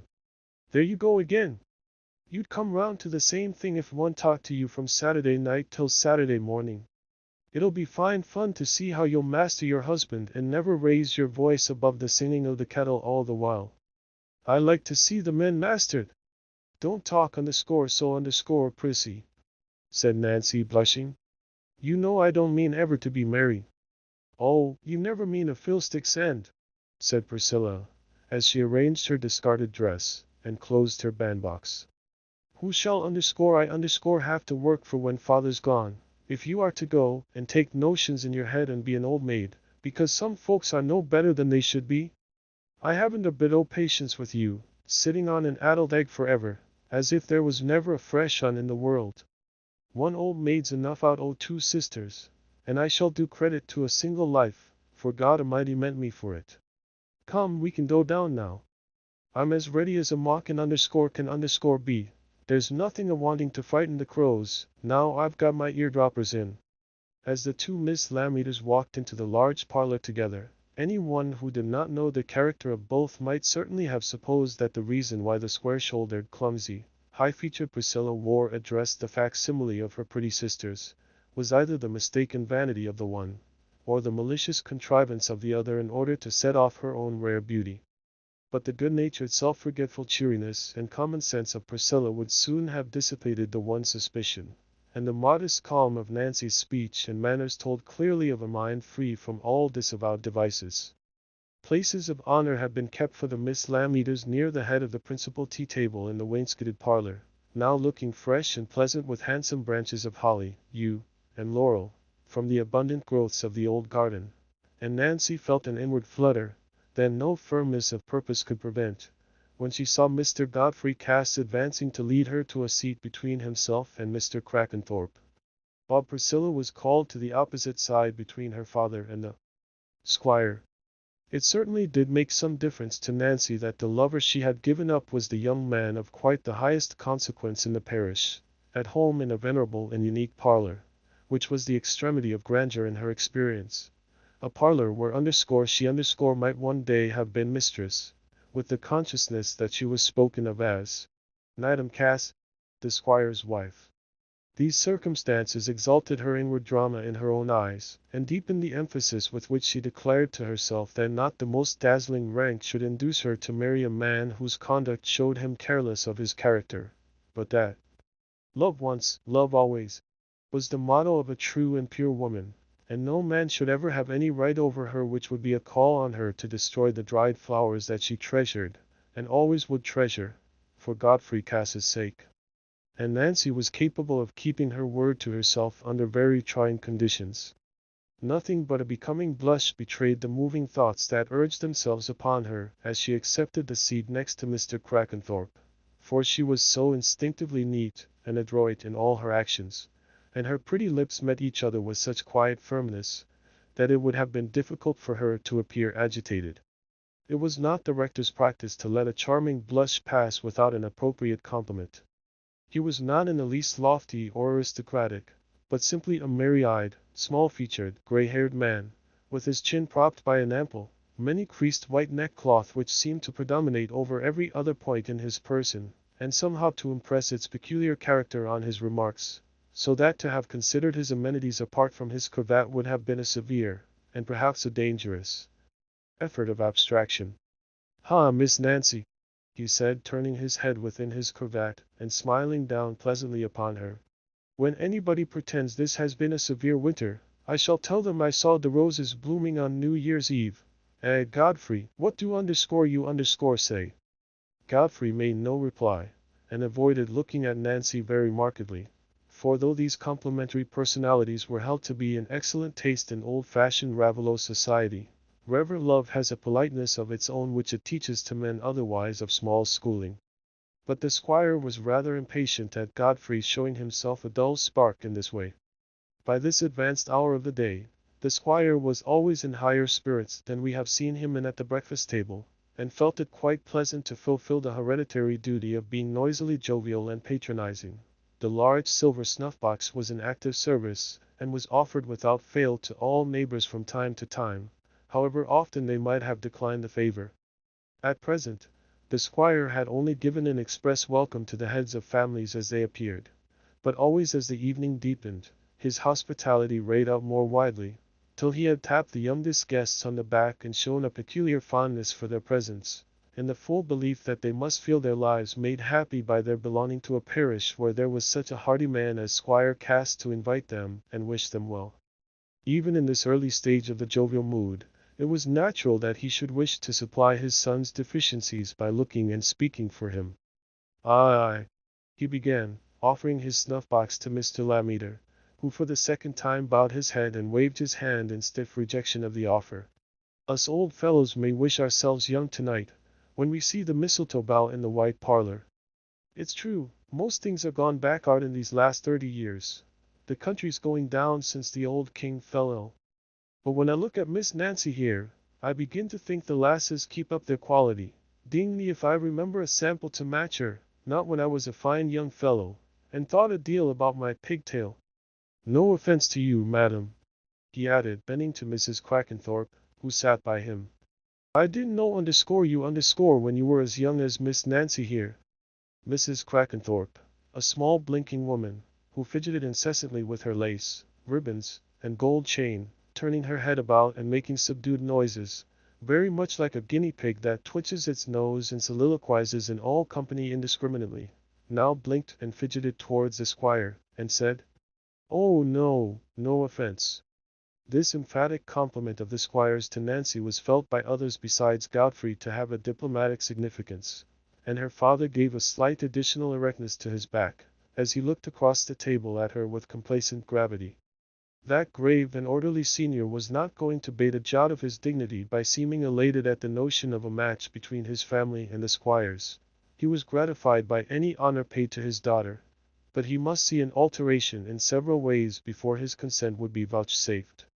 His spare but healthy person, and high-featured firm face, that looked as if it had never been flushed by excess, was in strong contrast, not only with the squire's, but with the appearance of the Raveloe farmers generally, in accordance with a favorite saying of his own, that breed was stronger than pasture.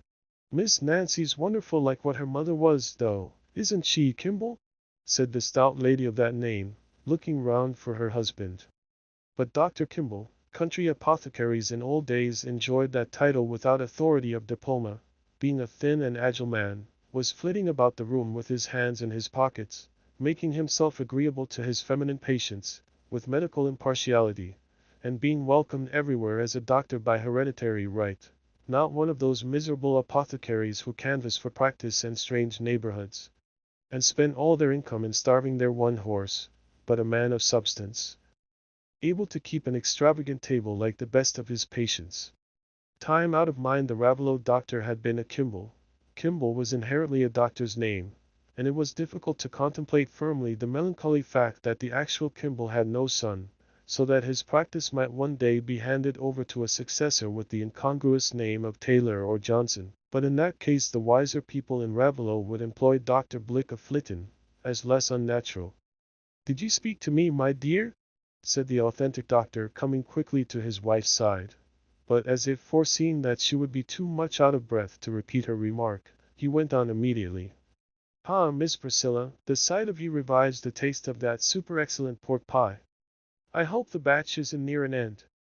"Yes, indeed it is, doctor," said Priscilla. "But I'll answer for it the next shall be as good. My pork pies don't turn out well by chance. Not as your doctoring does, Kimball? Because folks forget to take your physic, said the squire, who regarded physic and doctors as many loyal churchmen regard the church and the clergy, tasting a joke against them when he was in health, but impatiently eager for their aid when anything was the matter with him. He tapped his box, and looked round with a triumphant laugh. "Ah, she has a quick wit, my friend Priscilla has," said the doctor, choosing to attribute the epigram to a lady rather than allow a brother-in-law that advantage over him. "She saves a little pepper to sprinkle over her talk. That's the reason why she never puts too much into her pies. There's my wife now, she never has an answer at her tongue's end.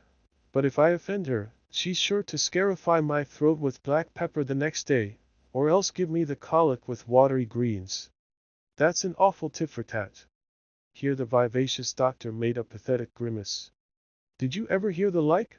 said Mrs. Kimball, laughing above her double chin with much good humor, aside to Mrs. Quackenthorpe, who blinked and nodded, and seemed to intend a smile, which, by the correlation of forces, went off in small twitchings and noises. "I suppose that's the sort of tit-for-tat adopted in your profession, Kimball, if you've a grudge against a patient," said the rector. "Never do have a grudge against our patients," said Mr. Kimball, "except when they leave us. And then, you see, we haven't the chance of prescribing for 'em. Ha, Miss Nancy," he continued, suddenly skipping to Nancy's side. "You won't forget your promise? You're to save a dance for me, you know." "Come, come, Kimball, don't you be too fried," said the squire. "Give the young UNS fair play. There's my son Godfrey'll be wanting to have a round with you if you run off with Miss Nancy. He's bespoke her for the first dance, I'll be bound. And sir, what do you say?" he continued, throwing himself backward, and looking at Godfrey. "Haven't you asked Miss Nancy to open the dance with you?" Godfrey, sorely uncomfortable under this significant insistence about Nancy, and afraid to think where it would end by the time his father had set his usual hospitable example of drinking before and after supper, saw no course open but to turn to Nancy and say, with as little awkwardness as possible, "No, I've not asked her yet, but I hope she'll consent, if somebody else hasn't been before me." "No, I've not engaged myself," said Nancy, quietly, though blushingly. If Mr. Godfrey founded any hopes on her consenting to dance with him, he would soon be undeceived, but there was no need for her to be uncivil. "Then I hope you've no objections to dancing with me," said Godfrey, beginning to lose the sense that there was anything uncomfortable in this arrangement. No, no objections, said Nancy in a cold tone. Ah, well, you're a lucky fellow, Godfrey, said Uncle Kimball. But you're my godson, so I won't stand in your way. Else I'm not so very old, am I, dear? He went on, skipping to his wife's side again. You wouldn't mind my having a second after you were gone, not if I cried a good deal first? Come, come, take a cup o' tea and stop your tum, do, said good-humored Mrs. Kimball, feeling some pride in a husband who must be regarded as so clever and amusing by the company generally. If he had only not been irritable at cards. While safe, well-tested personalities were enlivening the tea in this way, the sound of the fiddle approaching within a distance at which it could be heard distinctly, made the young people look at each other with sympathetic impatience for the end of the meal.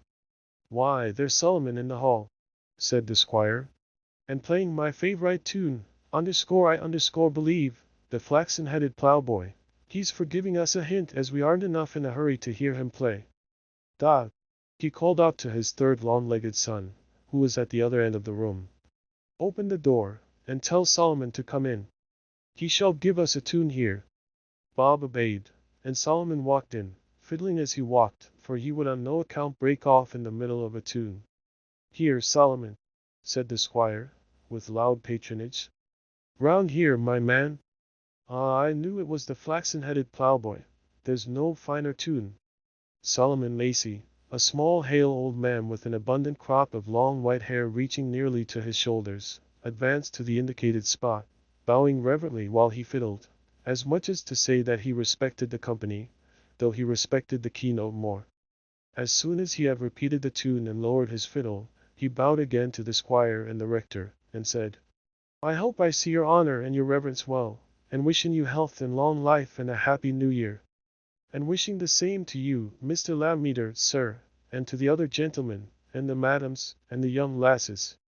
As Solomon uttered the last words, he bowed in all directions solicitously, lest he should be wanting in due respect. But thereupon he immediately began to prelude, and fell into the tune which he knew would be taken as a special compliment by Mr. Lammeter. Thank ye, Solomon, thank ye, said Mr. Lammeter when the fiddle paused again. That's over the hills and far away, that is. My father used to say to me, whenever we heard that tune, ah lad, I come from over the hills and far away. There's a many tunes I don't make head or tail of, but that speaks to me like the blackbird's whistle. I suppose it's the name, there's a deal in the name of a tune. But Solomon was already impatient to prelude again, and presently broke with much spirit into Sir Roger de Coverley, at which there was a sound of chairs pushed back, and laughing voices. Aye, Solomon, we know what that means, said the squire, rising. It's time to begin the dance, eh? Lead the way, then, and we'll all follow you.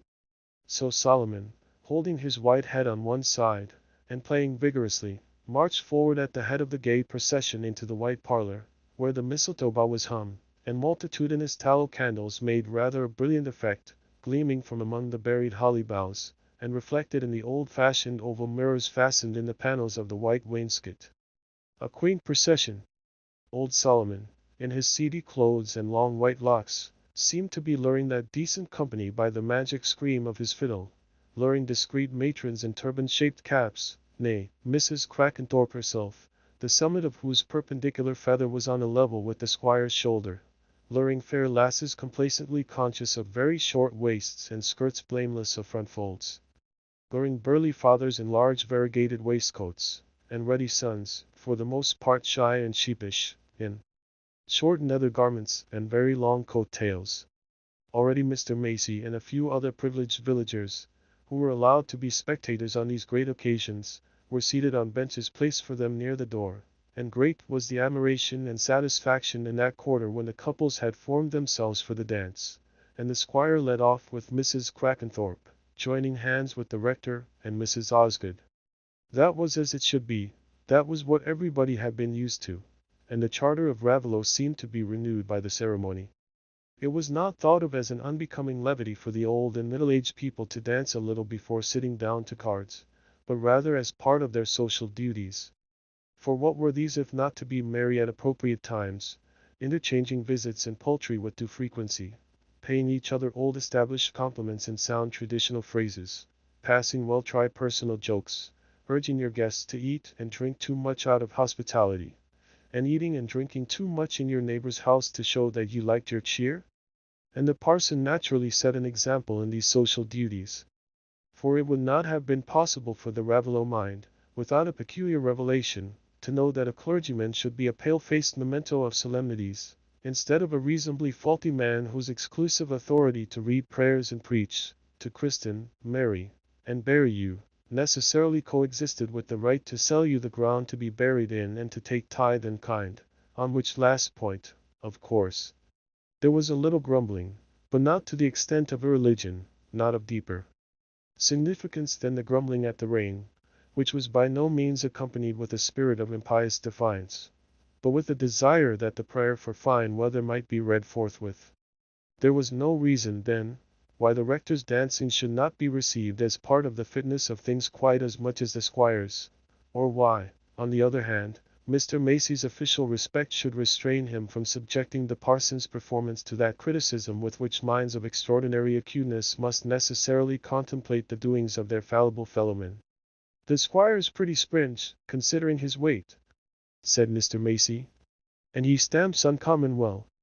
But Mr. Lammeter beats them all for shapes. You see he holds his head like a sodger, and he isn't so cushiony as most o' the oldish gentlefolks. They run fat in general, and he's got a fine leg. The parson's nimble enough, but he hasn't got much of a leg. It's a bit too thick down'ard, and his knees might be a bit nearer wild damage. But he might do worse, though he hasn't that grand way o' waving his hand as the squire has." "Talk o' nimbleness, look at Mrs. Osgood," said Ben Winthrop, who was holding his son Aaron between his knees. "She trips along with her little steps, so as nobody can see how she goes. It's like as if she had little wheels to her feet. She doesn't look a day older nor last year. She's the finest made woman as is, let the next be where she will." "I don't heed how the women are made," said Mr. Macy, with some contempt. "They wear neither coat nor breeches. You can't make much out o' their shapes." "Zayder," said Aaron, whose feet were busy beating out the tune. "How does that big cock's feather stick in Mrs. Crackenthorpe's head? Is there a little hole for it, like in my shadowcock?" "Hush, lad, hush. That's the way the ladies dress theirselves, that is," said the father, adding, however, in an undertone to Mr. Macy, "It does make her look funny, though, partly like a short-necked bottle wi' a long quill in it. Hey, by jingo, there's the young squire leading off now. Why, Miss Nancy for partners. There's a lass for you, like a pink and white posy. There's nobody you'd think as anybody could be so pretty. I shouldn't wonder if she's Madam Cass some day, arter all, and nobody more rightfler, for they'd make a fine match. You can find nothing against Master Godfrey's shapes, Macy, _I _ a little bet a penny." Mr. Macy screwed up his mouth, leaned his head further on one side, and twirled his thumbs with a presto movement, as his eyes followed Godfrey up the dance. At last he summed up his opinion. "Pretty well down'ard, but a bit too round at the shoulder blades. And as for them coats as he gets from the Flitton tailor, they're a poor cut to pay double money for." "Ah, Mr. Macy, you and me are two folks," said Ben, slightly indignant at this carping. "When I've got a pot o' good ale, I like to swallow it, and do my inside good, instead o' smelling and staring at it to see if I can't find full why the brewing. I should like you to pick me out a finer limbed young fellow nor Master Godfrey, one as you dee knock you down easier, or as more pleasant to looks when he's peart and merry." "Tch," said Mr. Macy, provoked to increased severity. "He isn't come to his right color yet. He's partly like a slack-baked pie. And I doubt he's got a soft place in his head, else why should he be turned round the finger by that awful dunce as nobody's seen o' late, and let him kill that fine hunting hoss as was the talk o' the country? And one while he was allays after Miss Nancy, and then it all went off again, like a smell o' hot porridge, as I may say.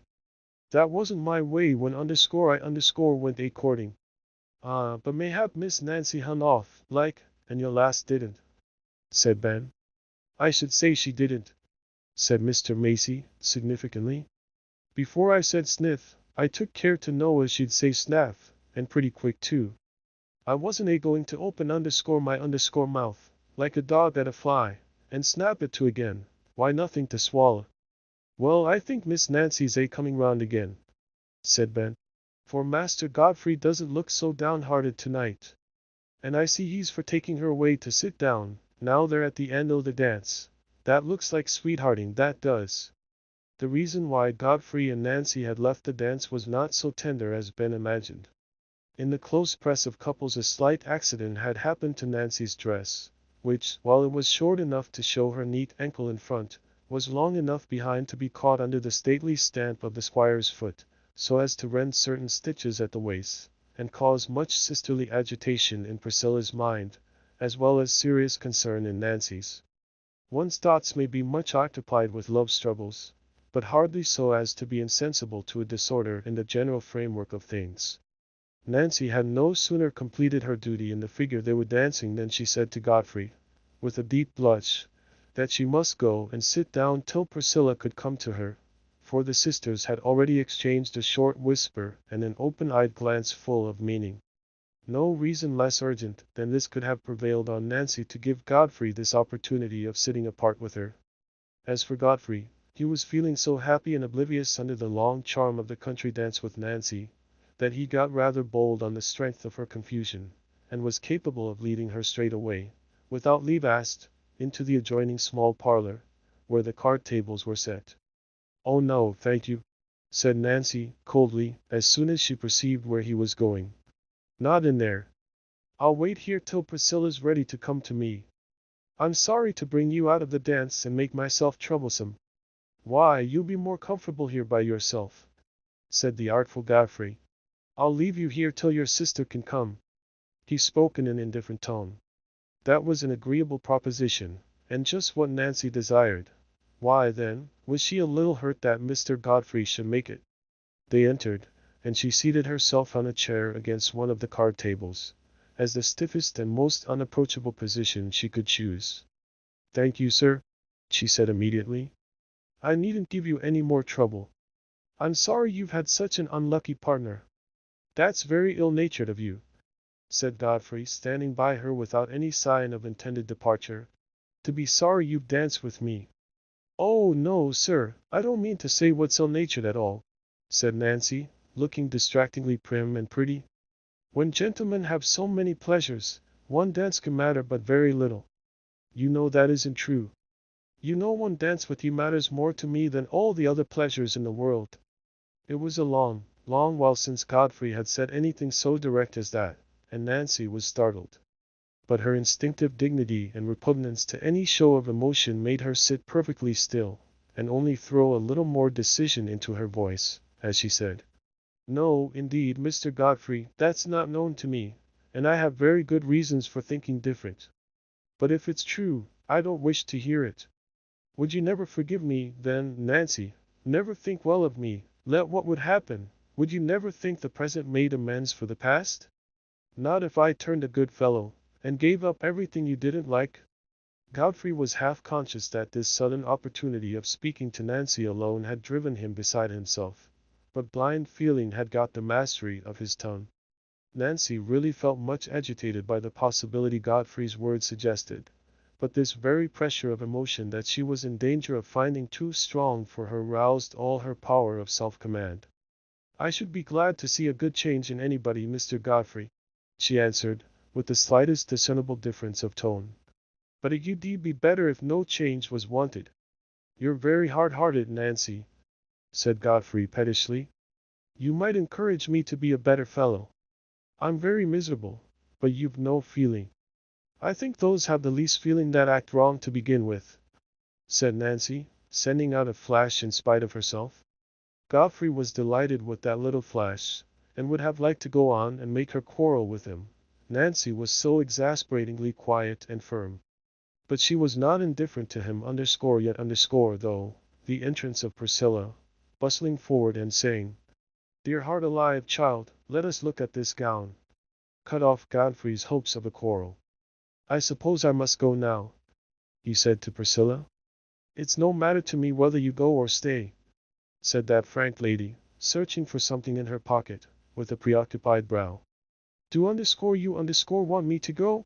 said Godfrey, looking at Nancy, who was now standing up by Priscilla's order. "As you like," said Nancy, trying to recover all her former coldness, and looking down carefully at the hem of her gown. "Then I like to stay," said Godfrey, with a reckless determination to get as much of this joy as he could tonight, and think nothing of the morrow. Chapter 12. While Godfrey Cass was taking draughts of forgetfulness from the sweet presence of Nancy, willingly losing all sense of that hidden bond which at other moments galled and fretted him so as to mingle irritation with the very sunshine, Godfrey's wife was walking with slow uncertain steps through the snow-covered Raveloe lanes, carrying her child in her arms. This journey on New Year's Eve was a premeditated act of vengeance which she had kept in her heart ever since Godfrey, in a fit of passion, had told her he would sooner die than acknowledge her as his wife. There would be a great party at the Red House on New Year's Eve, she knew. Her husband would be smiling and smiled upon, hiding her existence in the darkest corner of his heart. But she would mar his pleasure. She would go in her dingy rags, with her faded face, once as handsome as the best, with her little child that had its father's hair and eyes, and disclose herself to the squire as his eldest son's wife. It is seldom that the miserable can help regarding their misery as a wrong inflicted by those who are less miserable. Molly knew that the cause of her dingy rags was not her husband's neglect, but the demon opium to whom she was enslaved, body and soul, except in the lingering mother's tenderness that refused to give him her hungry child. She knew this well, and yet, in the moments of wretched unbenumbed consciousness, the sense of her want and degradation transformed itself continually into bitterness towards Godfrey. He was well off, and if she had her rights she would be well off too. The belief that he repented his marriage, and suffered from it, only aggravated her vindictiveness. Just and self-reproving thoughts do not come to us too thickly, even in the purest air, and with the best lessons of heaven and earth. How should those white-winged delicate messengers make their way to Molly's poison chamber, inhabited by no higher memories than those of a barmaid's paradise of pink ribbons and gentlemen's jokes? She had set out at an early hour, but had lingered on the road, inclined by her indolence to believe that if she waited under a warm shed the snow would cease to fall. She had waited longer than she knew, and now that she found herself belated in the snow-hidden ruggedness of the long lanes, even the animation of a vindictive purpose could not keep her spirit from failing. It was 7 o'clock, and by this time she was not very far from Raveloe, but she was not familiar enough with those monotonous lanes to know how near she was to her journey's end. She needed comfort, and she knew but one comforter, the familiar demon in her bosom, but she hesitated a moment, after drawing out the black remnant, before she raised it to her lips.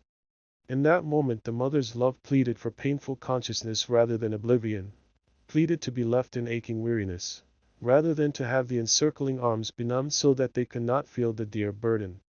In another moment Molly had flung something away, but it was not the black remnant, it was an empty phial. And she walked on again under the breaking cloud, from which there came now and then the light of a quickly veiled star, for a freezing wind had sprung up since the snowing had ceased. But she walked always more and more drowsily, and clutched more and more automatically the sleeping child at her bosom. Slowly the demon was working his will, and cold and weariness were his helpers. Soon she felt nothing but a supreme immediate longing that curtained off all futurity, the longing to lie down and sleep. She had arrived at a spot where her footsteps were no longer checked by a hedgerow, and she had wandered vaguely, unable to distinguish any objects, notwithstanding the wide whiteness around her, and the growing starlight. She sank down against a straggling furze bush, an easy pillow enough, and the bed of snow, too, was soft. She did not feel that the bed was cold, and did not heed whether the child would wake and cry for her. But her arms had not yet relaxed their instinctive clutch, and the little one slumbered on as gently as if it had been rocked in a lace-trimmed cradle. But the complete torpor came at last. The fingers lost their tension, the arms unbent. Then the little head fell away from the bosom, and the blue eyes opened wide on the cold starlight. At first there was a little peevish cry of, "Mammy!" and an effort to regain the pillowing arm and bosom. But Mammy's ear was deaf, and the pillow seemed to be slipping away backward. Suddenly, As the child rolled downward on its mother's knees, all wet with snow, its eyes were caught by a bright glancing light on the white ground, and with the ready transition of infancy, it was immediately absorbed in watching the bright living thing running towards it, yet never arriving. That bright living thing must be caught, and in an instant the child had slipped on all fours, and held out one little hand to catch the gleam. But the gleam would not be caught in that way, and now the head was held up to see where the cunning gleam came from. It came from a very bright place, and the little one, rising on its legs, toddled through the snow, the old grimy shawl in which it was wrapped trailing behind it, and the queer little bonnet dangling at its back, toddled on to the open door of Silas Marner's cottage, and right up to the warm hearth, where there was a bright fire of logs and sticks, which had thoroughly warmed the old sack, Silas's greatcoat, spread out on the bricks to dry. The little one, accustomed to be left to itself for long hours without notice from its mother, squatted down on the sack, and spread its tiny hands towards the blaze, in perfect contentment, gurgling and making many inarticulate communications to the cheerful fire, like a new-hatched gosling beginning to find itself comfortable. But presently the warmth had a lulling effect, and the little golden head sank down on the old sack, and the blue eyes were veiled by their delicate half-transparent lids. But where was Silas Marner while this strange visitor had come to his hearth? He was in the cottage, but he did not see the child. During the last few weeks, since he had lost his money, he had contracted the habit of opening his door and looking out from time to time, as if he thought that his money might be somehow coming back to him, or that some trace, some news of it, might be mysteriously on the road, and be caught by the listening ear or the straining eye. It was chiefly at night, when he was not occupied in his loom, that he fell into this repetition of an act for which he could have assigned no definite purpose, and which can hardly be understood except by those who have undergone a bewildering separation from a supremely loved object. In the evening twilight, and later whenever the night was not dark, Silas looked out on that narrow prospect round the stone pits, listening and gazing, not with hope, but with mere yearning and unrest. This morning he had been told by some of his neighbors that it was New Year's Eve, and that he must sit up and hear the old year rung out and the new rung in, because that was good luck, and might bring his money back again. This was only a friendly Raveloe way of jesting with the half-crazy oddities of a miser, but it had perhaps helped to throw Silas into a more than usually excited state.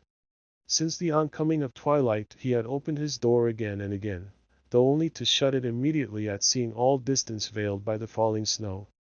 But the last time he opened it the snow had ceased, and the clouds were parting here and there. He stood and listened, and gazed for a long while.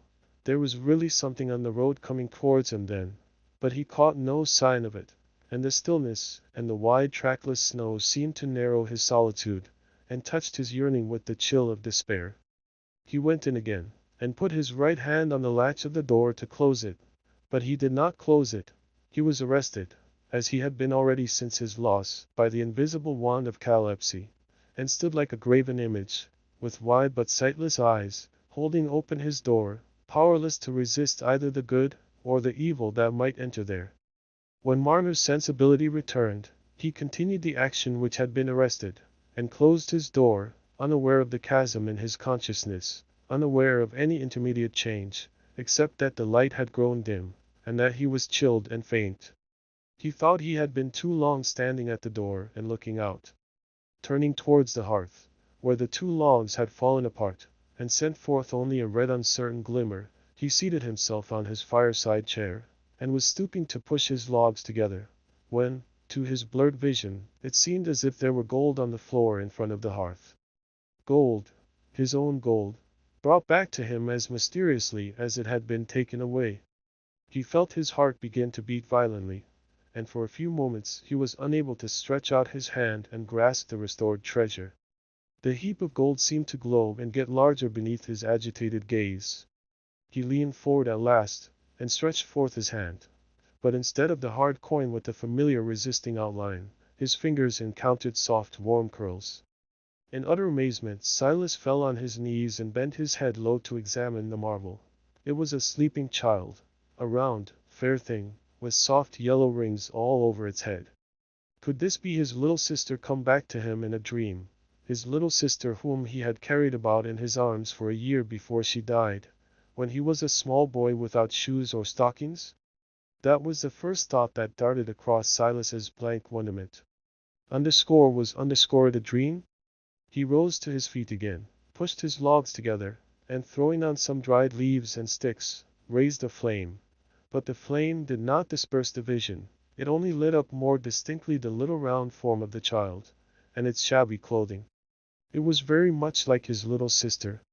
Silas sank into his chair powerless, under the double presence of an inexplicable surprise and a hurrying influx of memories. How and when had the child come in without his knowledge? He had never been beyond the door. But along with that question, and almost thrusting it away, there was a vision of the old home and the old streets leading to Lantern Yard, and within that vision another, of the thoughts which had been present with him in those far-off scenes. The thoughts were strange to him now, like old friendships impossible to revive, and yet he had a dreamy feeling that this child was somehow a message come to him from that far-off life. It stirred fibers that had never been moved in Raveloe, old quiverings of tenderness, old impressions of awe at the presentiment of some power presiding over his life.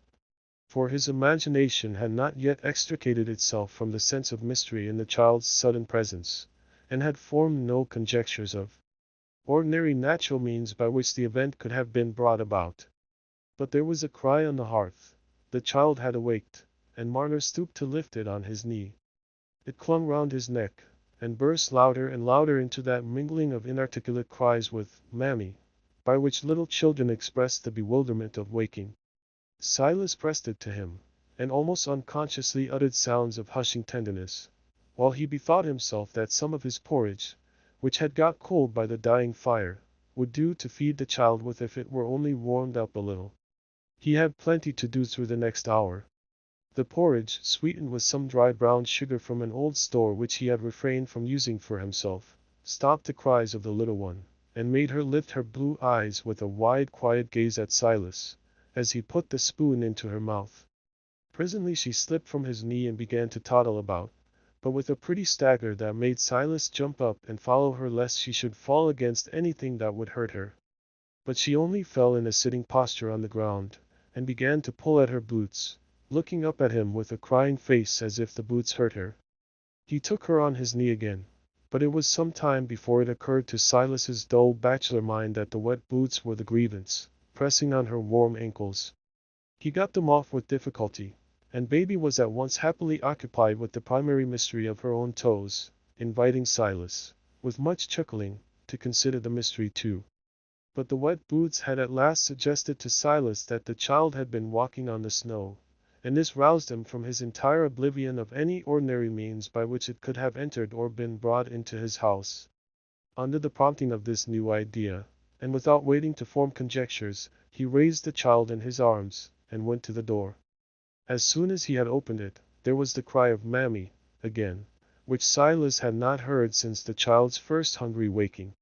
Bending forward, he could just discern the marks made by the little feet on the virgin snow, and he followed their track to the furze bushes. "Mammy!" the little one cried again and again, stretching itself forward so as almost to escape from Silas's arms, before he himself was aware that there was something more than the bush before him, that there was a human body, with the head sunk low in the furze, and half covered with the shaken snow. Chapter 13.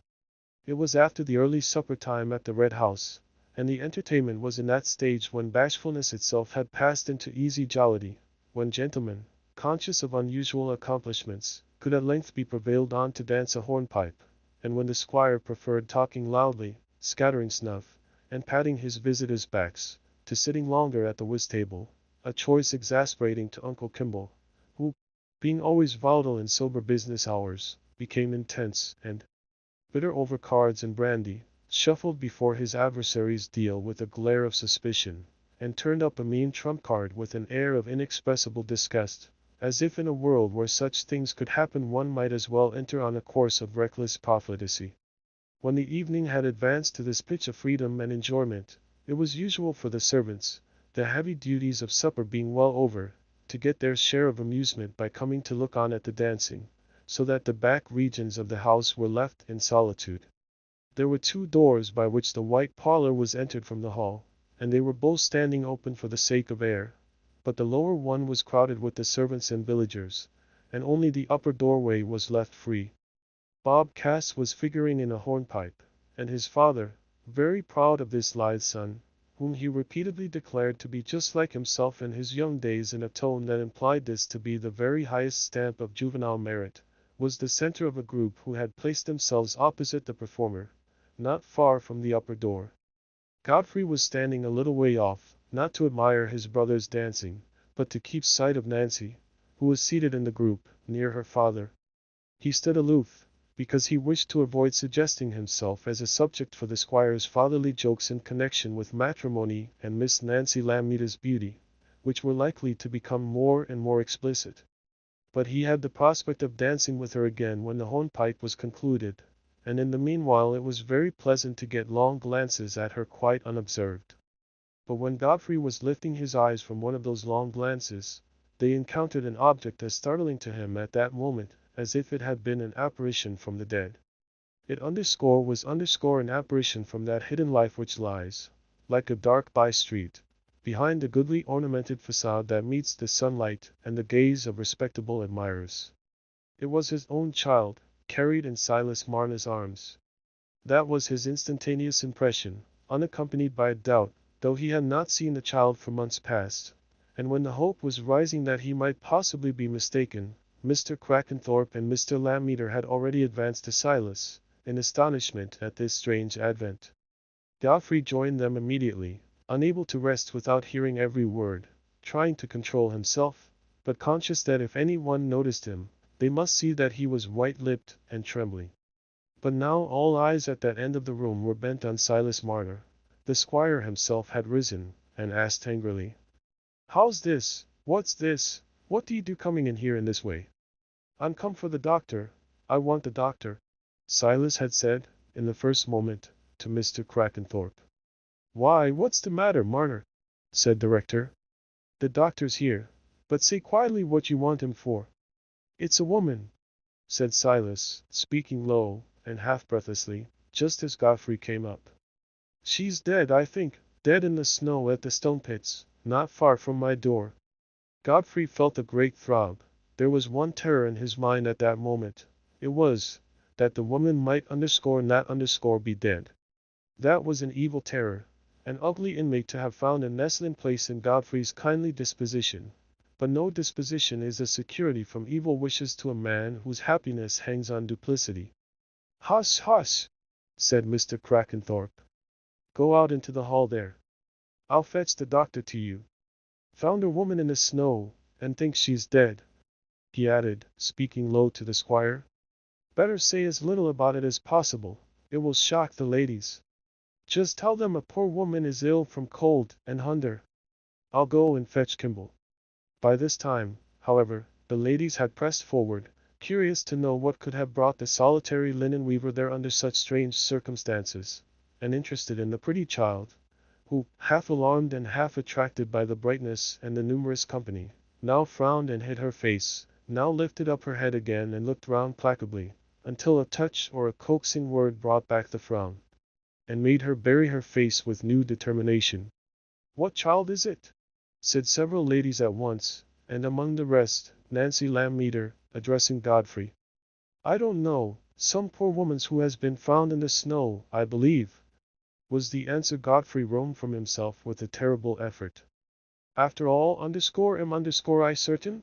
he hastened to add, silently, in anticipation of his own conscience. "Why, you better leave the child here, then, Master Marner," said good-natured Mrs. Kimball, hesitating, however, to take those dingy clothes into contact with her own ornamented satin bodice. "I'll tell one of the girls to fetch it." "No, no, I can't part with it, I can't let it go," said Silas, abruptly. "It's come to me, I've a right to keep it." The proposition to take the child from him had come to Silas quite unexpectedly, and his speech, uttered under a strong sudden impulse, was almost like a revelation to himself. A minute before, he had no distinct intention about the child. "Did you ever hear the like?" said Mrs. Kimball, in mild surprise, to her neighbor. Now, ladies, I must trouble you to stand aside, said Mr. Kimball, coming from the card room, in some bitterness at the interruption, but drilled by the long habit of his profession into obedience to unpleasant calls, even when he was hardly sober. It's a nasty business turning out now, Kimball? Said the squire. He might ha' gone for your young fellow, the prentice there, what's his name? Might? Aye, what's the use of talking about might? Growled Uncle Kimball, hastening out with Marner, and followed by Mr. Crackenthorpe and Godfrey. Give me a pair of thick boots, Godfrey, will you? And stay, let somebody run to Winthrop's and fetch Dolly, she's the best woman to get. Ben was here himself before supper, is he gone? Yes, sir, I met him, said Marner. But I couldn't stop to tell him anything, only I said I was going for the doctor, and he said the doctor was at the squire's. And I made haste and ran, and there was nobody to be seen at the back of the house, and so I went in to where the company was. The child, no longer distracted by the bright light and the smiling women's faces, began to cry and call for Mammy, though always clinging to Marner, who had apparently won her thorough confidence. Godfrey had come back with the boots, and felt the cry as if some fiber were drawn tight within him. I'll go, he said hastily, eager for some movement. I'll go and fetch the woman, Mrs. Winthrop. Oh, pooh, send somebody else, said Uncle Kimball, hurrying away with Marner. You let me know if I can be of any use, Kimball, said Mr. Crackenthorpe. But the doctor was out of hearing. Godfrey, too, had disappeared. He was gone to snatch his hat and coat, having just reflection enough to remember that he must not look like a madman. But he rushed out of the house into the snow without heeding his thin shoes. In a few minutes he was on his rapid way to the stone pits by the side of Dolly, who, though feeling that she was entirely in her place in encountering cold and snow on an errand of mercy, was much concerned at a young gentleman's getting his feet wet under a like impulse. You'd a deal better go back, sir, said Dolly, with respectful compassion. You've no call to catch cold, and I'd ask you if you'd be so good as tell my husband to come on your way back. He's at the Rainbow, I doubt, if you found him anyway sober enough to be o' use. Or else, there's Mrs. Snell you'd happen send the boy up to fetch and carry, for there may be things wanted from the doctors. No, I'll stay now I'm once out, I'll stay outside here, said Godfrey, when they came opposite Marner's cottage. You can come and tell me if I can do anything. Well, sir, you're very good, you've a tender heart, said Dolly, going to the door. Godfrey was too painfully preoccupied to feel a twinge of self-reproach at this undeserved praise. He walked up and down, unconscious that he was plunging ankle-deep in snow, unconscious of everything but trembling suspense about what was going on in the cottage, and the effect of each alternative on his future lot. No, not quite unconscious of everything else. Deeper down, and half smothered by passionate desire and dread, there was the sense that he ought not to be waiting on these alternatives, that he ought to accept the consequences of his deeds, own the miserable wife, and fulfill the claims of the helpless child. But he had not moral courage enough to contemplate that active renunciation of Nancy as possible for him. He had only conscience and heart enough to make him forever uneasy under the weakness that forbade the renunciation. And at this moment his mind leaped away from all restraint toward the sudden prospect of deliverance from his long bondage. Is she dead? Said the voice that predominated over every other within him. If she is, I may marry Nancy, and then I shall be a good fellow in future, and have no secrets, and the child shall be taken care of somehow. But across that vision came the other possibility. She may live, and then it's all up with me. Godfrey never knew how long it was before the door of the cottage opened and Mr. Kimball came out. He went forward to meet his uncle, prepared to suppress the agitation he must feel, whatever news he was to hear. I waited for you, as I'd come so far, he said, speaking first. Pooh, it was nonsense for you to come out. Why didn't you send one of the men? There's nothing to be done. She's dead, has been dead for hours, I should say. What sort of woman is she? Said Godfrey, feeling the blood rush to his face. A young woman, but emaciated, with long black hair. Some vagrant, quite in rags. She's got a wedding ring on, however. They must fetch her away to the workhouse tomorrow. Come along. I want to look at her, said Godfrey. I think I saw such a woman yesterday. I'll overtake you in a minute or two, Mr. Kimball went on, and Godfrey turned back to the cottage. He cast only one glance at the dead face on the pillow, which Dolly had smoothed with decent care. But he remembered that last look at his unhappy hated wife so well, that at the end of 16 years every line in the worn face was present to him when he told the full story of this night. He turned immediately towards the hearth, where Silas Marner sat lulling the child. She was perfectly quiet now, but not asleep, only soothed by sweet porridge and warmth into that wide-gazing calm which makes us older human beings, with our inward turmoil, feel a certain awe in the presence of a little child, such as we feel before some quiet majesty or beauty in the earth or sky, before a steady glowing planet, or a full-flowered eglantine, or the bending trees over a silent pathway. The wide-open blue eyes looked up at Godfrey's without any uneasiness or sign of recognition.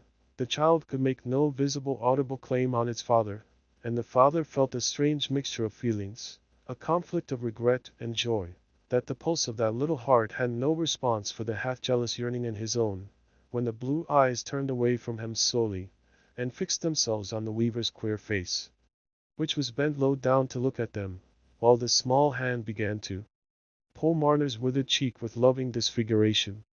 "You'll take the child to the parish tomorrow?" asked Godfrey, speaking as indifferently as he could. "Who says so?" said Marner sharply. "Will they make me take her? Why, you wouldn't like to keep her, should you, an old bachelor like you? Till anybody shows they've a right to take her away from me," said Marner. "The mother's dead, and I reckon it's got no father. It's a lone thing, and I'm a lone thing. My money's gone, I don't know where, and this has come from I don't know where. I know nothing, I'm partly mazed." "Poor little thing," said Godfrey. "Let me give something towards finding it clothes." He had put his hand in his pocket, and found half a guinea, and thrusting it into Silas's hand, he hurried out of the cottage to overtake Mr. Kimball. I see it's not the same woman I saw," he said, as he came up. "It's a pretty little child. The old fellow seems to want to keep it. That's strange for a miser like him. But I gave him a trifle to help him out. The parish isn't likely to quarrel with him for the right to keep the child." "No, but I've seen the time when I might have quarreled with him for it myself. It's too late now, though. If the child ran into the fire, your aunt's too fat to overtake it. She could only sit and grunt like an alarmed cell. But what a fool you are, Godfrey, to come out in your dancing shoes and stockings in this way, and you one of the beaux of the evening, and at your own house. What do you mean by such freaks, young fellow? Has Miss Nancy been cruel, and do you want to spite her by spoiling your pumps?" "Oh, everything has been disagreeable tonight. I was tired to death of jigging and gallanting, and that bother about the hornpipes. And I'd got to dance with the other Miss Gunn," said Godfrey, glad of the subterfuge his uncle had suggested to him. The prevarication and white lies which a mind that keeps itself ambitiously pure is as uneasy under as a great artist under the false touches that no eye detects but his own, are worn as lightly as mere trimmings when once the actions have become a lie. Godfrey reappeared in the white parlor with dry feet, and since the truth must be told, with a sense of relief and gladness that was too strong for painful thoughts to struggle with. For could he not venture now, whenever opportunity offered, to say the tenderest things to Nancy Lamb Meter, to promise her and himself that he would always be just what she would desire to see him? There was no danger that his dead wife would be recognized. Those were not days of active inquiry and wide report, and as for the registry of their marriage, that was a long way off, buried in unturned pages, away from every one's interest but his own. Dunsey might betray him if he came back, but Dunsey might be won to silence. And when events turn out so much better for a man than he has had reason to dread, is it not a proof that his conduct has been less foolish and blameworthy than it might otherwise have appeared? When we are treated well, we naturally begin to think that we are not altogether unmeritorious, and that it is only just we should treat ourselves well, and not mar our own good fortune. Where, after all, would be the use of his confessing the past to Nancy Lamb Meter, and throwing away his happiness? Nay, hers? For he felt some confidence that she loved him. As for the child, he would see that it was cared for, He would never forsake it. He would do everything but own it. Perhaps it would be just as happy in life without being owned by its father, seeing that nobody could tell how things would turn out, and that, is there any other reason wanted? Well, then, that the father would be much happier without owning the child. Chapter 14. There was a pauper's burial that week in Raveloe, and up Kent's Yard at Batherley it was known that the dark-haired woman with the fair child, who had lately come to lodge there, was gone away again. That was all the express note taken that Molly had disappeared from the eyes of men. But the unwept death which, to the general lot, seemed as trivial as the summer-shed leaf, was charged with the force of destiny to certain human lives that we know of, shaping their joys and sorrows even to the end. Silas Marner's determination to keep the tramp's child was matter of hardly less surprise and iterated talk in the village than the robbery of his money. That softening of feeling towards him which dated from his misfortune, that merging of suspicion and dislike in a rather contemptuous pity for him as lone and crazy, was now accompanied with a more active sympathy, especially amongst the women. Notable mothers, who knew what it was to keep children, pale and sweet, lazy mothers, who knew what it was to be interrupted in folding their arms and scratching their elbows by the mischievous propensities of children just firm on their legs, were equally interested in conjecturing how a lone man would manage with a 2-year-old child on his hands, and were equally ready with their suggestions, the notable chiefly telling him what he had better do, and the lazy ones being emphatic in telling him what he would never be able to do. Among the notable mothers, Dolly Winthrop was the one whose neighborly offices were the most acceptable to Marner, for they were rendered without any show of bustling instruction. Silas had shown her the half-guinea given to him by Godfrey, and had asked her what he should do about getting some clothes for the child. "And Master Marner," said Dolly, "there's no call to buy, no more nor a pair o' shoes, for I've got the little petticoats as Aaron wore 5 years ago, and it's all spending the money on them baby clothes, for the child you'll grow like grass I may, bless it, that it will." And the same day Dolly brought her bundle, and displayed to Marner, one by one, the tiny garments in their due order of succession, most of them patched and darned, but clean and neat as fresh-sprung herbs. This was the introduction to a great ceremony with soap and water, from which baby came out in new beauty, and sat on Dolly's knee, handling her toes and chuckling and patting her palms together with an air of having made several discoveries about herself, which she communicated by alternate sounds of "down down God" and "mammy." The "mammy" was not a cry of need or uneasiness. Baby had been used to utter it without expecting either tender sound or touch to follow. "Anybody you'd think the angels in heaven couldn't be prettier," said Dolly, rubbing the golden curls and kissing them. "And to think of its being covered wi' them dirty rags, and the poor mother froze to death, but there's them as took care of it, and brought it to your door, Master Marner." The door was open, and it walked in over the snow, like as if it had been a little starved robin. "Didn't ye say the door was open?" "Yes," said Silas, meditatively. "Yes, the door was open. The money's gone I don't know where, and this has come from I don't know where." He had not mentioned to any one his unconsciousness of the child's entrance, shrinking from questions which might lead to the fact he himself suspected, namely, that he had been in one of his trances. "Ah," said Dolly, with soothing gravity, "it's like the night and the morning, and the sleeping and the waking, and the rain and the harvest, one goes and the other comes, and we know nothing how nor where. We may strive and scrat and fend, but it's little we can do arter all. The big things come and go why no striving o' our end, they do, that they do, and I think you're in the right on it to keep the little un, Master Marner, seeing as it's been sent to you, though there's folks as thinks different. You'll happen be a bit moithered with it while it's so little, but I'll come, and welcome, and see to it for you. I've a bit o' time to spare most days, for when one gets up betimes i' the morning, the clock seems to stand still towarty 10, afore it's time to go about the victual. So, as I say, I'll come and see to the child for you, and welcome." "Thank you, kindly," said Silas, hesitating a little. "I'll be glad if you'll tell me things. But," he added uneasily, leaning forward to look at baby with some jealousy, as she was resting her head backward against Dolly's arm, and eyeing him contentedly from a distance, "but I want to do things for it myself, else it may get fond o' somebody else, and not fond o' me." I've been used to fending for myself in the house. I can learn, I can learn. To be sure, said Dolly gently. I've seen men as a wonderful handy wi' children. The men are awkward and contrary mostly, God help 'em, but when the drink's out of 'em, they are unsensible, though they're bad for leeching and bandaging, so fiery and unpatient. You see this goes first, next the skin, proceeded Dolly, taking up the little shirt and putting it on.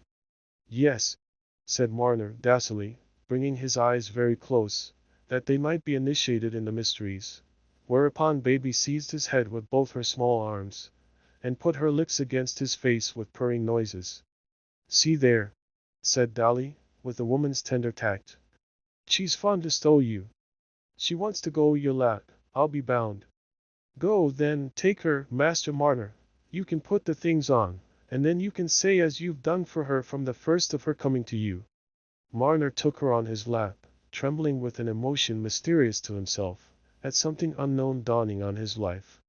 Thought and feeling were so confused within him, that if he had tried to give them utterance, he could only have said that the child was come instead of the gold, that the gold had turned into the child. He took the garments from Dolly, and put them on under her teaching, interrupted, of course, by Baby's gymnastics. There, then. Why, you take to it quite easy, Master Marner, said Dolly. But what shall you do when you're forced to sit in your loom? For she'll get busier and mischievous every day, she will, bless her. It's lucky as you've got that high hearth instead of a grate, for that keeps the fire more out of her reach. But if you've got anything as can be spilt or broke, or as is fit to cut her fingers off, she'll be at it, and it is but right you should know. Silas meditated a little while in some perplexity. I'll tie her to the light o' the loom, he said at last. Tie her with a good long strip o' something. Well, mayhap that'll do, as it's a little gel, for they're easier persuaded to sit at one place nor the lads. I know what the lads are, for I've had, God knows, and if you was to take and tie 'em up, they'd make a fighting and a crying as if you was ringing the pigs. But I'll bring you my little chair, and some bits o' red rag and things for her to play wi', and she'll sit and chatter to 'em as if they was alive. If it wasn't a sin to the lads to wish 'em made different, bless 'em, I should ha' been glad for one of 'em to be a little Jill, and to think as I could ha' taught her to scour, and mend, and the knitting, and everything. But I can teach 'em this little un, Master Marner, when she gets old enough. But she'll be my little un, said Marner, rather hastily. She'll be nobody else's. No, to be sure, you'll have a right to her, if you're a father to her, and bring her up according. But, added Dolly, coming to a point which she had determined beforehand to touch upon, you must bring her up like christened folks as children, and take her to church, and let her learn her catechise, as my little Aaron can say off, the I believe, and everything, and her nobody by word or deed, as well as if he was the clerk. That's what you must do, Master Marner, if you do the right thing by the orphan child. Marner's pale face flushed suddenly under a new anxiety. His mind was too busy trying to give some definite bearing to Dolly's words for him to think of answering her.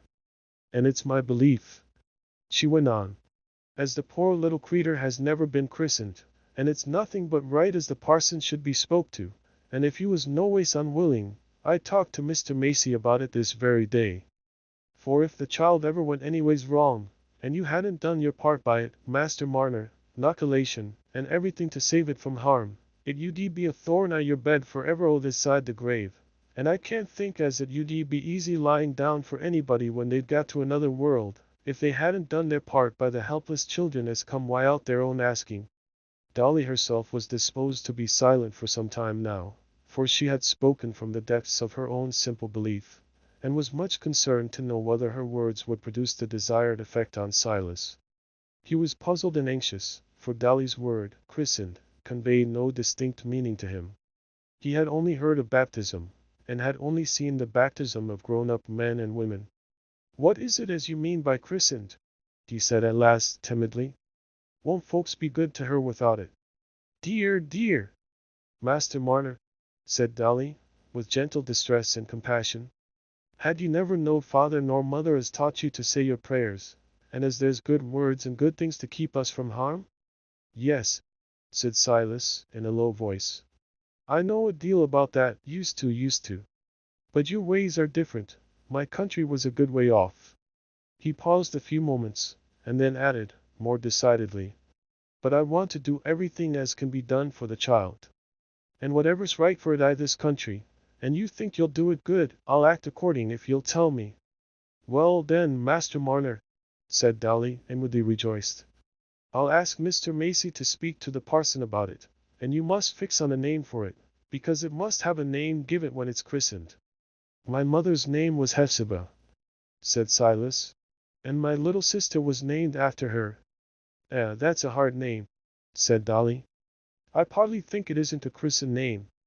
It's a Bible name," said Silas, old ideas recurring. "Then I've no call to speak again it," said Dolly, rather startled by Silas's knowledge on this head. "But you see I'm no scholard, and I'm slow at catching the words. My husband says I'm allays like as if I was putting the haft for the handle. That's what he says, for he's very sharp, God help him. But it was awkard calling your little sister by such a hard name, when you've got nothing big to say, like, wasn't it, Master Marner?" "We called her Ippy," said Silas. "Well, if it was noways wrong to shorten the name, it would be a deal handier.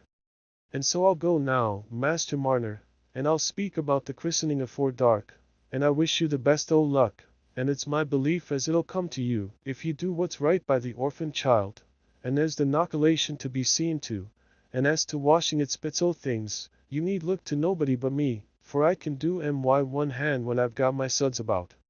At the blessed angel, you'll let me bring my Aaron one o' these days, and he'll show her his little cart as his father's made for him, and the black and white pup as he's got a rearing."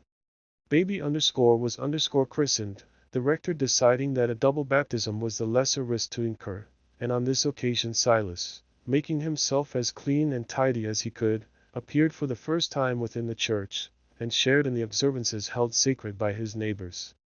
He was quite unable, by means of anything he heard or saw, to identify the Raveloe religion with his old faith. If he could at any time in his previous life have done so, it must have been by the aid of a strong feeling ready to vibrate with sympathy, rather than by a comparison of phrases and ideas. And now for long years that feeling had been dormant. He had no distinct idea about the baptism and the church-going, except that Dolly had said it was for the good of the child. And in this way, as the weeks grew to months, the child created fresh links between his life and the lives from which he had hitherto shrunk continually into narrower isolation. Unlike the gold which needed nothing, and must be worshipped in close-locked solitude, which was hidden away from the daylight, was deaf to the song of birds, and started to know human tones, Ippy was a creature of endless claims and ever-growing desires, seeking and loving sunshine, and living sounds, and living movements, making trial of everything, with trust and new joy, and stirring the human kindness in all eyes that looked on her. The gold had kept his thoughts in an ever-repeated circle, leading to nothing beyond itself. But Ippy was an object compacted of changes and hopes that forced his thoughts onward, and carried them far away from their old eager pacing towards the same blank linnet, carried them away to the new things that would come with the coming years, when Ippy would have learned to understand how her father Silas cared for her, and made him look for images of that time in the ties and charities that bound together the families of his neighbors. The gold had asked that he should sit weaving longer and longer, deafened and blinded more and more to all things except the monotony of his loom and the repetition of his web.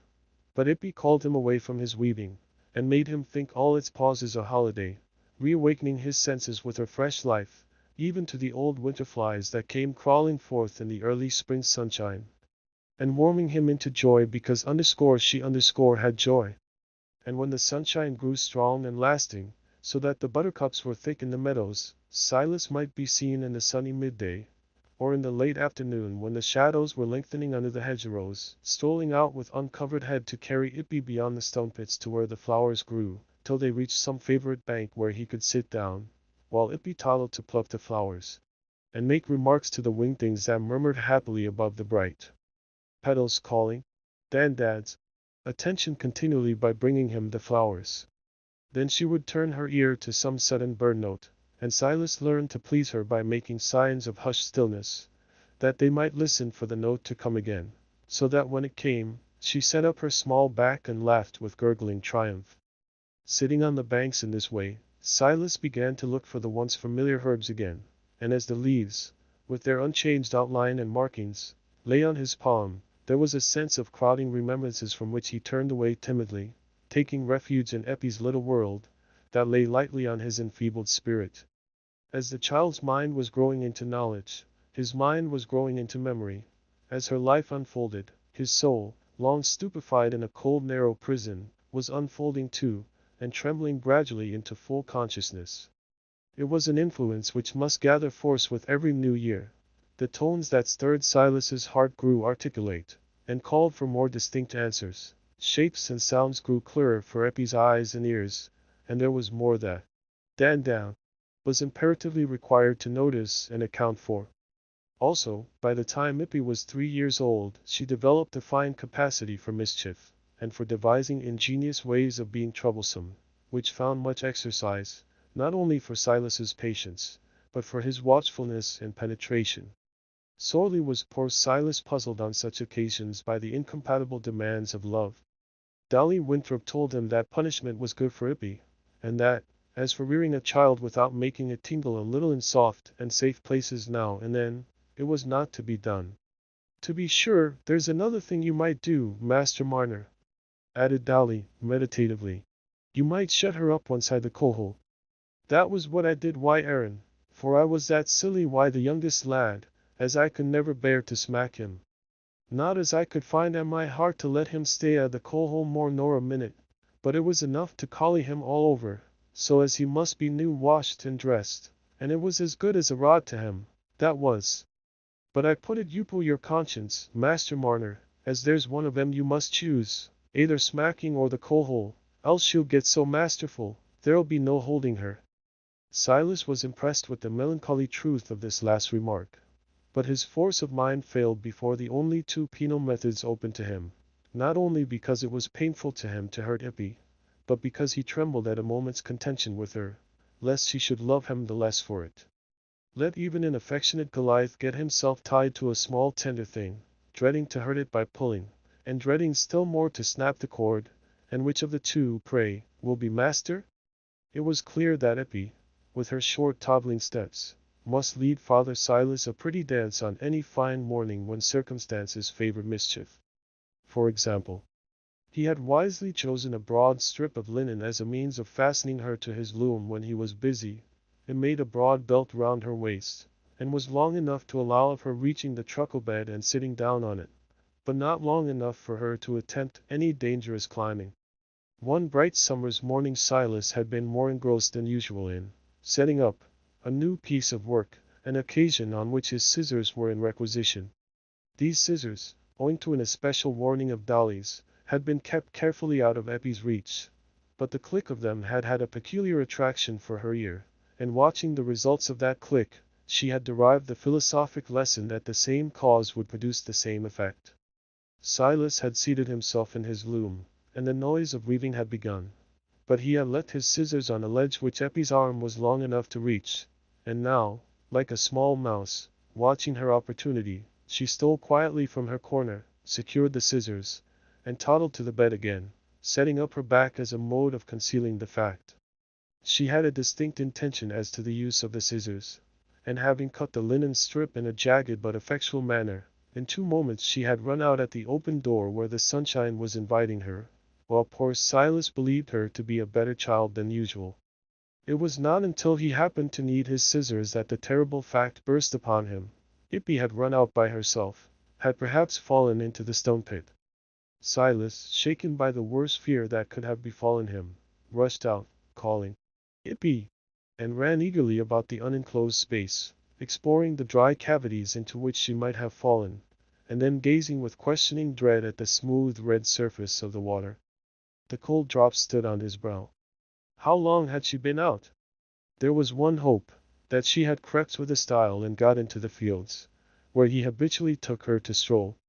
But the grass was high in the meadow, and there was no descrying her, if she were there, except by a close search that would be a trespass on Mr. Osgood's crop.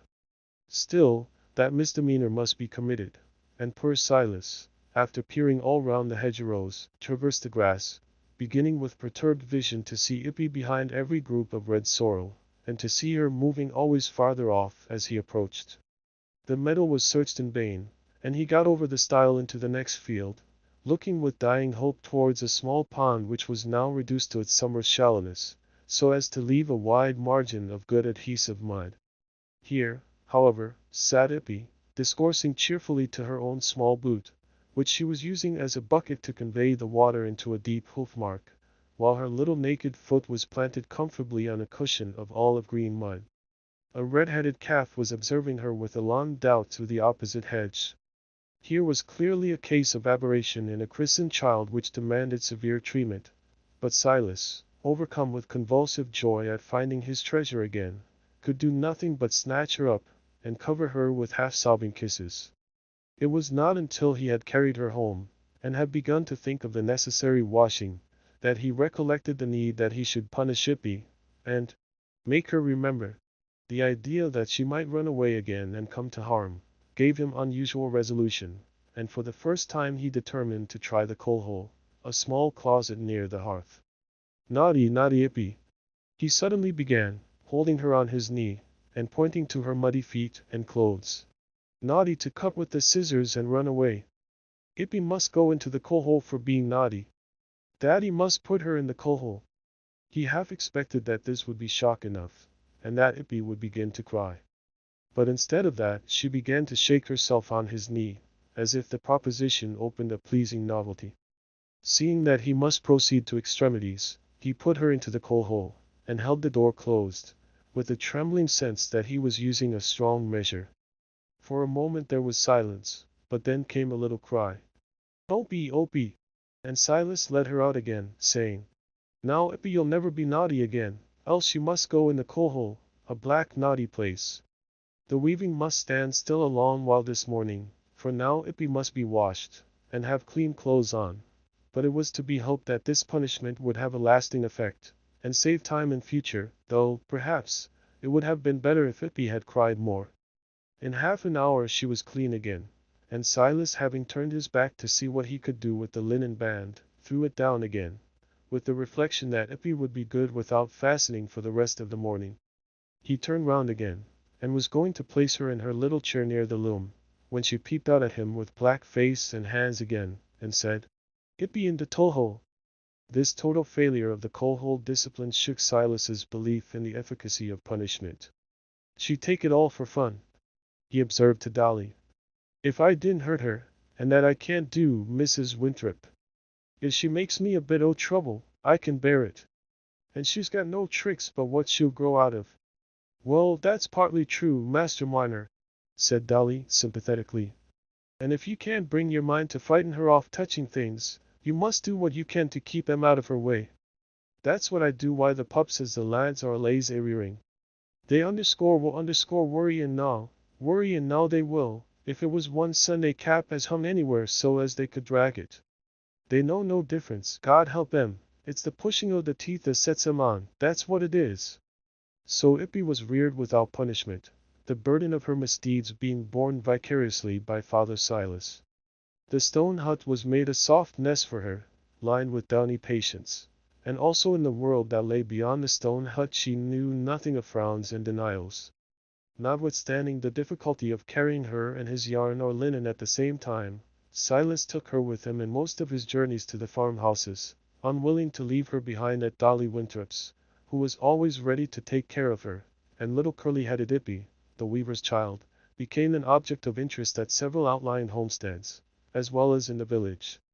Hitherto he had been treated very much as if he had been a useful gnome or brownie, a queer and unaccountable creature, who must necessarily be looked at with wondering curiosity and repulsion, and with whom one would be glad to make all greetings and bargains as brief as possible, but who must be dealt with in a propitiatory way, and occasionally have a present of pork or garden stuff to carry home with him, seeing that without him there was no getting the yarn woven. But now Silas met with open smiling faces and cheerful questioning, as a person whose satisfactions and difficulties could be understood. Everywhere he must sit a little and talk about the child, and words of interest were always ready for him. Ah, Master Marner, you'll be lucky if she takes the measles soon and easy. Or, why, there isn't many lone men you'd have been wishing to take up with a little one like that. But I reckon the weaving makes you handier than men as do outdoor work. You're partly as handy as a woman, for weaving comes next to spinning. Elderly masters and mistresses, seated observantly in large kitchen armchairs, shook their heads over the difficulties attendant on rearing children, felt Eppie's round arms and legs, and pronounced them remarkably firm, and told Silas that, if she turned out well, which, however, there was no telling, it would be a fine thing for him to have a steady lass to do for him when he got helpless. Servant maidens were fond of carrying her out to look at the hens and chickens, or to see if any cherries could be shaken down in the orchard, and the small boys and girls approached her slowly, with cautious movement and steady gaze, like little dogs face to face with one of their own kind, till attraction had reached the point at which the soft lips were put out for a kiss. No child was afraid of approaching Silas when Ippy was near him. There was no repulsion around him now, either for young or old, for the little child had come to link him once more with the whole world. There was love between him and the child that blent them into one, and there was love between the child and the world, from men and women with parental looks and tones, to the red ladybirds and the round pebbles. Silas began now to think of Raveloe life entirely in relation to Ippy. She must have everything that was a good in Raveloe, and he listened docilely, that he might come to understand better what this life was, from which, for 15 years, he had stood aloof as from a strange thing, with which he could have no communion. As some man who has a precious plant to which he would give a nurturing home in a new soil, thinks of the rain, and the sunshine, and all influences, in relation to his nursling, and asks industriously for all knowledge that will help him to satisfy the wants of the searching roots, or to guard leaf and bud from invading harm. The disposition to hoard had been utterly crushed at the very first by the loss of his long-stored gold. The coins he earned afterwards seemed as irrelevant as stones brought to complete a house suddenly buried by an earthquake. The sense of bereavement was too heavy upon him for the old thrill of satisfaction to arise again at the touch of the newly earned coin. And now something had come to replace his hoard which gave a growing purpose to the earnings, drawing his hope and joy continually onward beyond the money. In old days there were angels who came and took men by the hand and led them away from the city of destruction. We see no white-winged angels now. But yet men are led away from threatening destruction. A hand is put into theirs, which leads them forth gently towards a calm and bright land, so that they look no more backward, and the hand may be a little child's. Chapter 15. There was one person, as you will believe, who watched with keener though more hidden interest than any other, the prosperous growth of Ippy under the weaver's care. He dared not do anything that would imply a stronger interest in a poor man's adopted child than could be expected from the kindliness of the young squire, when a chance meeting suggested a little present to a simple old fellow whom others noticed with goodwill.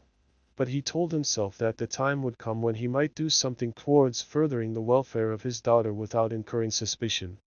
Was he very uneasy in the meantime at his inability to give his daughter a birthright? I cannot say that he was.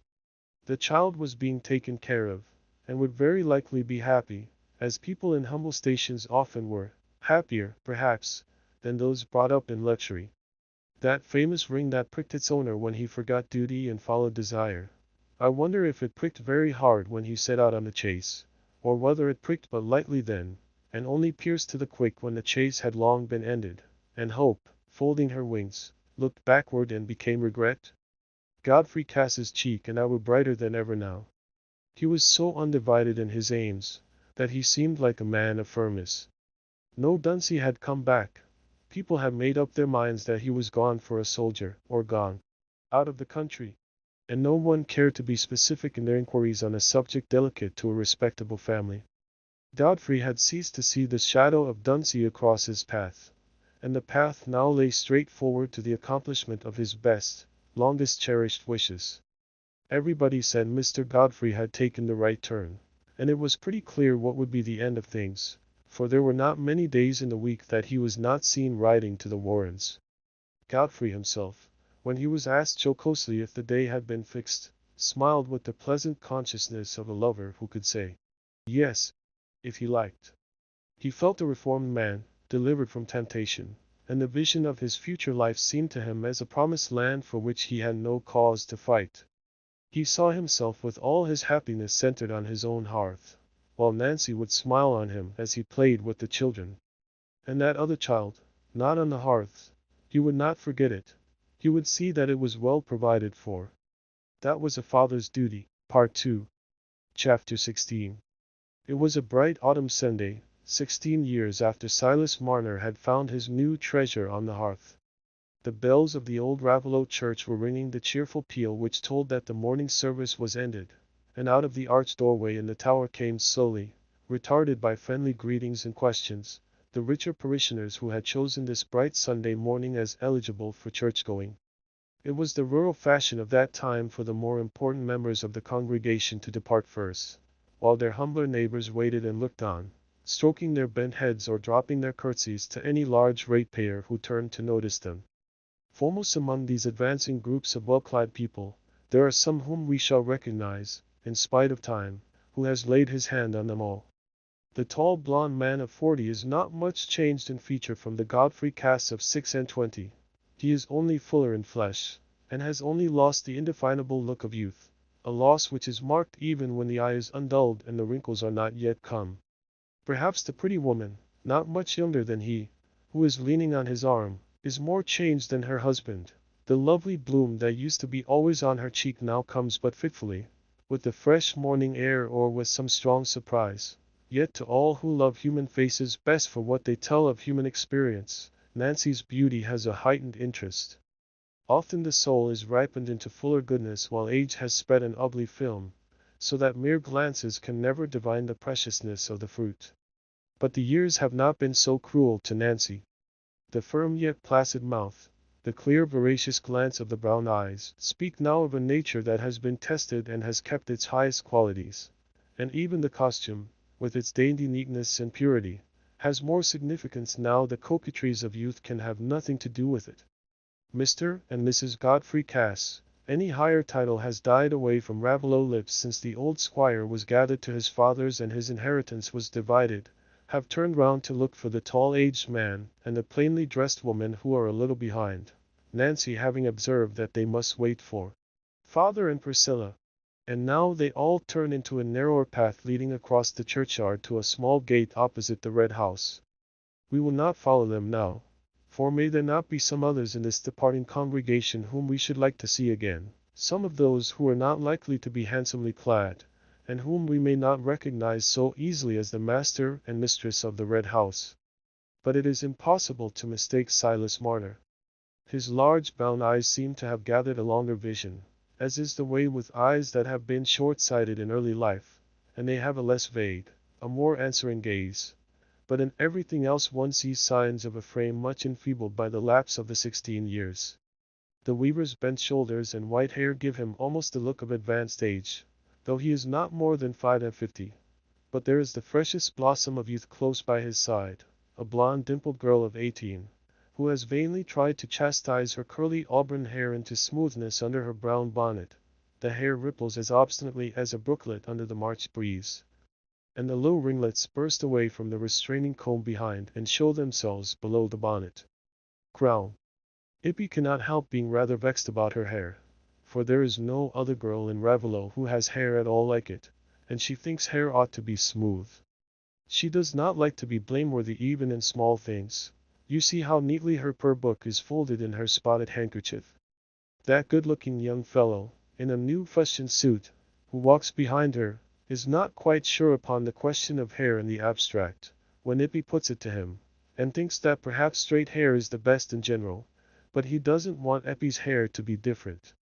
She surely divines that there is someone behind her who is thinking about her very particularly, and mustering courage to come to her side as soon as they are out in the lane. Else why should she look rather shy, and take care not to turn away her head from her father Silas, to whom she keeps murmuring little sentences as to who is at church and who is not at church, and how pretty the red mountain ash is over the rectory wall. I wish we had a low garden, father, with double daisies in, like Mrs. Winthrop's, said Ippy, when they were out in the lane. Only they say you'd take a deal of digging and bringing fresh soil, and you couldn't do that, could you, father? Anyhow, I shouldn't like you to do it, for it'd be too hard work for you. Yes, I could do it, child. If you want a bit o' garden, these long evenings, I could work at taking in a little bit o' the waste, just enough for a root or two o' flowers for you. And again, i' the morning, I could have a turn wi' the spade before I sat down to the loom. Why didn't you tell me before as you wanted a bit o' garden? I can dig it for you, Master Marner, said the young man in fustian, who was now by Eppie's side, entering into the conversation without the trouble of formalities. It'll be played to me after I've done my day's work, or any bits o' time when the work's slack. And I'll bring you some soil from Mr. Cass's garden, he'll let me, and willing. Aaron, my lad, are you there? Said Silas. I wasn't aware of you, for when Eppie's talking o' things, I see nothing but what she's saying. Well, if you could help me with the digging, we might get her a bit o' garden all the sooner. Then, if you think well and good, said Aaron, I'll come to the stone pits this afternoon, and we'll settle what land's to be taken in, and I'll get up an hour earlier i' the morning, and begin on it. But not if you don't promise me not to work at the hard digging, father, said Eppie. For I shouldn't ha' said anything about it, she added, half bashfully, half roguishly. Only Mrs. Winthrop said as Aaron you'd be so good, and you might ha' known it without mother telling you, said Aaron. And Master Marner knows too, I hope, as I'm able and willing to do a turn o' work for him, and he won't do me the unkindness to anyways take it out o' my hands. There now, father, you won't work in it till it's all easy, said Eppie. And you and me can mark out the beds, and make holes and plant the roots. It'll be a deal livelier at the stone pits when we've got some flowers, for I always think the flowers can see us and know what we're talking about. And I'll have a bit o' rosemary, and bergamot, and thyme, because they're so sweet smelling, but there's no lavender only in the gentlefolks' gardens, I think. That's no reason why you shouldn't have some, said Aaron. For I can bring you sips of anything. I'm forced to cut no end of 'em when I'm gardening, and throw 'em away mostly. There's a big bed o' lavender at the Red House, the missus is very fond of it. Well, said Silas, gravely, so as you don't make free for us, or ask for anything as is worth much at the Red House, for Mr. Cass has been so good to us, and built us up the new end o' the cottage, and given us beds and things, as I couldn't abide to be imposin' for garden stuff or anything else. No, there's no imposin', said Aaron. There's never a garden in all the parish but what there's endless waste in it for want o' somebody as could use everything up. It's what I think to myself sometimes, as there need nobody run short o' victuals if the land was made the most on, and there was never a morsel but what could find its way to a mouth. It sets one thinking o' that, gardening does. But I must go back now, else mother you'll be in trouble as I aren't there. Bring her with you this afternoon, Aaron, said Eppie. I shouldn't like to fix about the garden, and her not know everything from the first. Should you, father? Aye, bring her if you can, Aaron, said Silas. She's sure to have a word to say as help us to set things on their right end. Aaron turned back up the village, while Silas and Eppie went on up the lonely sheltered lane. Oh, Daddy, she began, when they were in privacy, clasping and squeezing Silas's arm, and skipping round to give him an energetic kiss. My little old daddy! I'm so glad. I don't think I shall want anything else when we've got a little garden, and I knew Aaron would dig it for us. She went on with roguish triumph. I knew that very well. You're a deep little puss, you are, said Silas, with the mild passive happiness of love-crowned age in his face. But you'll make yourself fine and beholden to Aaron. Oh no, I shan't, said Eppie, laughing and frisking. He likes it. Come, let me carry your poor book, else you'll be dropping it, jumping out that way. Eppie was now aware that her behavior was under observation, but it was only the observation of a friendly donkey, browsing with a log fastened to his foot, a meek donkey, not scornfully critical of human trivialities, but thankful to share in them, if possible, by getting his nose scratched, and Eppie did not fail to gratify him with her usual notice, though it was attended with the inconvenience of his following them painfully, up to the very door of their home. But the sound of a sharp bark inside, as Eppie put the key in the door, modified the donkey's views, and he limped away again without bidding. The sharp bark was the sign of an excited welcome that was awaiting them from a knowing brown terrier, who, after dancing at their legs in a hysterical manner, rushed with a worrying noise at a tortoise-shell kitten under the loom, and then rushed back with a sharp bark again, as much as to say, "I have done my duty by this feeble creature, you perceive," while the lady mother of the kittens sat sunning her white bosom in the window, and looked round with a sleepy air of expectant caresses, though she was not going to take any trouble for them. The presence of this happy animal life was not the only change which had come over the interior of the stone cottage. There was no bed now in the living room, and the small space was well filled with decent furniture, all bright and clean enough to satisfy Dolly Winthrop's eye. The oaken table and three-cornered oaken chair were hardly what was likely to be seen in so poor a cottage. They had come, with the beds and other things, from the Red House, for Mr. Godfrey Cass, as every one said in the village, did very kindly by the weaver, and it was nothing but right a man should be looked on and helped by those who could afford it, when he had brought up an orphan child, and been father and mother to her, and had lost his money too, so as he had nothing but what he worked for week by week, and when the weaving was going down too, for there was less and less flax spun, and Master Marner was none so young. Nobody was jealous of the weaver, for he was regarded as an exceptional person, whose claims on neighborly help were not to be matched in Raveloe.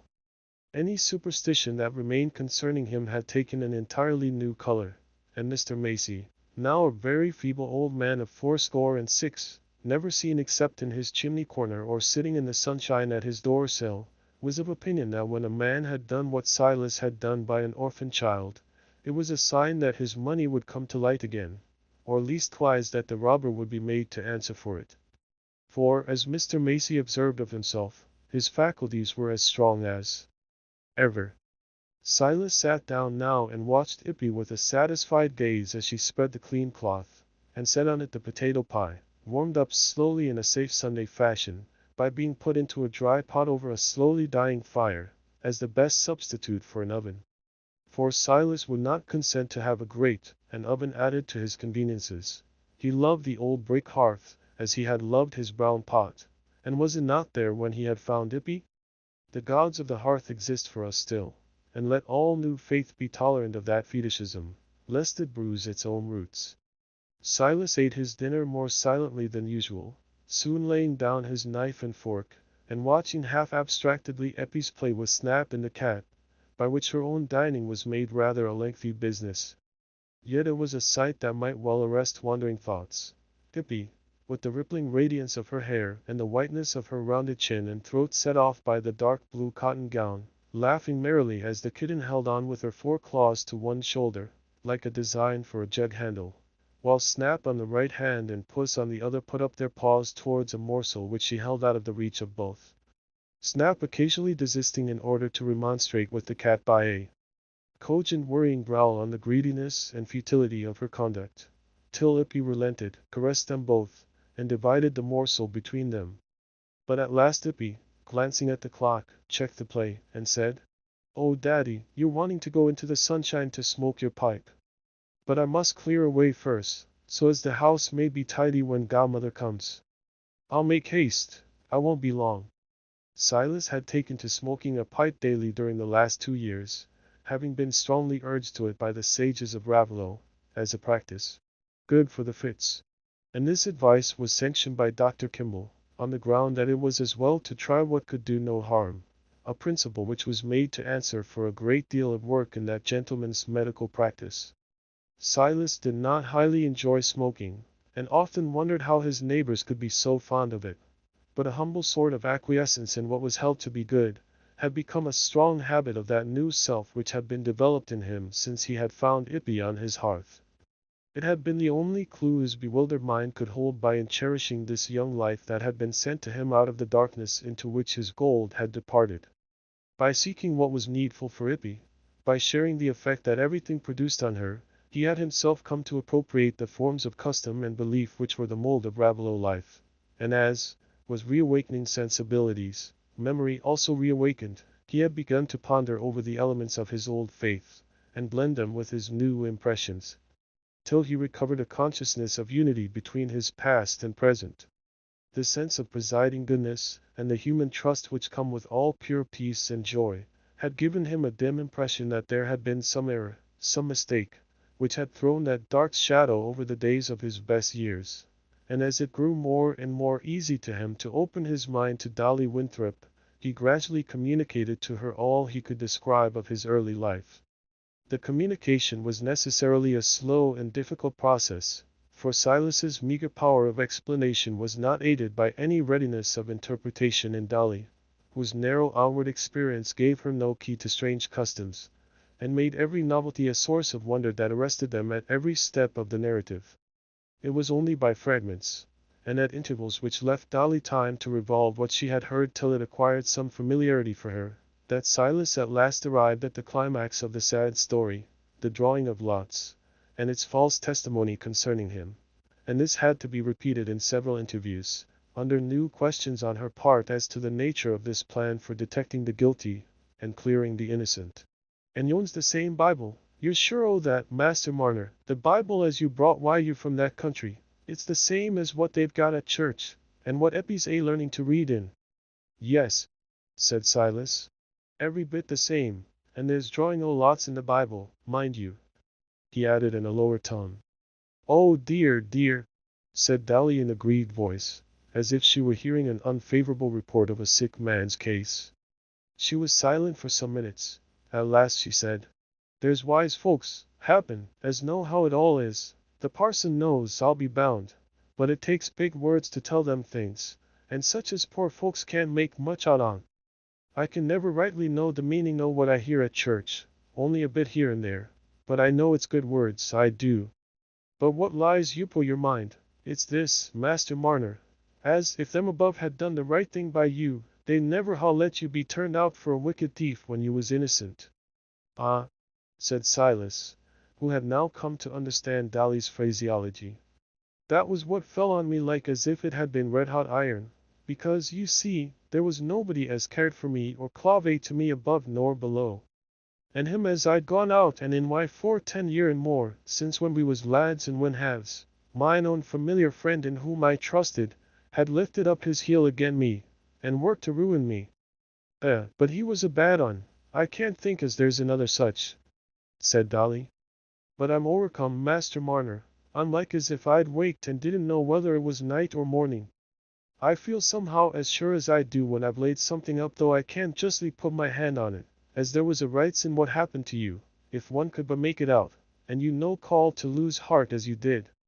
But we'll talk on it again, for sometimes things come into my head when I'm leeching or poulticing, or such, as I could never think on when I was sitting still."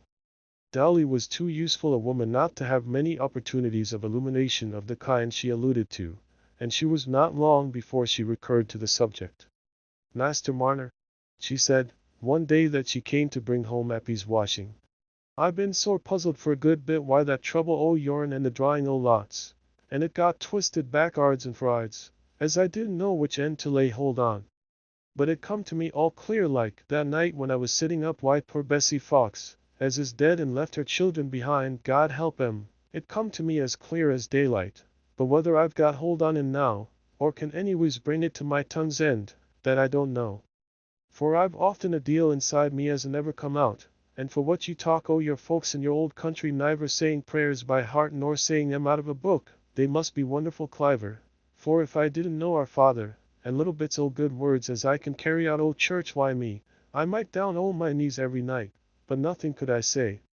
"But you can mostly say something as I can make sense on, Mrs. Winthrop," said Silas. "Well then, Master Marner, it come to me somewhat like this. I can make nothing o' the drawing o' lots and the answer coming wrong. You'd mayhap take the parson to tell that, and he could only tell us I big words. But what come to me as clear as the daylight, it was when I was troubling over poor Bessie Fox, and it allays comes into my head when I'm sorry for folks, and feel as I can't do a power to help 'em, not if I was to get up by the middle o' the night. It comes into my head as them above has got a deal tenderer heart nor what I've got, for I can't be anyways better nor them as made me, and if anything looks hard to me, it's because there's things I don't know on, and for the matter o' that there may be plenty o' things I don't know on, for it's little as I know, that it is. And so, while I was thinking o' that, you come into my mind, Master Marner, and it all come pouring in, if I felt I my inside what was the right and just thing by you, and them as prayed and drawed the lots, all but that wicked un, if they had done the right thing by you if they could, isn't there them as was at the making on us, and knows better and has a better will? And that's all as ever I can be sure on, and everything else is a big puzzle to me when I think on it. For there was the fever come and took off them as were full growed, and left the helpless children, and there's the breaking o' limbs, and them as you'd do right and be sober have to suffer by them as are contrary. There's trouble I this world, and there's things as we can never make out the rights on. And all as we've got to do is to trustin', Master Marner, to do the right thing as fur as we know, and to trustin'. For if us as knows so little can see a bit o' good and rights, we may be sure as there's a good and a rights bigger nor what we can know. I feel it on my own inside as it must be so. And if you could but ha' gone on trusting, Master Marner, you wouldn't ha' run away from your fellow creatures and been so lone. Ah, but that you'd ha' been hard, said Silas, in an undertone. You'd ha' been hard to trustin' then. And so it would, said Dolly, almost with compunction. Them things are easier said nor done, and I'm partly ashamed o' talking. Nay, nay, said Silas. You're either right, Mrs. Winthrop, you're either right. There's good I this world, I've a feeling o' that now, and it makes a man feel as there's a good more nor he can see, I spite o' the trouble and the wickedness. That drawing o' the lots is dark, but the child was sent to me, there's dealings with us, there's dealings. This dialogue took place in Eppie's earlier years, when Silas had to part with her for 2 hours every day, that she might learn to read at the dame's school, after he had vainly tried himself to guide her in that first step to learning. Now that she was grown up, Silas had often been led, in those moments of quiet outpouring which come to people who live together in perfect love, to talk with her two of the past, and how, and why he had lived a lonely man until she had been sent to him. For it would have been impossible for him to hide from Ippy that she was not his own child, even if the most delicate reticence on the point could have been expected from Raveloe gossips in her presence. Her own questions about her mother could not have been parried, as she grew up, without that complete shrouding of the past which would have made a painful barrier between their minds. So Ippy had long known how her mother had died on the snowy ground, and how she herself had been found on the hearth by Father Silas, who had taken her golden curls for his lost guineas brought back to him. The tender and peculiar love with which Silas had reared her in almost inseparable companionship with himself, aided by the seclusion of their dwelling, had preserved her from the lowering influences of the village talk and habits, and had kept her mind in that freshness which is sometimes falsely supposed to be an invariable attribute of rusticity. Perfect love has a breath of poetry which can exalt the relations of the least instructed human beings, and this breath of poetry had surrounded Ippy from the time when she had followed the bright gleam that beckoned her to Silas's hearth, so that it is not surprising if, in other things besides her delicate prettiness, she was not quite a common village maiden, but had a touch of refinement and fervor which came from no other teaching than that of tenderly nurtured unvitiated feeling. She was too childish and simple for her imagination to rove into questions about her unknown father. For a long while it did not even occur to her that she must have had a father, and the first time that the idea of her mother having had a husband presented itself to her, was when Silas showed her the wedding ring which had been taken from the wasted finger, and had been carefully preserved by him in a little lacquered box shaped like a shoe. He delivered this box into Eppie's charge when she had grown up, and she often opened it to look at the ring, but still she thought hardly at all about the father of whom it was the symbol. Had she not a father very close to her, who loved her better than any real fathers in the village seemed to love their daughters? On the contrary, who her mother was, and how she came to die in that forlornness, were questions that often pressed on Eppie's mind. Her knowledge of Mrs. Winthrop, who was her nearest friend next to Silas, made her feel that a mother must be very precious, and she had again and again asked Silas to tell her how her mother looked, whom she was like, and how he had found her against the furze bush, led towards it by the little footsteps and the outstretched arms. The furze bush was there still, and this afternoon, when Ippy came out with Silas into the sunshine, it was the first object that arrested her eyes and thoughts. "Father," she said, in a tone of gentle gravity, which sometimes came like a sadder, slower cadence across her playfulness. We shall take the furze bush into the garden. It'll come into the corner, and just against it I'll put snowdrops and crocuses, 'cause Aaron says they won't die out, they'll always get more and more. Ah, child, said Silas, always ready to talk when he had his pipe in his hand, apparently enjoying the pauses more than the puffs. It wouldn't do to leave out the furze bush, and there's nothing prettier, to my thinking, when it's yellow with flowers. But it's just come into my head what we're to do for a fence. Mayhap Aaron can help us to a thought. But a fence we must have, else the donkeys and things you'll come and trample everything down. And fencing's hard to be got at, by what I can make out. Oh, I'll tell you, Daddy, said Ippy, clasping her hands suddenly, after a minute's thought. There's lots o' loose stones about, some of 'em not big, and we might lay 'em atop of one another, and make a wall. You and me could carry the smallest, and Aaron you'd carry the rest. I know he would. My precious son, said Silas, there isn't enough stones to go all round, and as for you carrying, why, your little arms you couldn't carry a stone no bigger than a turnip. You're delicate made, my dear, he added with a tender intonation. That's what Mrs. Winthrop says. Oh, I'm stronger than you think, Daddy, said Uppy. And if there wasn't stones enough to go all round, why they'll go part o' the way, and then it'll be easier to get sticks and things for the rest. See here, round the big pit, what a many stones.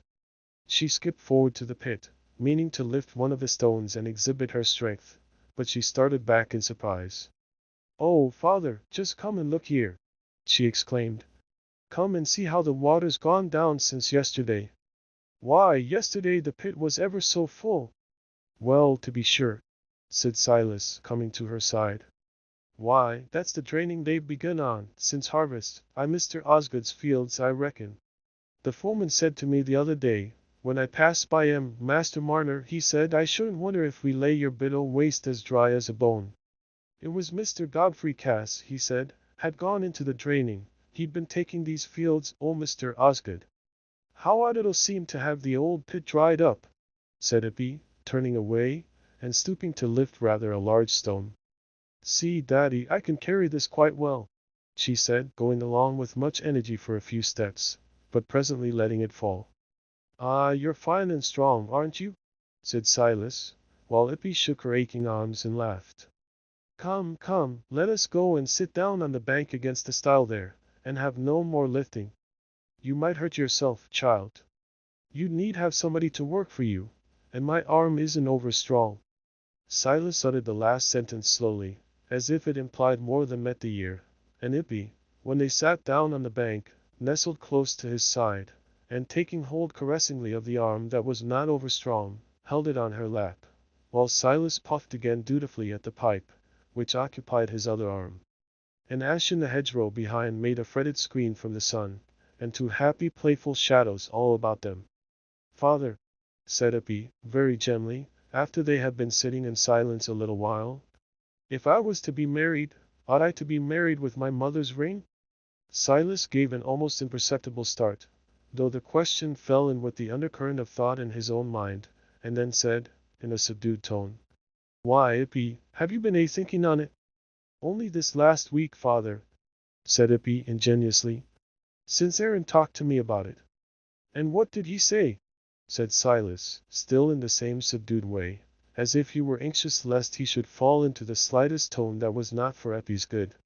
He said he should like to be married, because he was going in 4–20, and had got a deal of gardening work, now Mr. Mott's given up, and he goes twice a week regular to Mr. Cass's, and once to Mr. Osgood's, and they're going to take him on at the rectory. And who is it as he's wanting to marry? Said Silas, with rather a sad smile. Why, me, to be sure, Daddy, said Ippy, with dimpling laughter, kissing her father's cheek. As if he'd want to marry anybody else. And you mean to have him, do you? Said Silas. Yes, sometime, said Ippy. I don't know when. Everybody's married sometime, Aaron says. But I told him that wasn't true, for I said, look at father, he's never been married. No, child, said Silas. Your father was a lone man till you was sent to him. But you'll never be lone again, Father. said Eppie tenderly. That was what Aaron said. I could never think o' taking you away from Master Marner, Eppie. And I said, you'd be no use if you did, Aaron. And he wants us all to live together, so as you needn't work a bit, father, only what's for your own pleasure, and he'd be as good as a son to you, that was what he said. And should you like that, Eppie? Said Silas, looking at her. I shouldn't mind it, father, said Eppie, quite simply. And I should like things to be so as you needn't work much. But if it wasn't for that, I'd sooner things didn't change. I'm very happy. I like Aaron to be fond of me, and come and see us often, and behave pretty to you. He always behave pretty to you, doesn't he, father? Yes, child, nobody could behave better, said Silas, emphatically. He's his mother's lad. But I don't want any change, said Eppie. I should like to go on a long while, just as we are. Only Aaron does want to change, and he made me cry a bit, only a bit, because he said I didn't care for him, for if I cared for him I should want us to be married, as he did. My blessed child, said Silas, laying down his pipe as if it were useless to pretend to smoke any longer. You're o'er young to be married. We'll ask Mrs. Winthrop. We'll ask Aaron's mother what she thinks. If there's a right thing to do, she'll come at it. But there's this to be thought on, things will change. Whether we like it or no, things won't go on for a long while just as they are and no difference. I shall get older and helplesser, and be a burden on you, the like, if I don't go away from you altogether. Not as I mean you think me a burden, I know you wouldn't, but you'd be hard upon you, and when I look for'ard to that, I like to think as you'd have somebody else besides me, somebody young and strong, as outlast your own life, and take care on you to the end. Silas paused, and resting his wrists on his knees, lifted his hands up and down meditatively as he looked on the ground. Then would you like me to be married, father? Said Eppie, with a little trembling in her voice. I'll not be the man to say no, Eppie, said Silas, emphatically. But we'll ask your godmother. She'll wish the right thing by you and her son too. There they come, then, said Eppie. Let us go and meet him. Oh, the pipe! Won't you have it lit again, father? Said Eppie, lifting that medicinal appliance from the ground. Nay, child, said Silas. I've done enough for today. I think, mayhap, a little of it does me more good than so much at once. Chapter 17. While Silas and Eppie were seated on the bank discoursing in the fleckered shade of the ash tree, Miss Priscilla Lammeter was resisting her sister's arguments, that it would be better to take tea at the Red House, and let her father have a long nap, than drive home to the Warrens so soon after dinner.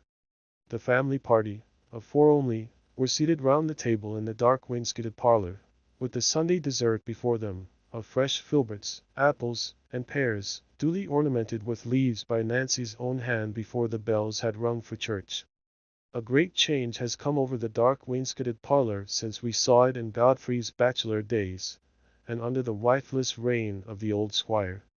Now all is polish, on which no yesterday's dust is ever allowed to rest, from the yard's width of oaken boards round the carpet, to the old squire's gun and whips and walking sticks, ranged on the stag's antlers above the mantelpiece.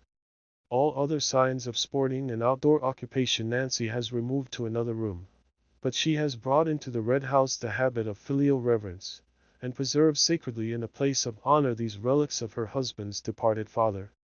The tankards are on the side table still, but the boss silver is undimmed by handling, and there are no dregs to send forth unpleasant suggestions. The only prevailing scent is of the lavender and rose leaves that fill the vases of Derbyshire spar. All is purity and order in this once dreary room, for, 15 years ago, it was entered by a new presiding spirit. Now, father, said Nancy, is there any call for you to go home to tea? Mayn't you just as well stay with us, such a beautiful evening as it's likely to be? The old gentleman had been talking with Godfrey about the increasing poor rate and the ruinous times, and had not heard the dialogue between his daughters. My dear, you must ask Priscilla, he said in the once firm voice, now become rather broken. She manages me and the farm too. And reason good as I should manage you, father, said Priscilla. Else you'd be giving yourself your death with rheumatism. And as for the farm, If anything turns out wrong, as it can't but do in these times, there's nothing kills a man so soon as having nobody to find fault with but himself. It's a deal the best way o' being master, to let somebody else do the ordering, and keep the blaming in your own hands. You'd save many a man a stroke, I believe. Well, well, my dear, said her father, with a quiet laugh. I didn't say you don't manage for everybody's good. Then manage so as you may stay Priscilla, said Nancy, putting her hand on her sister's arm affectionately. Come now, and we'll go round the garden while father has his nap. My dear child, he'll have a beautiful nap in the gig, for I shall drive. And as for staying I can't hear of it, for there's this dairymaid, now she knows she's to be married, turn Michaelmas, she has lief pour the new milk into the pig trough as into the pans. That's the way with them all, it's as if they thought the world you'd be new made because they're to be married. So come and let me put my bonnet on, and there'll be time for us to walk round the garden while the horse is being put in. When the sisters were treading the neatly swept garden walks, between the bright turf that contrasted pleasantly with the dark cones and arches and wall-like hedges of yew, Priscilla said, I'm as glad as anything at your husband's making that exchange o' land with cousin Osgood, and beginning the dairying. It's a thousand pities you didn't do it before, for it'll give you something to fill your mind. There's nothing like a dairy if folks want a bit o' word to make the days pass. For as for rubbing furniture, when you can once see your face in a table there's nothing else to look for. But there's always something fresh with the dairy, for even in the depths o' winter there's some pleasure in conquering the butter, and making it come whether or no. My dear, added Priscilla, pressing her sister's hand affectionately as they walked side by side, you'll never be low when you've got a dairy. Ah, Priscilla, said Nancy, returning the pressure with a grateful glance of her clear eyes. But it won't make up to Godfrey, a dairy's not so much to a man. And it's only what he cares for that ever makes me low. I'm contented with the blessings we have, if he could be contented. It drives me past patience, said Priscilla, impetuously. That way o' the men, always wanting, and never easy with what they've got.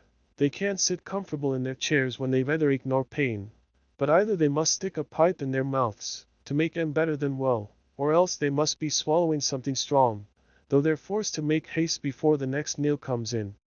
But joyful be it spoken, our father was never that sort o' man. And if it had pleased God to make you ugly, like me, so as the men wouldn't how run after you, we might have kept to our own family, and had nothing to do with folks as have got uneasy blood in their veins.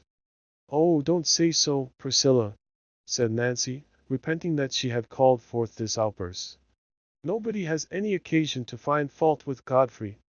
It's natural he should be disappointed at not having any children.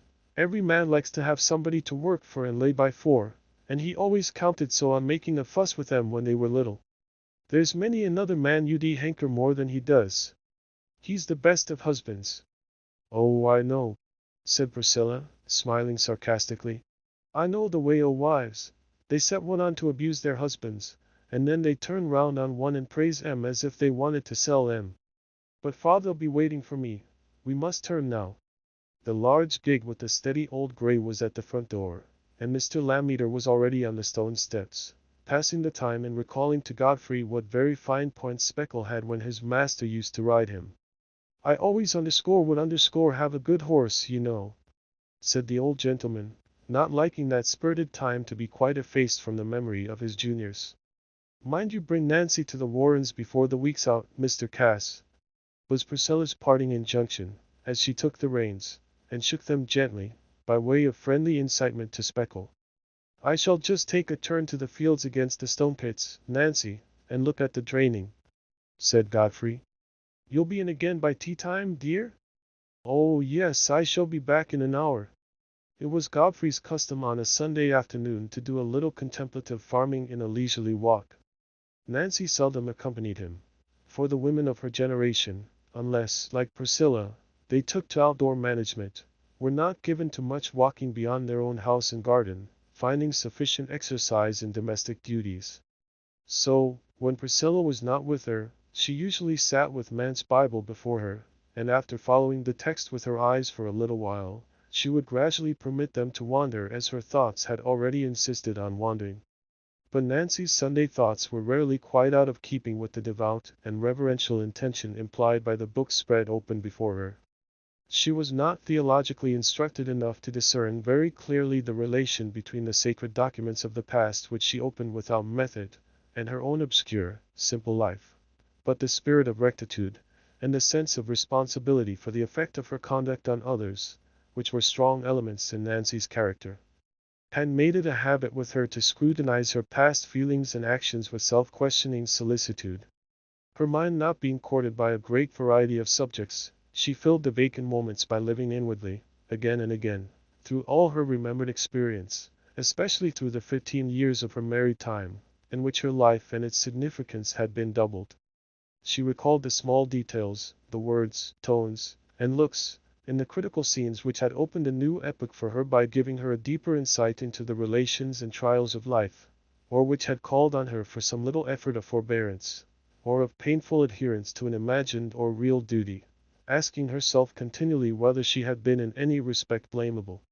This excessive rumination and self-questioning is perhaps a morbid habit inevitable to a mind of much moral sensibility when shut out from its due share of outward activity and of practical claims on its affections, inevitable to a noble-hearted, childless woman, when her lot is narrow. "I can do so little. Have I done it all well?" is the perpetually recurring thought, and there are no voices calling her away from that soliloquy, no peremptory demands to divert energy from vain regret or superfluous scruple. There was one main thread of painful experience in Nancy's married life, and on it hung certain deeply felt scenes, which were the oftenest revived in retrospect. The short dialogue with Priscilla in the garden had determined the current of retrospect in that frequent direction this particular Sunday afternoon.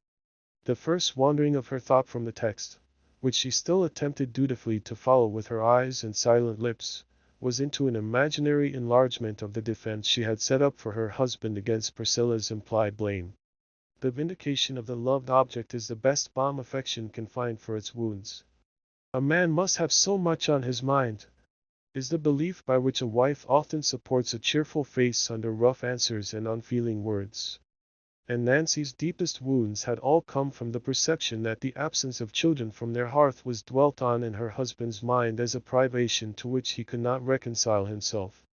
Yet sweet Nancy might have been expected to feel still more keenly the denial of a blessing to which she had looked forward with all the varied expectations and preparations, solemn and prettily trivial, which fill the mind of a loving woman when she expects to become a mother.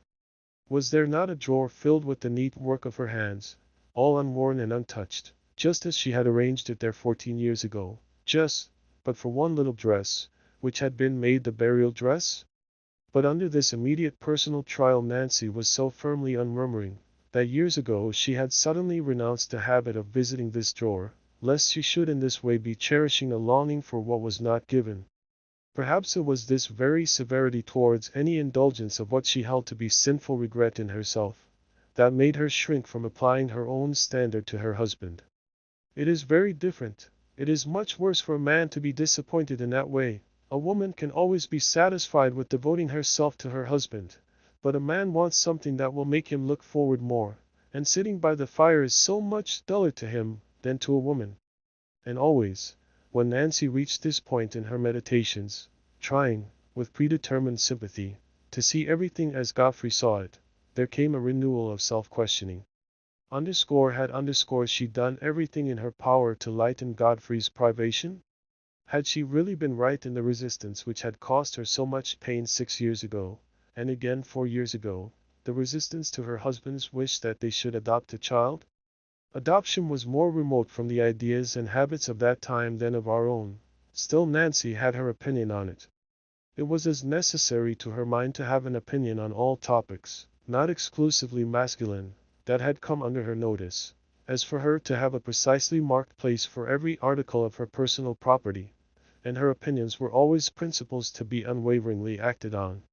They were firm, not because of their basis, but because she held them with a tenacity inseparable from her mental action. On all the duties and proprieties of life, from filial behavior to the arrangements of the evening toilette, pretty Nancy Lamb Meter, by the time she was 23, had her unalterable little code, and had formed every one of her habits in strict accordance with that code. She carried these decided judgments within her in the most unobtrusive way. They rooted themselves in her mind, and grew there as quietly as grass. Years ago, we know, she insisted on dressing like Priscilla, because it was right for sisters to dress alike, and because she would do what was right if she wore a gown dyed with cheese coloring.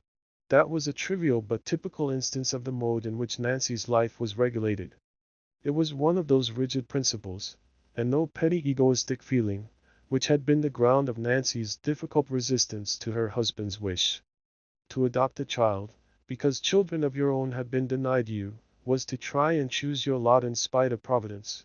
The adopted child, she was convinced, would never turn out well, and would be a curse to those who had willfully and rebelliously sought what it was clear that, for some high reason, they were better without. When you saw a thing was not meant to be, said Nancy, it was a bounden duty to leave off so much as wishing for it. And so far, perhaps, the wisest of men could scarcely make more than a verbal improvement in her principle. But the conditions under which she held it apparent that a thing was not meant to be, depended on a more peculiar mode of thinking. She would have given up making a purchase at a particular place if, on 3 successive times, rain, or some other cause of heaven's sending, had formed an obstacle, and she would have anticipated a broken limb, or other heavy misfortune to any one who persisted in spite of such indications. But why should you think the child would turn out ill? Said Godfrey in his remonstrances. She has thriven as well as child can do with the weaver, and he adopted her. There isn't such a pretty little girl anywhere else in the parish, or one fitter for the station we could give her. Where can be the likelihood of her being a curse to anybody? Yes, my dear Godfrey, said Nancy, who was sitting with her hands tightly clasped together, and with yearning, regretful affection in her eyes. The child may not turn out ill with the weaver. But then, he didn't go to seek her, as we should be doing. It will be wrong, I feel sure it will. Don't you remember what that lady we met at the Royston Baths told us about the child her sister adopted? That was the only adopting I ever heard of, and the child was transported when it was 23. Dear Godfrey, don't ask me to do what I know is wrong, I shall never be happy again. I know it's very hard for you. It's easier for me, but it's the will of Providence. It might seem singular that Nancy, with her religious theory pieced together out of narrow social traditions, fragments of church doctrine imperfectly understood, and girlish reasonings on her small experience, should have arrived by herself at a way of thinking so nearly akin to that of many devout people, whose beliefs are held in the shape of a system quite remote from her knowledge, singular. If we did not know that human beliefs, like all other natural growths, elude the barriers of system. Godfrey had from the first specified Ippy, then about 12 years old, as a child suitable for them to adopt.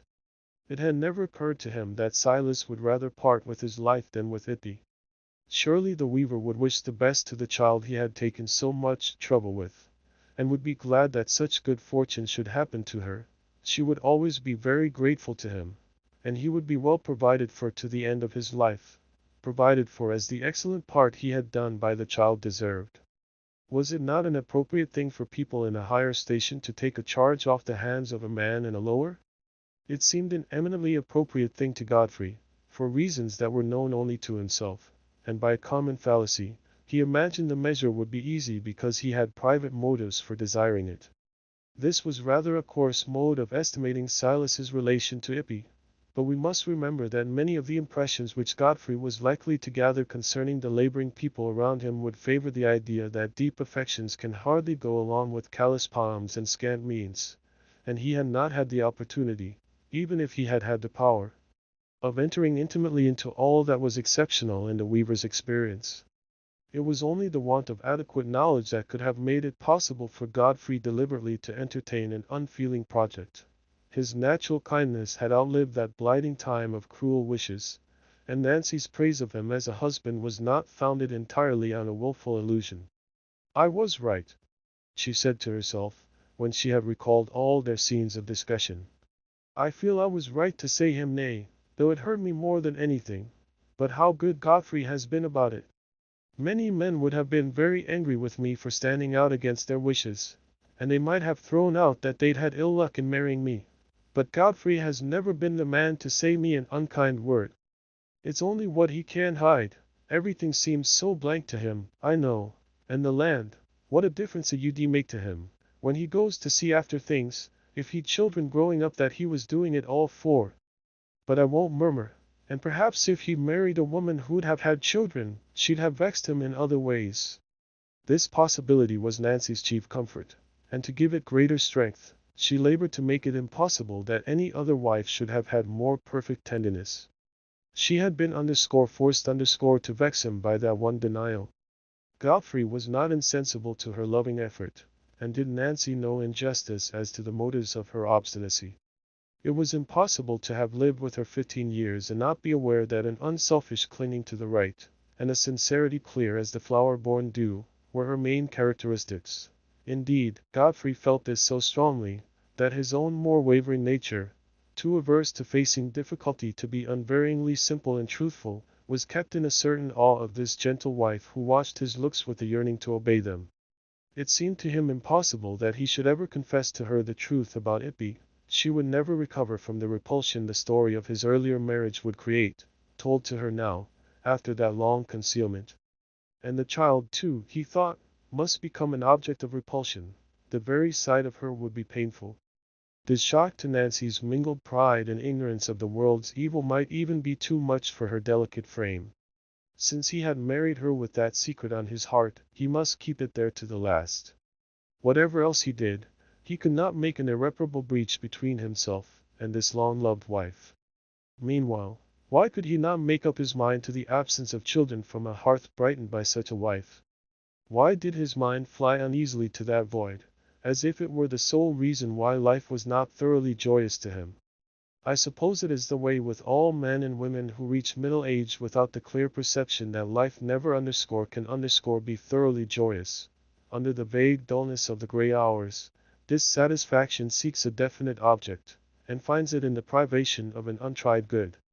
Dissatisfaction seated musingly on a childless hearth, thinks with envy of the father whose return is greeted by young voices, seated at the meal where the little heads rise one above another like nursery plants. It sees a black care hovering behind every one of them, and thinks the impulses by which men abandon freedom, and seek for ties, are surely nothing but a brief madness.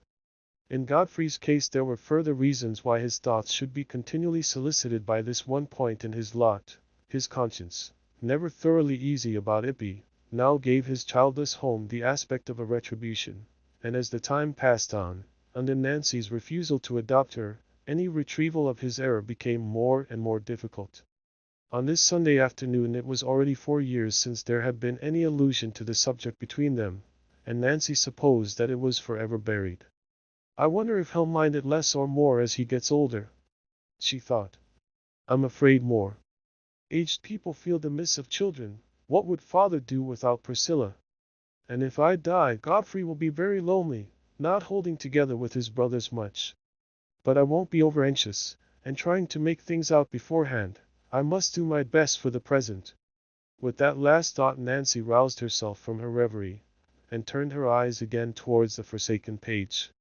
It had been forsaken longer than she imagined, for she was presently surprised by the appearance of the servant with the tea things. It was, in fact, a little before the usual time for tea, but Jane had her reasons. "Is your master come into the yard, Jane?"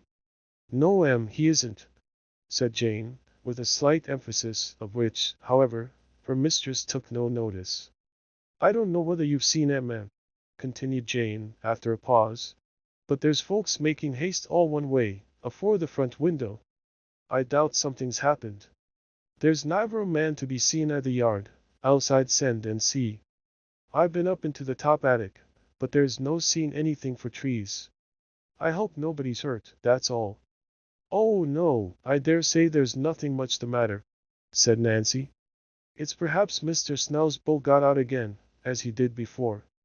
I wish he mayn't gore anybody then, that's all," said Jane, not altogether despising a hypothesis which covered a few imaginary calamities.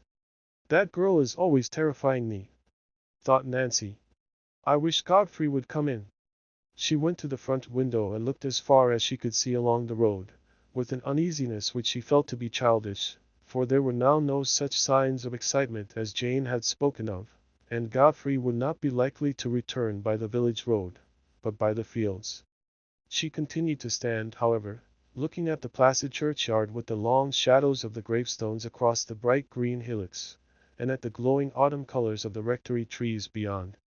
Before such calm external beauty the presence of a vague fear is more distinctly felt, like a raven flapping its slow wing across the sunny air.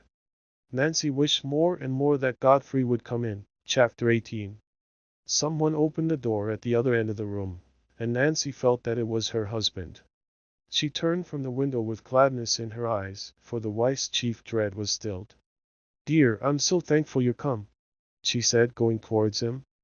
"I began to get—" She paused abruptly, for Godfrey was laying down his hat with trembling hands, and turned towards her with a pale face and a strange unanswering glance, as if he saw her indeed, but saw her as part of a scene invisible to herself. She laid her hand on his arm, not daring to speak again, but he left the touch unnoticed, and threw himself into his chair. Jane was already at the door with the hissing urn. "Tell her to keep away, will you?" said Godfrey, and when the door was closed again he exerted himself to speak more distinctly. "Sit down, Nancy, there," he said, pointing to a chair opposite him. "I came back as soon as I could, to hinder anybody's telling you but me. I've had a great shock, but I care most about the shock it'll be to you." "It isn't father and Priscilla?" said Nancy, with quivering lips, clasping her hands together tightly on her lap. "No, it's nobody living," said Godfrey, unequal to the considerate skill with which he would have wished to make his revelation. "It's Dunstan, my brother Dunstan, that we lost sight of 16 years ago. We found him, found his body, his skeleton." The deep dread Godfrey's look had created in Nancy made her feel these words a relief. She sat in comparative calmness to hear what else he had to tell. He went on.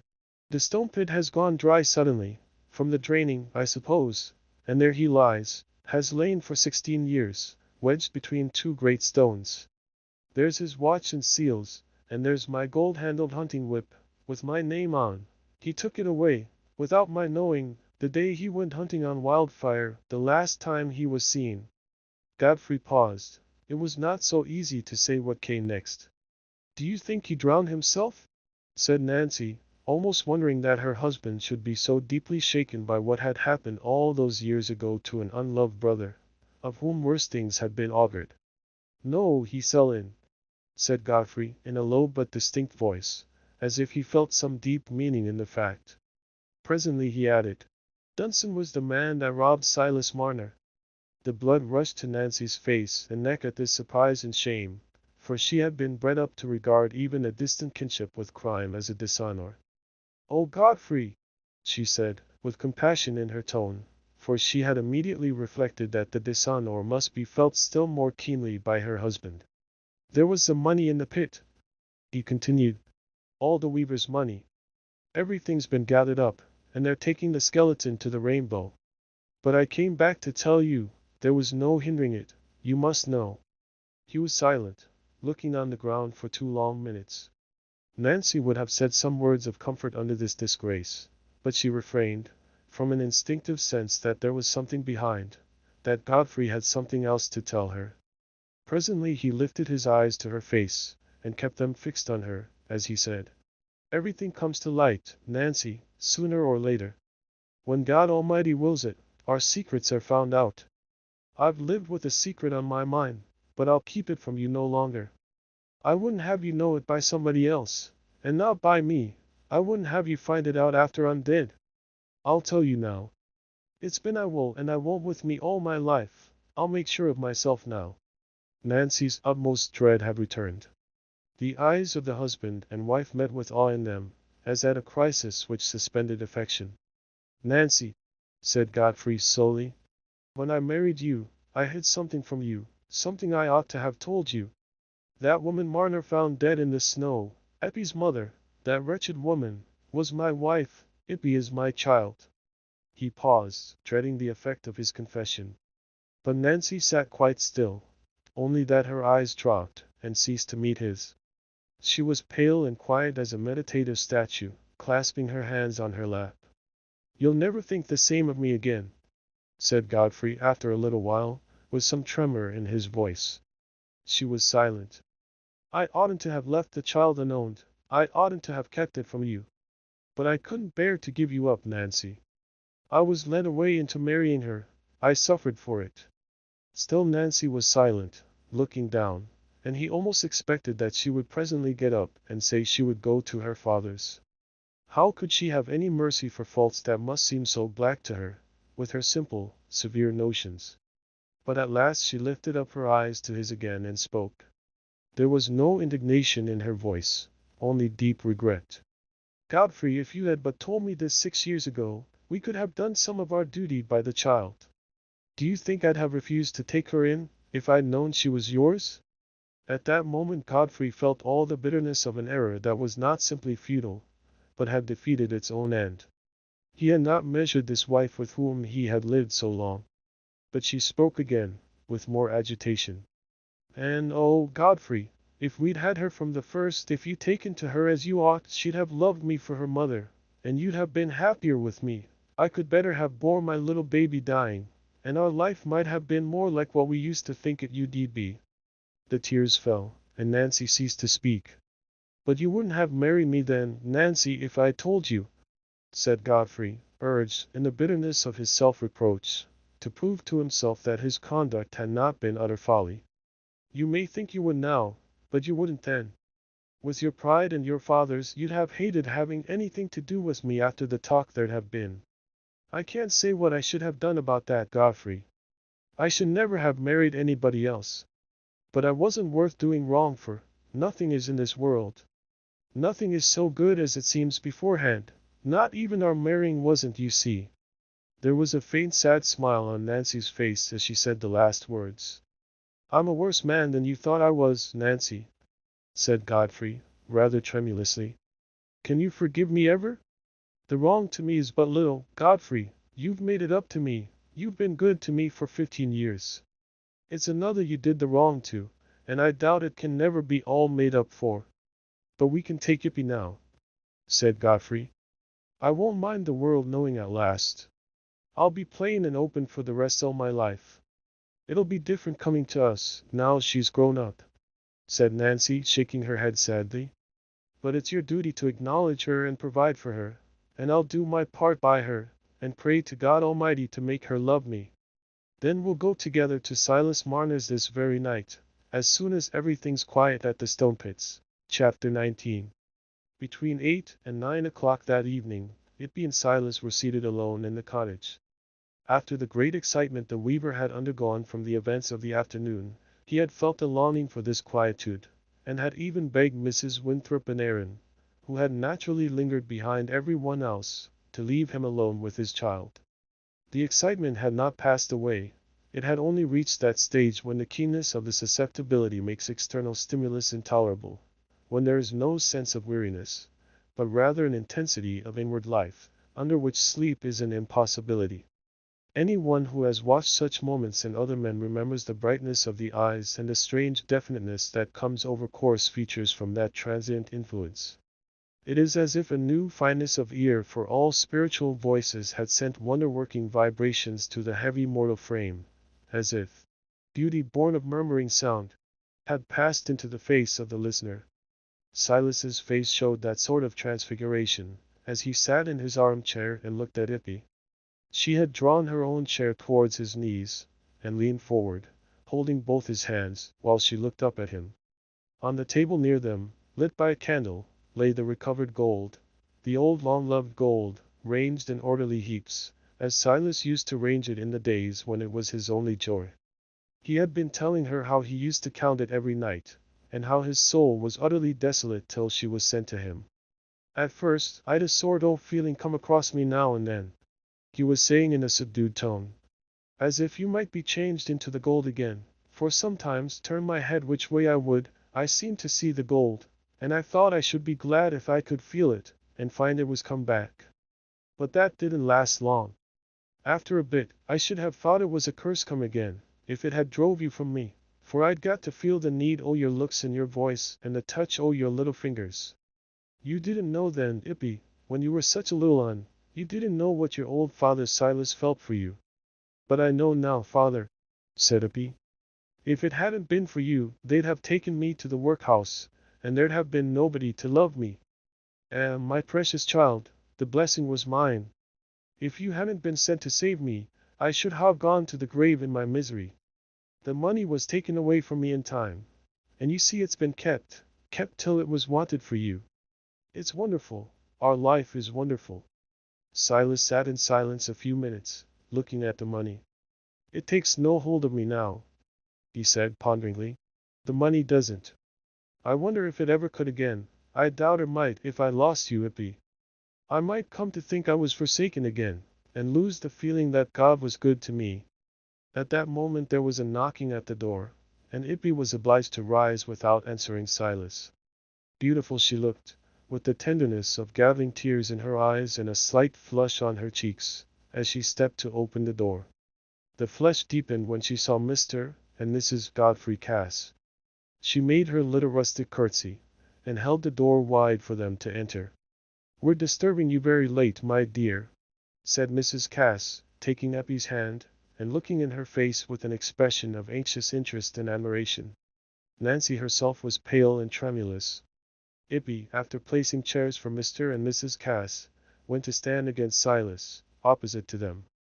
"Well, Marner," said Godfrey, trying to speak with perfect firmness, "it's a great comfort to me to see you with your money again, that you've been deprived of so many years.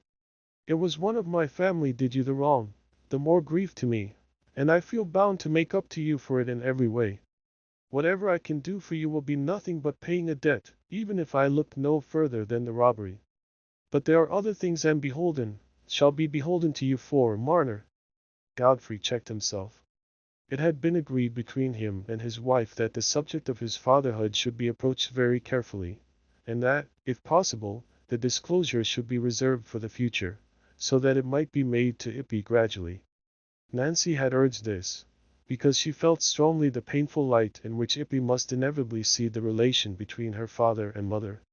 Silas, always ill at ease when he was being spoken to by betters, such as Mr. Cass, tall, powerful, florid men, seen chiefly on horseback, answered with some constraint. "Sir, I've a deal to thank you for already. As for the robbery, I count it no loss to me. And if I did, you couldn't help it, you aren't answerable for it. You may look at it in that way, Marner, but I never can, and I hope you'll let me act according to my own feeling of what's just. I know you're easily contented, you've been a hard-working man all your life." "Yes, sir, yes," said Marner, meditatively. "I should have been bad off without my work, it was what I held by when everything else was gone from me." "Ah," said Godfrey, applying Marner's words simply to his bodily wants. "It was a good trade for you in this country, because there's been a great deal of linen weaving to be done. But you're getting rather past such close work, Marner, it's time you laid by and had some rest. You look a good deal pulled down, though you're not an old man, underscore you?" "55, as near as I can say, sir," said Silas. "Oh, why, you may live 30 years longer, look at old Macy. And that money on the table, after all, is but little. It won't go far either way, whether it's put out to interest, or you were to live on it as long as it would last. It wouldn't go far if you'd nobody to keep but yourself, and you've had two to keep for a good many years now." "Sir," said Silas, unaffected by anything Godfrey was saying, "I'm in no fear o' want. We shall do very well, Ippy and me you'll do well enough.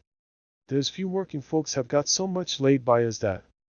I don't know what it is to gentlefolks, but I look upon it as a deal, almost too much. And as for us, it's little we want.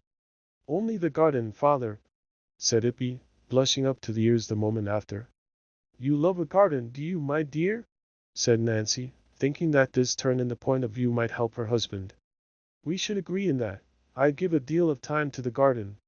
"Ah, there's plenty of gardening at the Red House," said Godfrey, surprised at the difficulty he found in approaching a proposition which had seemed so easy to him in the distance. "You've done a good part by Ippy, Marner, for 16 years. It'd be a great comfort to you to see her well provided for, wouldn't it? She looks blooming and healthy, but not fit for any hardships, She doesn't look like a strapping girl come of working parents. You'd like to see her taken care of by those who can leave her well off, and make a lady of her. She's more fit for it than for a rough life, such as she might come to have in a few years' time." A slight flush came over Marner's face, and disappeared, like a passing gleam. Ippy was simply wondering Mr. Cass should talk so about things that seemed to have nothing to do with reality. But Silas was hurt and uneasy. "I don't take your meaning, sir," he answered, not having words at command to express the mingled feelings with which he had heard Mr. Cass's words. "Well, my meaning is this, Marner," said Godfrey, determined to come to the point. "Mrs. Cass and I, you know, have no children, nobody to benefit by our good home and everything else we have, more than enough for ourselves. And we should like to have somebody in the place of a daughter to us. We should like to have Ippy, and treat her in every way as our own child. It'd be a great comfort to you in your old age, I hope, to see her fortune made in that way, after you've been at the trouble of bringing her up so well. And it's right ye should have every reward for that. And Ippy, I'm sure, will always love you and be grateful to you. She'd come and see you very often, and we should all be on the lookout to do everything we could towards making you comfortable." A plain man like Godfrey Cass, speaking under some embarrassment, necessarily blunders on words that are coarser than his intentions, and that are likely to fall gratingly on susceptible feelings. While he had been speaking, Ippy had quietly passed her arm behind Silas's head, and let her hand rest against it caressingly. She felt him trembling violently. He was silent for some moments when Mr. Cass had ended, powerless under the conflict of emotions, all alike painful. Eppie's heart was swelling at the sense that her father was in distress, and she was just going to lean down and speak to him, when one struggling dread at last gained the mastery over every other in Silas, and he said faintly, "Ippy, my child, speak. I won't stand in your way. Thank Mr. and Mrs. Cass." Ippy took her hand from her father's head, and came forward a step. Her cheeks were flushed, but not with shyness this time. The sense that her father was in doubt and suffering banished that sort of self-consciousness. She dropped a low curtsy, first to Mrs. Cass and then to Mr. Cass, and said, "Thank you, ma'am, thank you, sir. But I can't leave my father, nor own anybody nearer than him. And I don't want to be a lady, thank you all the same." Here Ippy dropped another curtsy. "I couldn't give up the folks I've been used to." Eppie's lips began to tremble a little at the last words. She retreated to her father's chair again, and held him round the neck, while Silas, with a subdued sob, put up his hand to grasp hers. The tears were in Nancy's eyes, but her sympathy with Ippy was, naturally, divided with distress on her husband's account. She dared not speak, wondering what was going on in her husband's mind. Godfrey felt an irritation inevitable to almost all of us when we encounter an unexpected obstacle. He had been full of his own penitence and resolution to retrieve his error as far as the time was left to him. He was possessed with all-important feelings that were to lead to a predetermined course of action which he had fixed on as the right, and he was not prepared to enter with lively appreciation into other people's feelings counteracting his virtuous resolves. The agitation with which he spoke again was not quite unmixed with anger. "But I've a claim on you, Ippy, the strongest of all claims.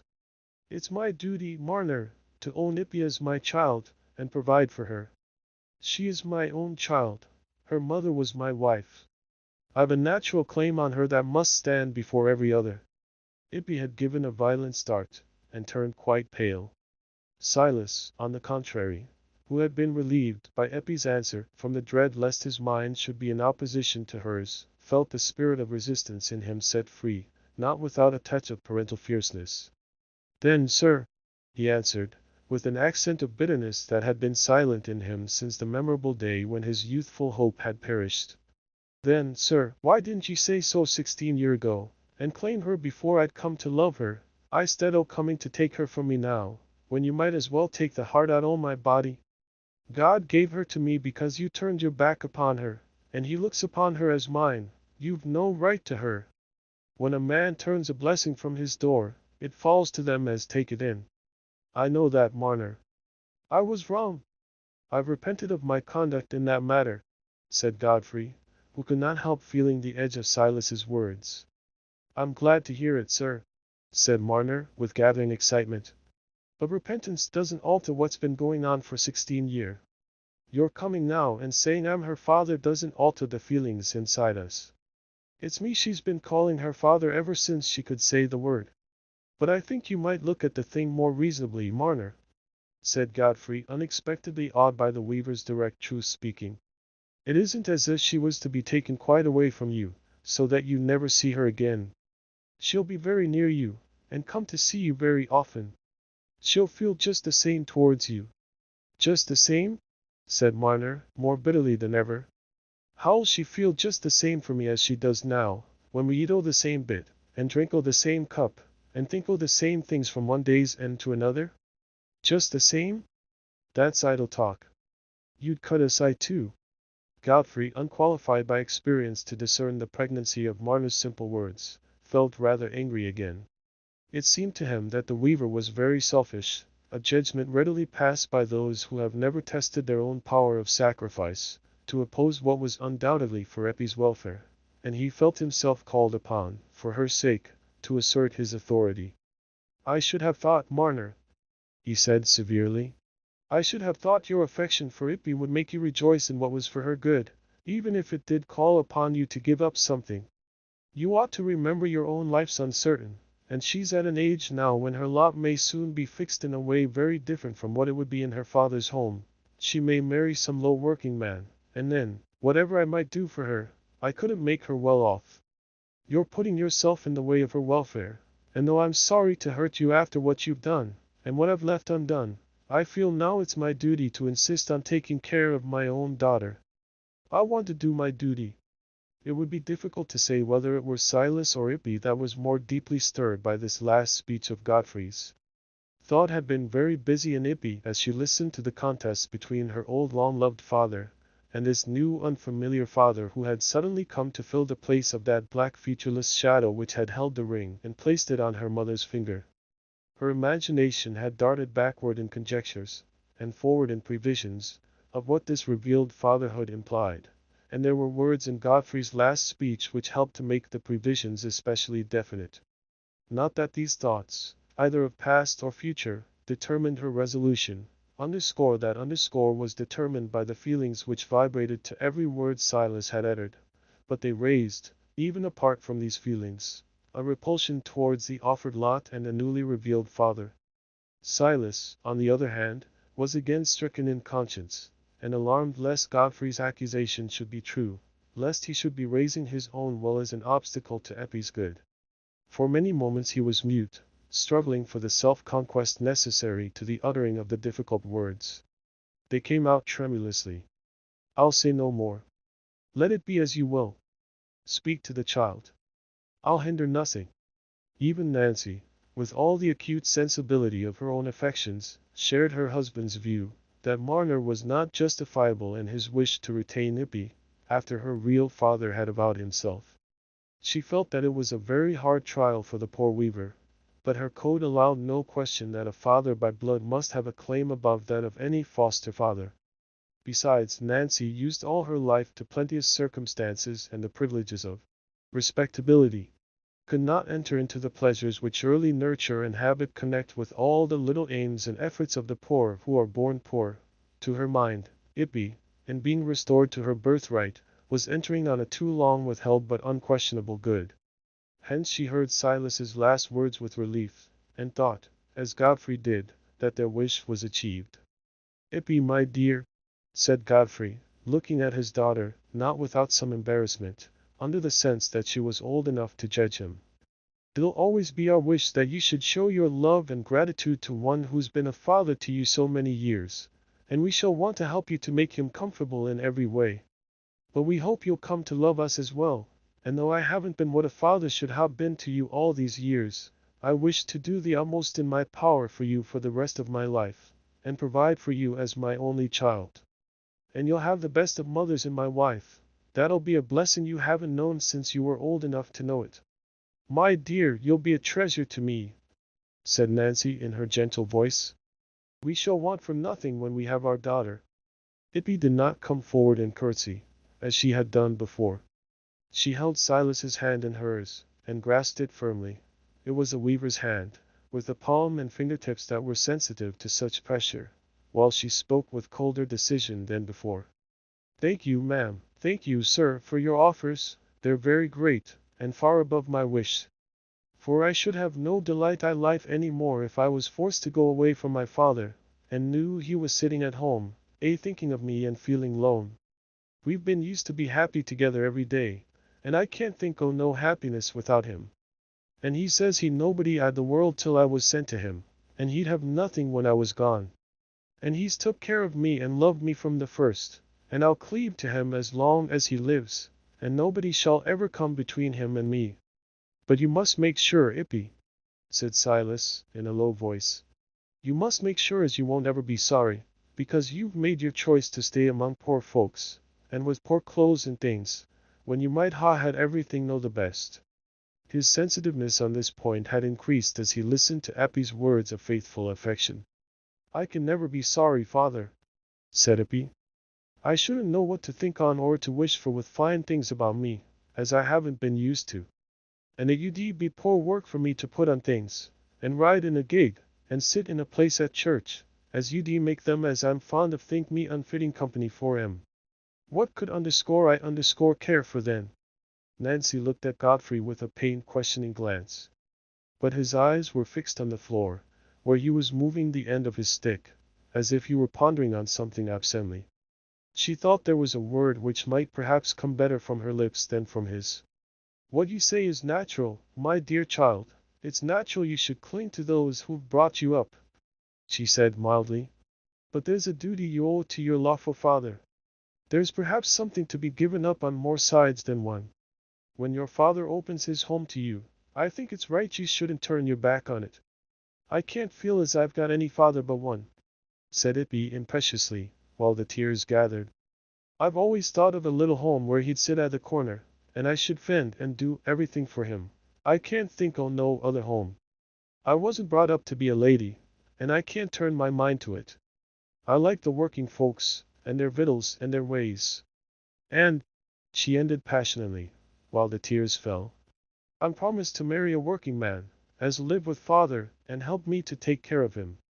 Godfrey looked up at Nancy with a flushed face and smarting dilated eyes. This frustration of a purpose towards which he had set out under the exalted consciousness that he was about to compensate in some degree for the greatest demerit of his life, made him feel the air of the room stifling. "Let us go," he said in an undertone. "We won't talk of this any longer now," said Nancy, rising. "We're your well-wishers, my dear, and yours too, Marner. We shall come and see you again. It's getting late now." In this way she covered her husband's abrupt departure, for Godfrey had gone straight to the door, unable to say more. Chapter 20. Nancy and Godfrey walked home under the starlight and silence. When they entered the open parlor, Godfrey threw himself into his chair, while Nancy laid down her bonnet and shawl, and stood on the hearth near her husband, unwilling to leave him even for a few minutes, and yet fearing to utter any word lest it might jar on his feeling. At last Godfrey turned his head towards her, and their eyes met, dwelling in that meeting without any movement on either side. That quiet mutual gaze of a trusting husband and wife is like the first moment of rest or refuge from a great weariness or a great danger, not to be interfered with by speech or action which would distract the sensations from the fresh enjoyment of repose. But presently he put out his hand, and as Nancy placed hers within it, he drew her towards him, and said, "That's ended." She bent to kiss him, and then said, as she stood by his side, "Yes, I'm afraid we must give up the hope of having her for a daughter. It wouldn't be right to want to force her to come to us against her will. We can't alter her bringing up, and what's come of it?" "No," said Godfrey, with a keen decisiveness of tone, in contrast with his usually careless and unemphatic speech. "There's debts we can't pay like money debts, by paying extra for the years that have slipped by. While I've been putting off and putting off, the trees have been growing. It's too late now." Marner was in the right in what he said about a man's turning away a blessing from his door. It falls to somebody else. "I wanted to pass for childless once, Nancy. I shall pass for childless now against my wish." Nancy did not speak immediately, but after a little while she asked, "You won't make it known, then, about Eppie's being your daughter?" No, where would be the good to anybody, only harm. I must do what I can for her in the state of life she chooses. I must see who it is she's thinking of marrying. If it won't do any good to make the thing known, said Nancy, who thought she might now allow herself the relief of entertaining a feeling which she had tried to silence before. I should be very thankful for Father and Priscilla never to be troubled with knowing what was done in the past, more than about Dunsey. It can't be helped, their knowing that. I shall put it in my will. I think I shall put it in my will. I shouldn't like to leave anything to be found out, like this of Dunsey, said Godfrey, meditatively.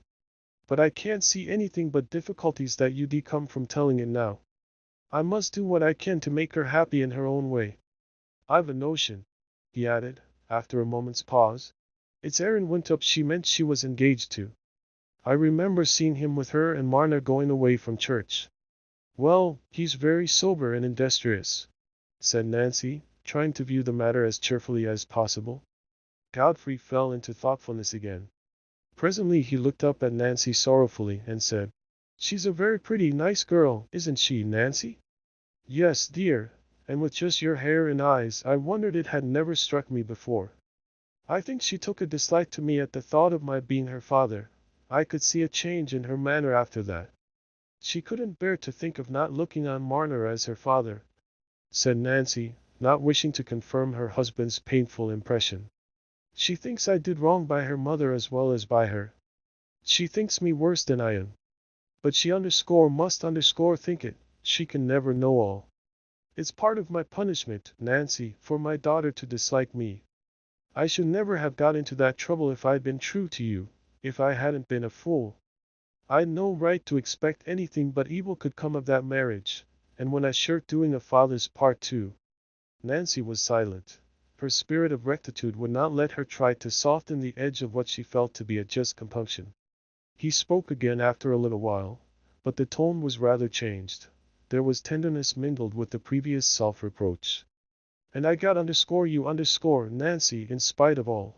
And yet I've been grumbling and uneasy because I hadn't something else, as if I deserved it." "You've never been wanting to me, Godfrey," said Nancy, with quiet sincerity. "My only trouble would be gone if you resigned yourself to the lot that's been given us. Well, perhaps it isn't too late to mend a bit there. Though it is too late to mend some things, say what they will." Chapter 21. The next morning, when Silas and Ippy were seated at their breakfast, he said to her, "Ippy, there's a thing I've had on my mind to do this 2 year, and now the money's been brought back to us, we can do it. I've been turning it over and over in the night, and I think we'll set out tomorrow, while the fine days last. We'll leave the house and everything for your godmother to take care on, and we'll make a little bundle of things and set out." "Where to go, Daddy?" said Ippy in much surprise. "To my old country, to the town where I was born, up Lantern Yard. I want to see Mr. Pawton, the minister. Something may ha come out to make him know I was innocent o' the robbery. And Mr. Pawton was a man with a deal o' light. I want to speak to him about the drawing o' the lots. And I should like to talk to him about the religion o' this countryside, for I partly think he doesn't know on it." Ippy was very joyful, for there was the prospect not only of wonder and delight at seeing a strange country, but also of coming back to tell Aaron all about it. Aaron was so much wiser than she was about most things. It would be rather pleasant to have this little advantage over him.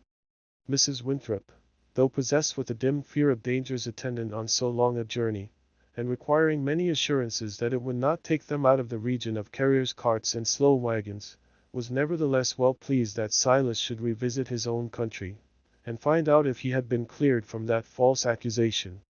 "You'd be easier in your mind for the rest o' your life, Master Marner," said Dolly. "That you would. And if there's any light to be got up the yard as you talk on, we've need of it I this world, and I'd be glad on it myself, if you could bring it back." So on the 4th day from that time, Silas and Ippy, in their Sunday clothes, with a small bundle tied in a blue linen handkerchief, were making their way through the streets of a great manufacturing town. Silas, bewildered by the changes 30 years had brought over his native place, had stopped several persons in succession to ask them the name of this town, that he might be sure he was not under a mistake about it. "Ask for Lantern Yard, father," asked this gentleman with the tassels on his shoulders, standing at the shop door. He isn't in a hurry like the rest, said Ippy, in some distress at her father's bewilderment, and ill at ease, besides, amidst the noise, the movement, and the multitude of strange indifferent faces. My child, he won't know anything about it, said Silas.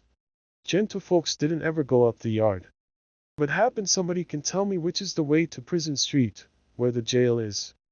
I know the way out o' that as if I'd seen it yesterday.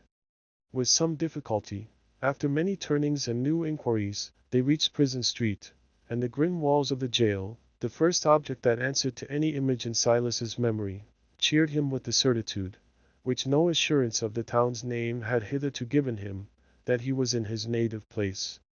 Ah, he said, drawing a long breath. There's a jail, Ippy, that's just the same, I aren't afraid now. It's the third turning on the left hand from the jail doors, that's the way we must go. Oh, what a dark, ugly place, said Ippy. How it hides the sky. It's worse than the workhouse. I'm glad you don't live in this town now, father. Is Lantern Yard like this street?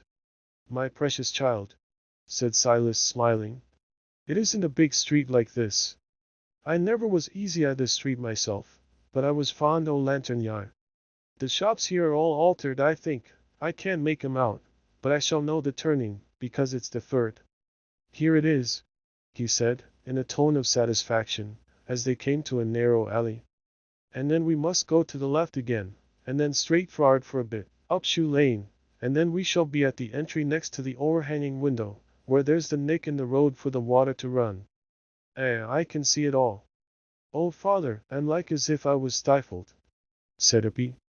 I couldn't have thought as any folks lived at this way, so close together. How pretty the stone pits you'll look when we get back. It looks comical to child now, and smells bad. I can't think as it used Ned to smell so. Here and there a sallow, begrimed face looked out from a gloomy doorway at the strangers, and increased Eppy's uneasiness, so that it was a long for relief when they issued from the alleys into Shoe Lane, where there was a broader strip of sky. Dear heart, said Silas. Why, there's people coming out of the yard as if they'd been to chapel at this time o' day, a weekday noon. Suddenly he started and stood still with a look of distressed amazement, that alarmed Ippy. They were before an opening in front of a large factory, from which men and women were streaming for their midday meal. Father, said Ippy, clasping his arm. What's the matter? But she had to speak again and again before Silas could answer her. It's gone, child, he said at last in strong agitation. Lantern Yard's gone. It must ha' been here, because here's the house with the overhanging window. I know that, it's just the same, but they've made this new opening, and see that big factory. It's all gone, chapel and all. Come into that little brush shop and sit down, father, they'll let you sit down, said Ippy, always on the watch lest one of her father's strange attacks should come on. Perhaps the people can tell you all about it. But neither from the brushmaker, who had come to Shoe Lane only 10 years ago, when the factory was already built, nor from any other source within his reach, could Silas learn anything of the old Lantern Yard friends, or of Mr. Potton the minister. The old place is all swept away, Silas said to Dolly Winthrop on the night of his return. The little graveyard and everything. The old home's gone. I've no home but this now. I shall never know whether they got at the truth o' the robbery, nor whether Mr. Potton could ha' given me any light about the drawing o' the lots. It's dark to me, Mrs. Winthrop, that is. I doubt it'll be dark to the last. Well, yes, Master Marner, said Dolly, who sat with a placid listening face, now bordered by grey hairs. I doubt it may. It's the wold them above as a many things should be dark to us, but there's some things as I've never felt I the dark about, and they're mostly what comes I the day's work.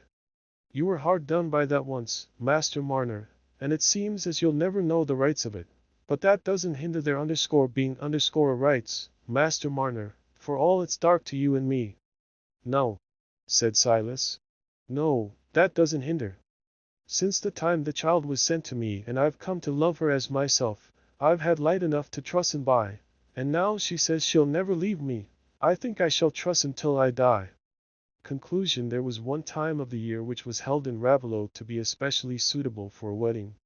It was when the great lilacs and laburnums in the old-fashioned gardens showed their golden and purple wealth above the lichen-tinted walls, and when there were calves still young enough to want bucketfuls of fragrant milk.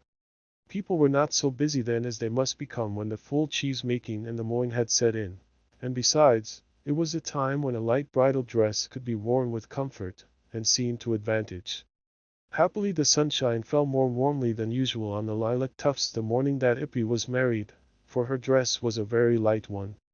She had often thought, though with a feeling of renunciation, that the perfection of a wedding dress would be a white cotton, with the tiniest pink sprig at wide intervals, so that when Mrs. Godfrey Cass begged to provide one, and asked Ippy to choose what it should be, previous meditation had enabled her to give a decided answer at once.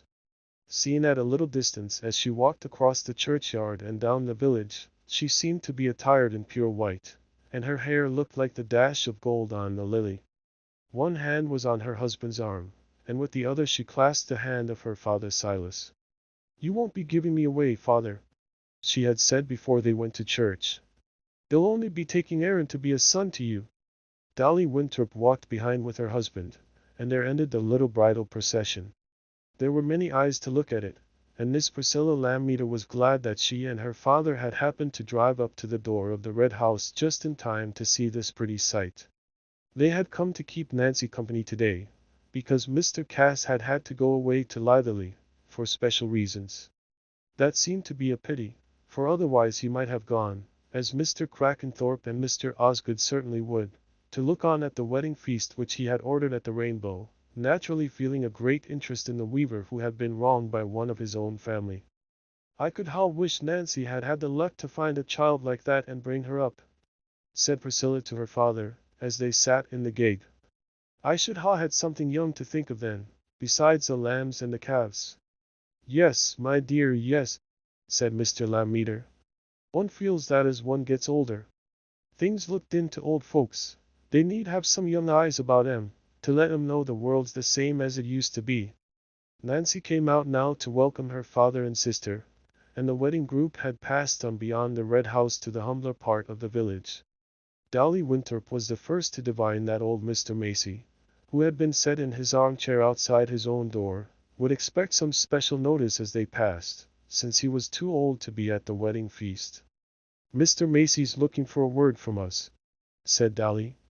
"He'll be hurt if we pass him and say nothing, and him so racked with rheumatiz."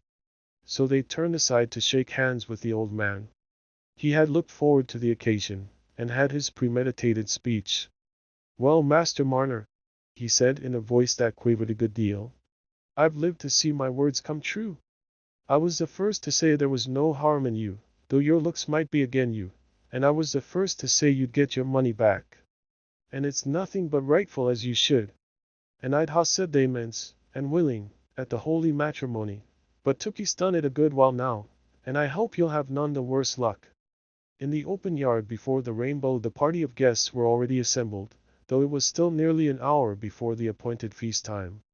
But by this means they could not only enjoy the slow advent of their pleasure, they had also ample leisure to talk of Silas Marner's strange history, and arrived by due degrees at the conclusion that he had brought a blessing on himself by acting like a father to a lone motherless child.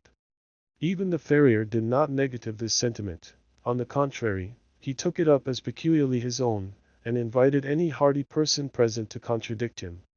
But he met with no contradiction, and all differences among the company were merged in a general agreement with Mr. Snell's sentiment, that when a man had deserved his good luck, it was the part of his neighbors to wish him joy.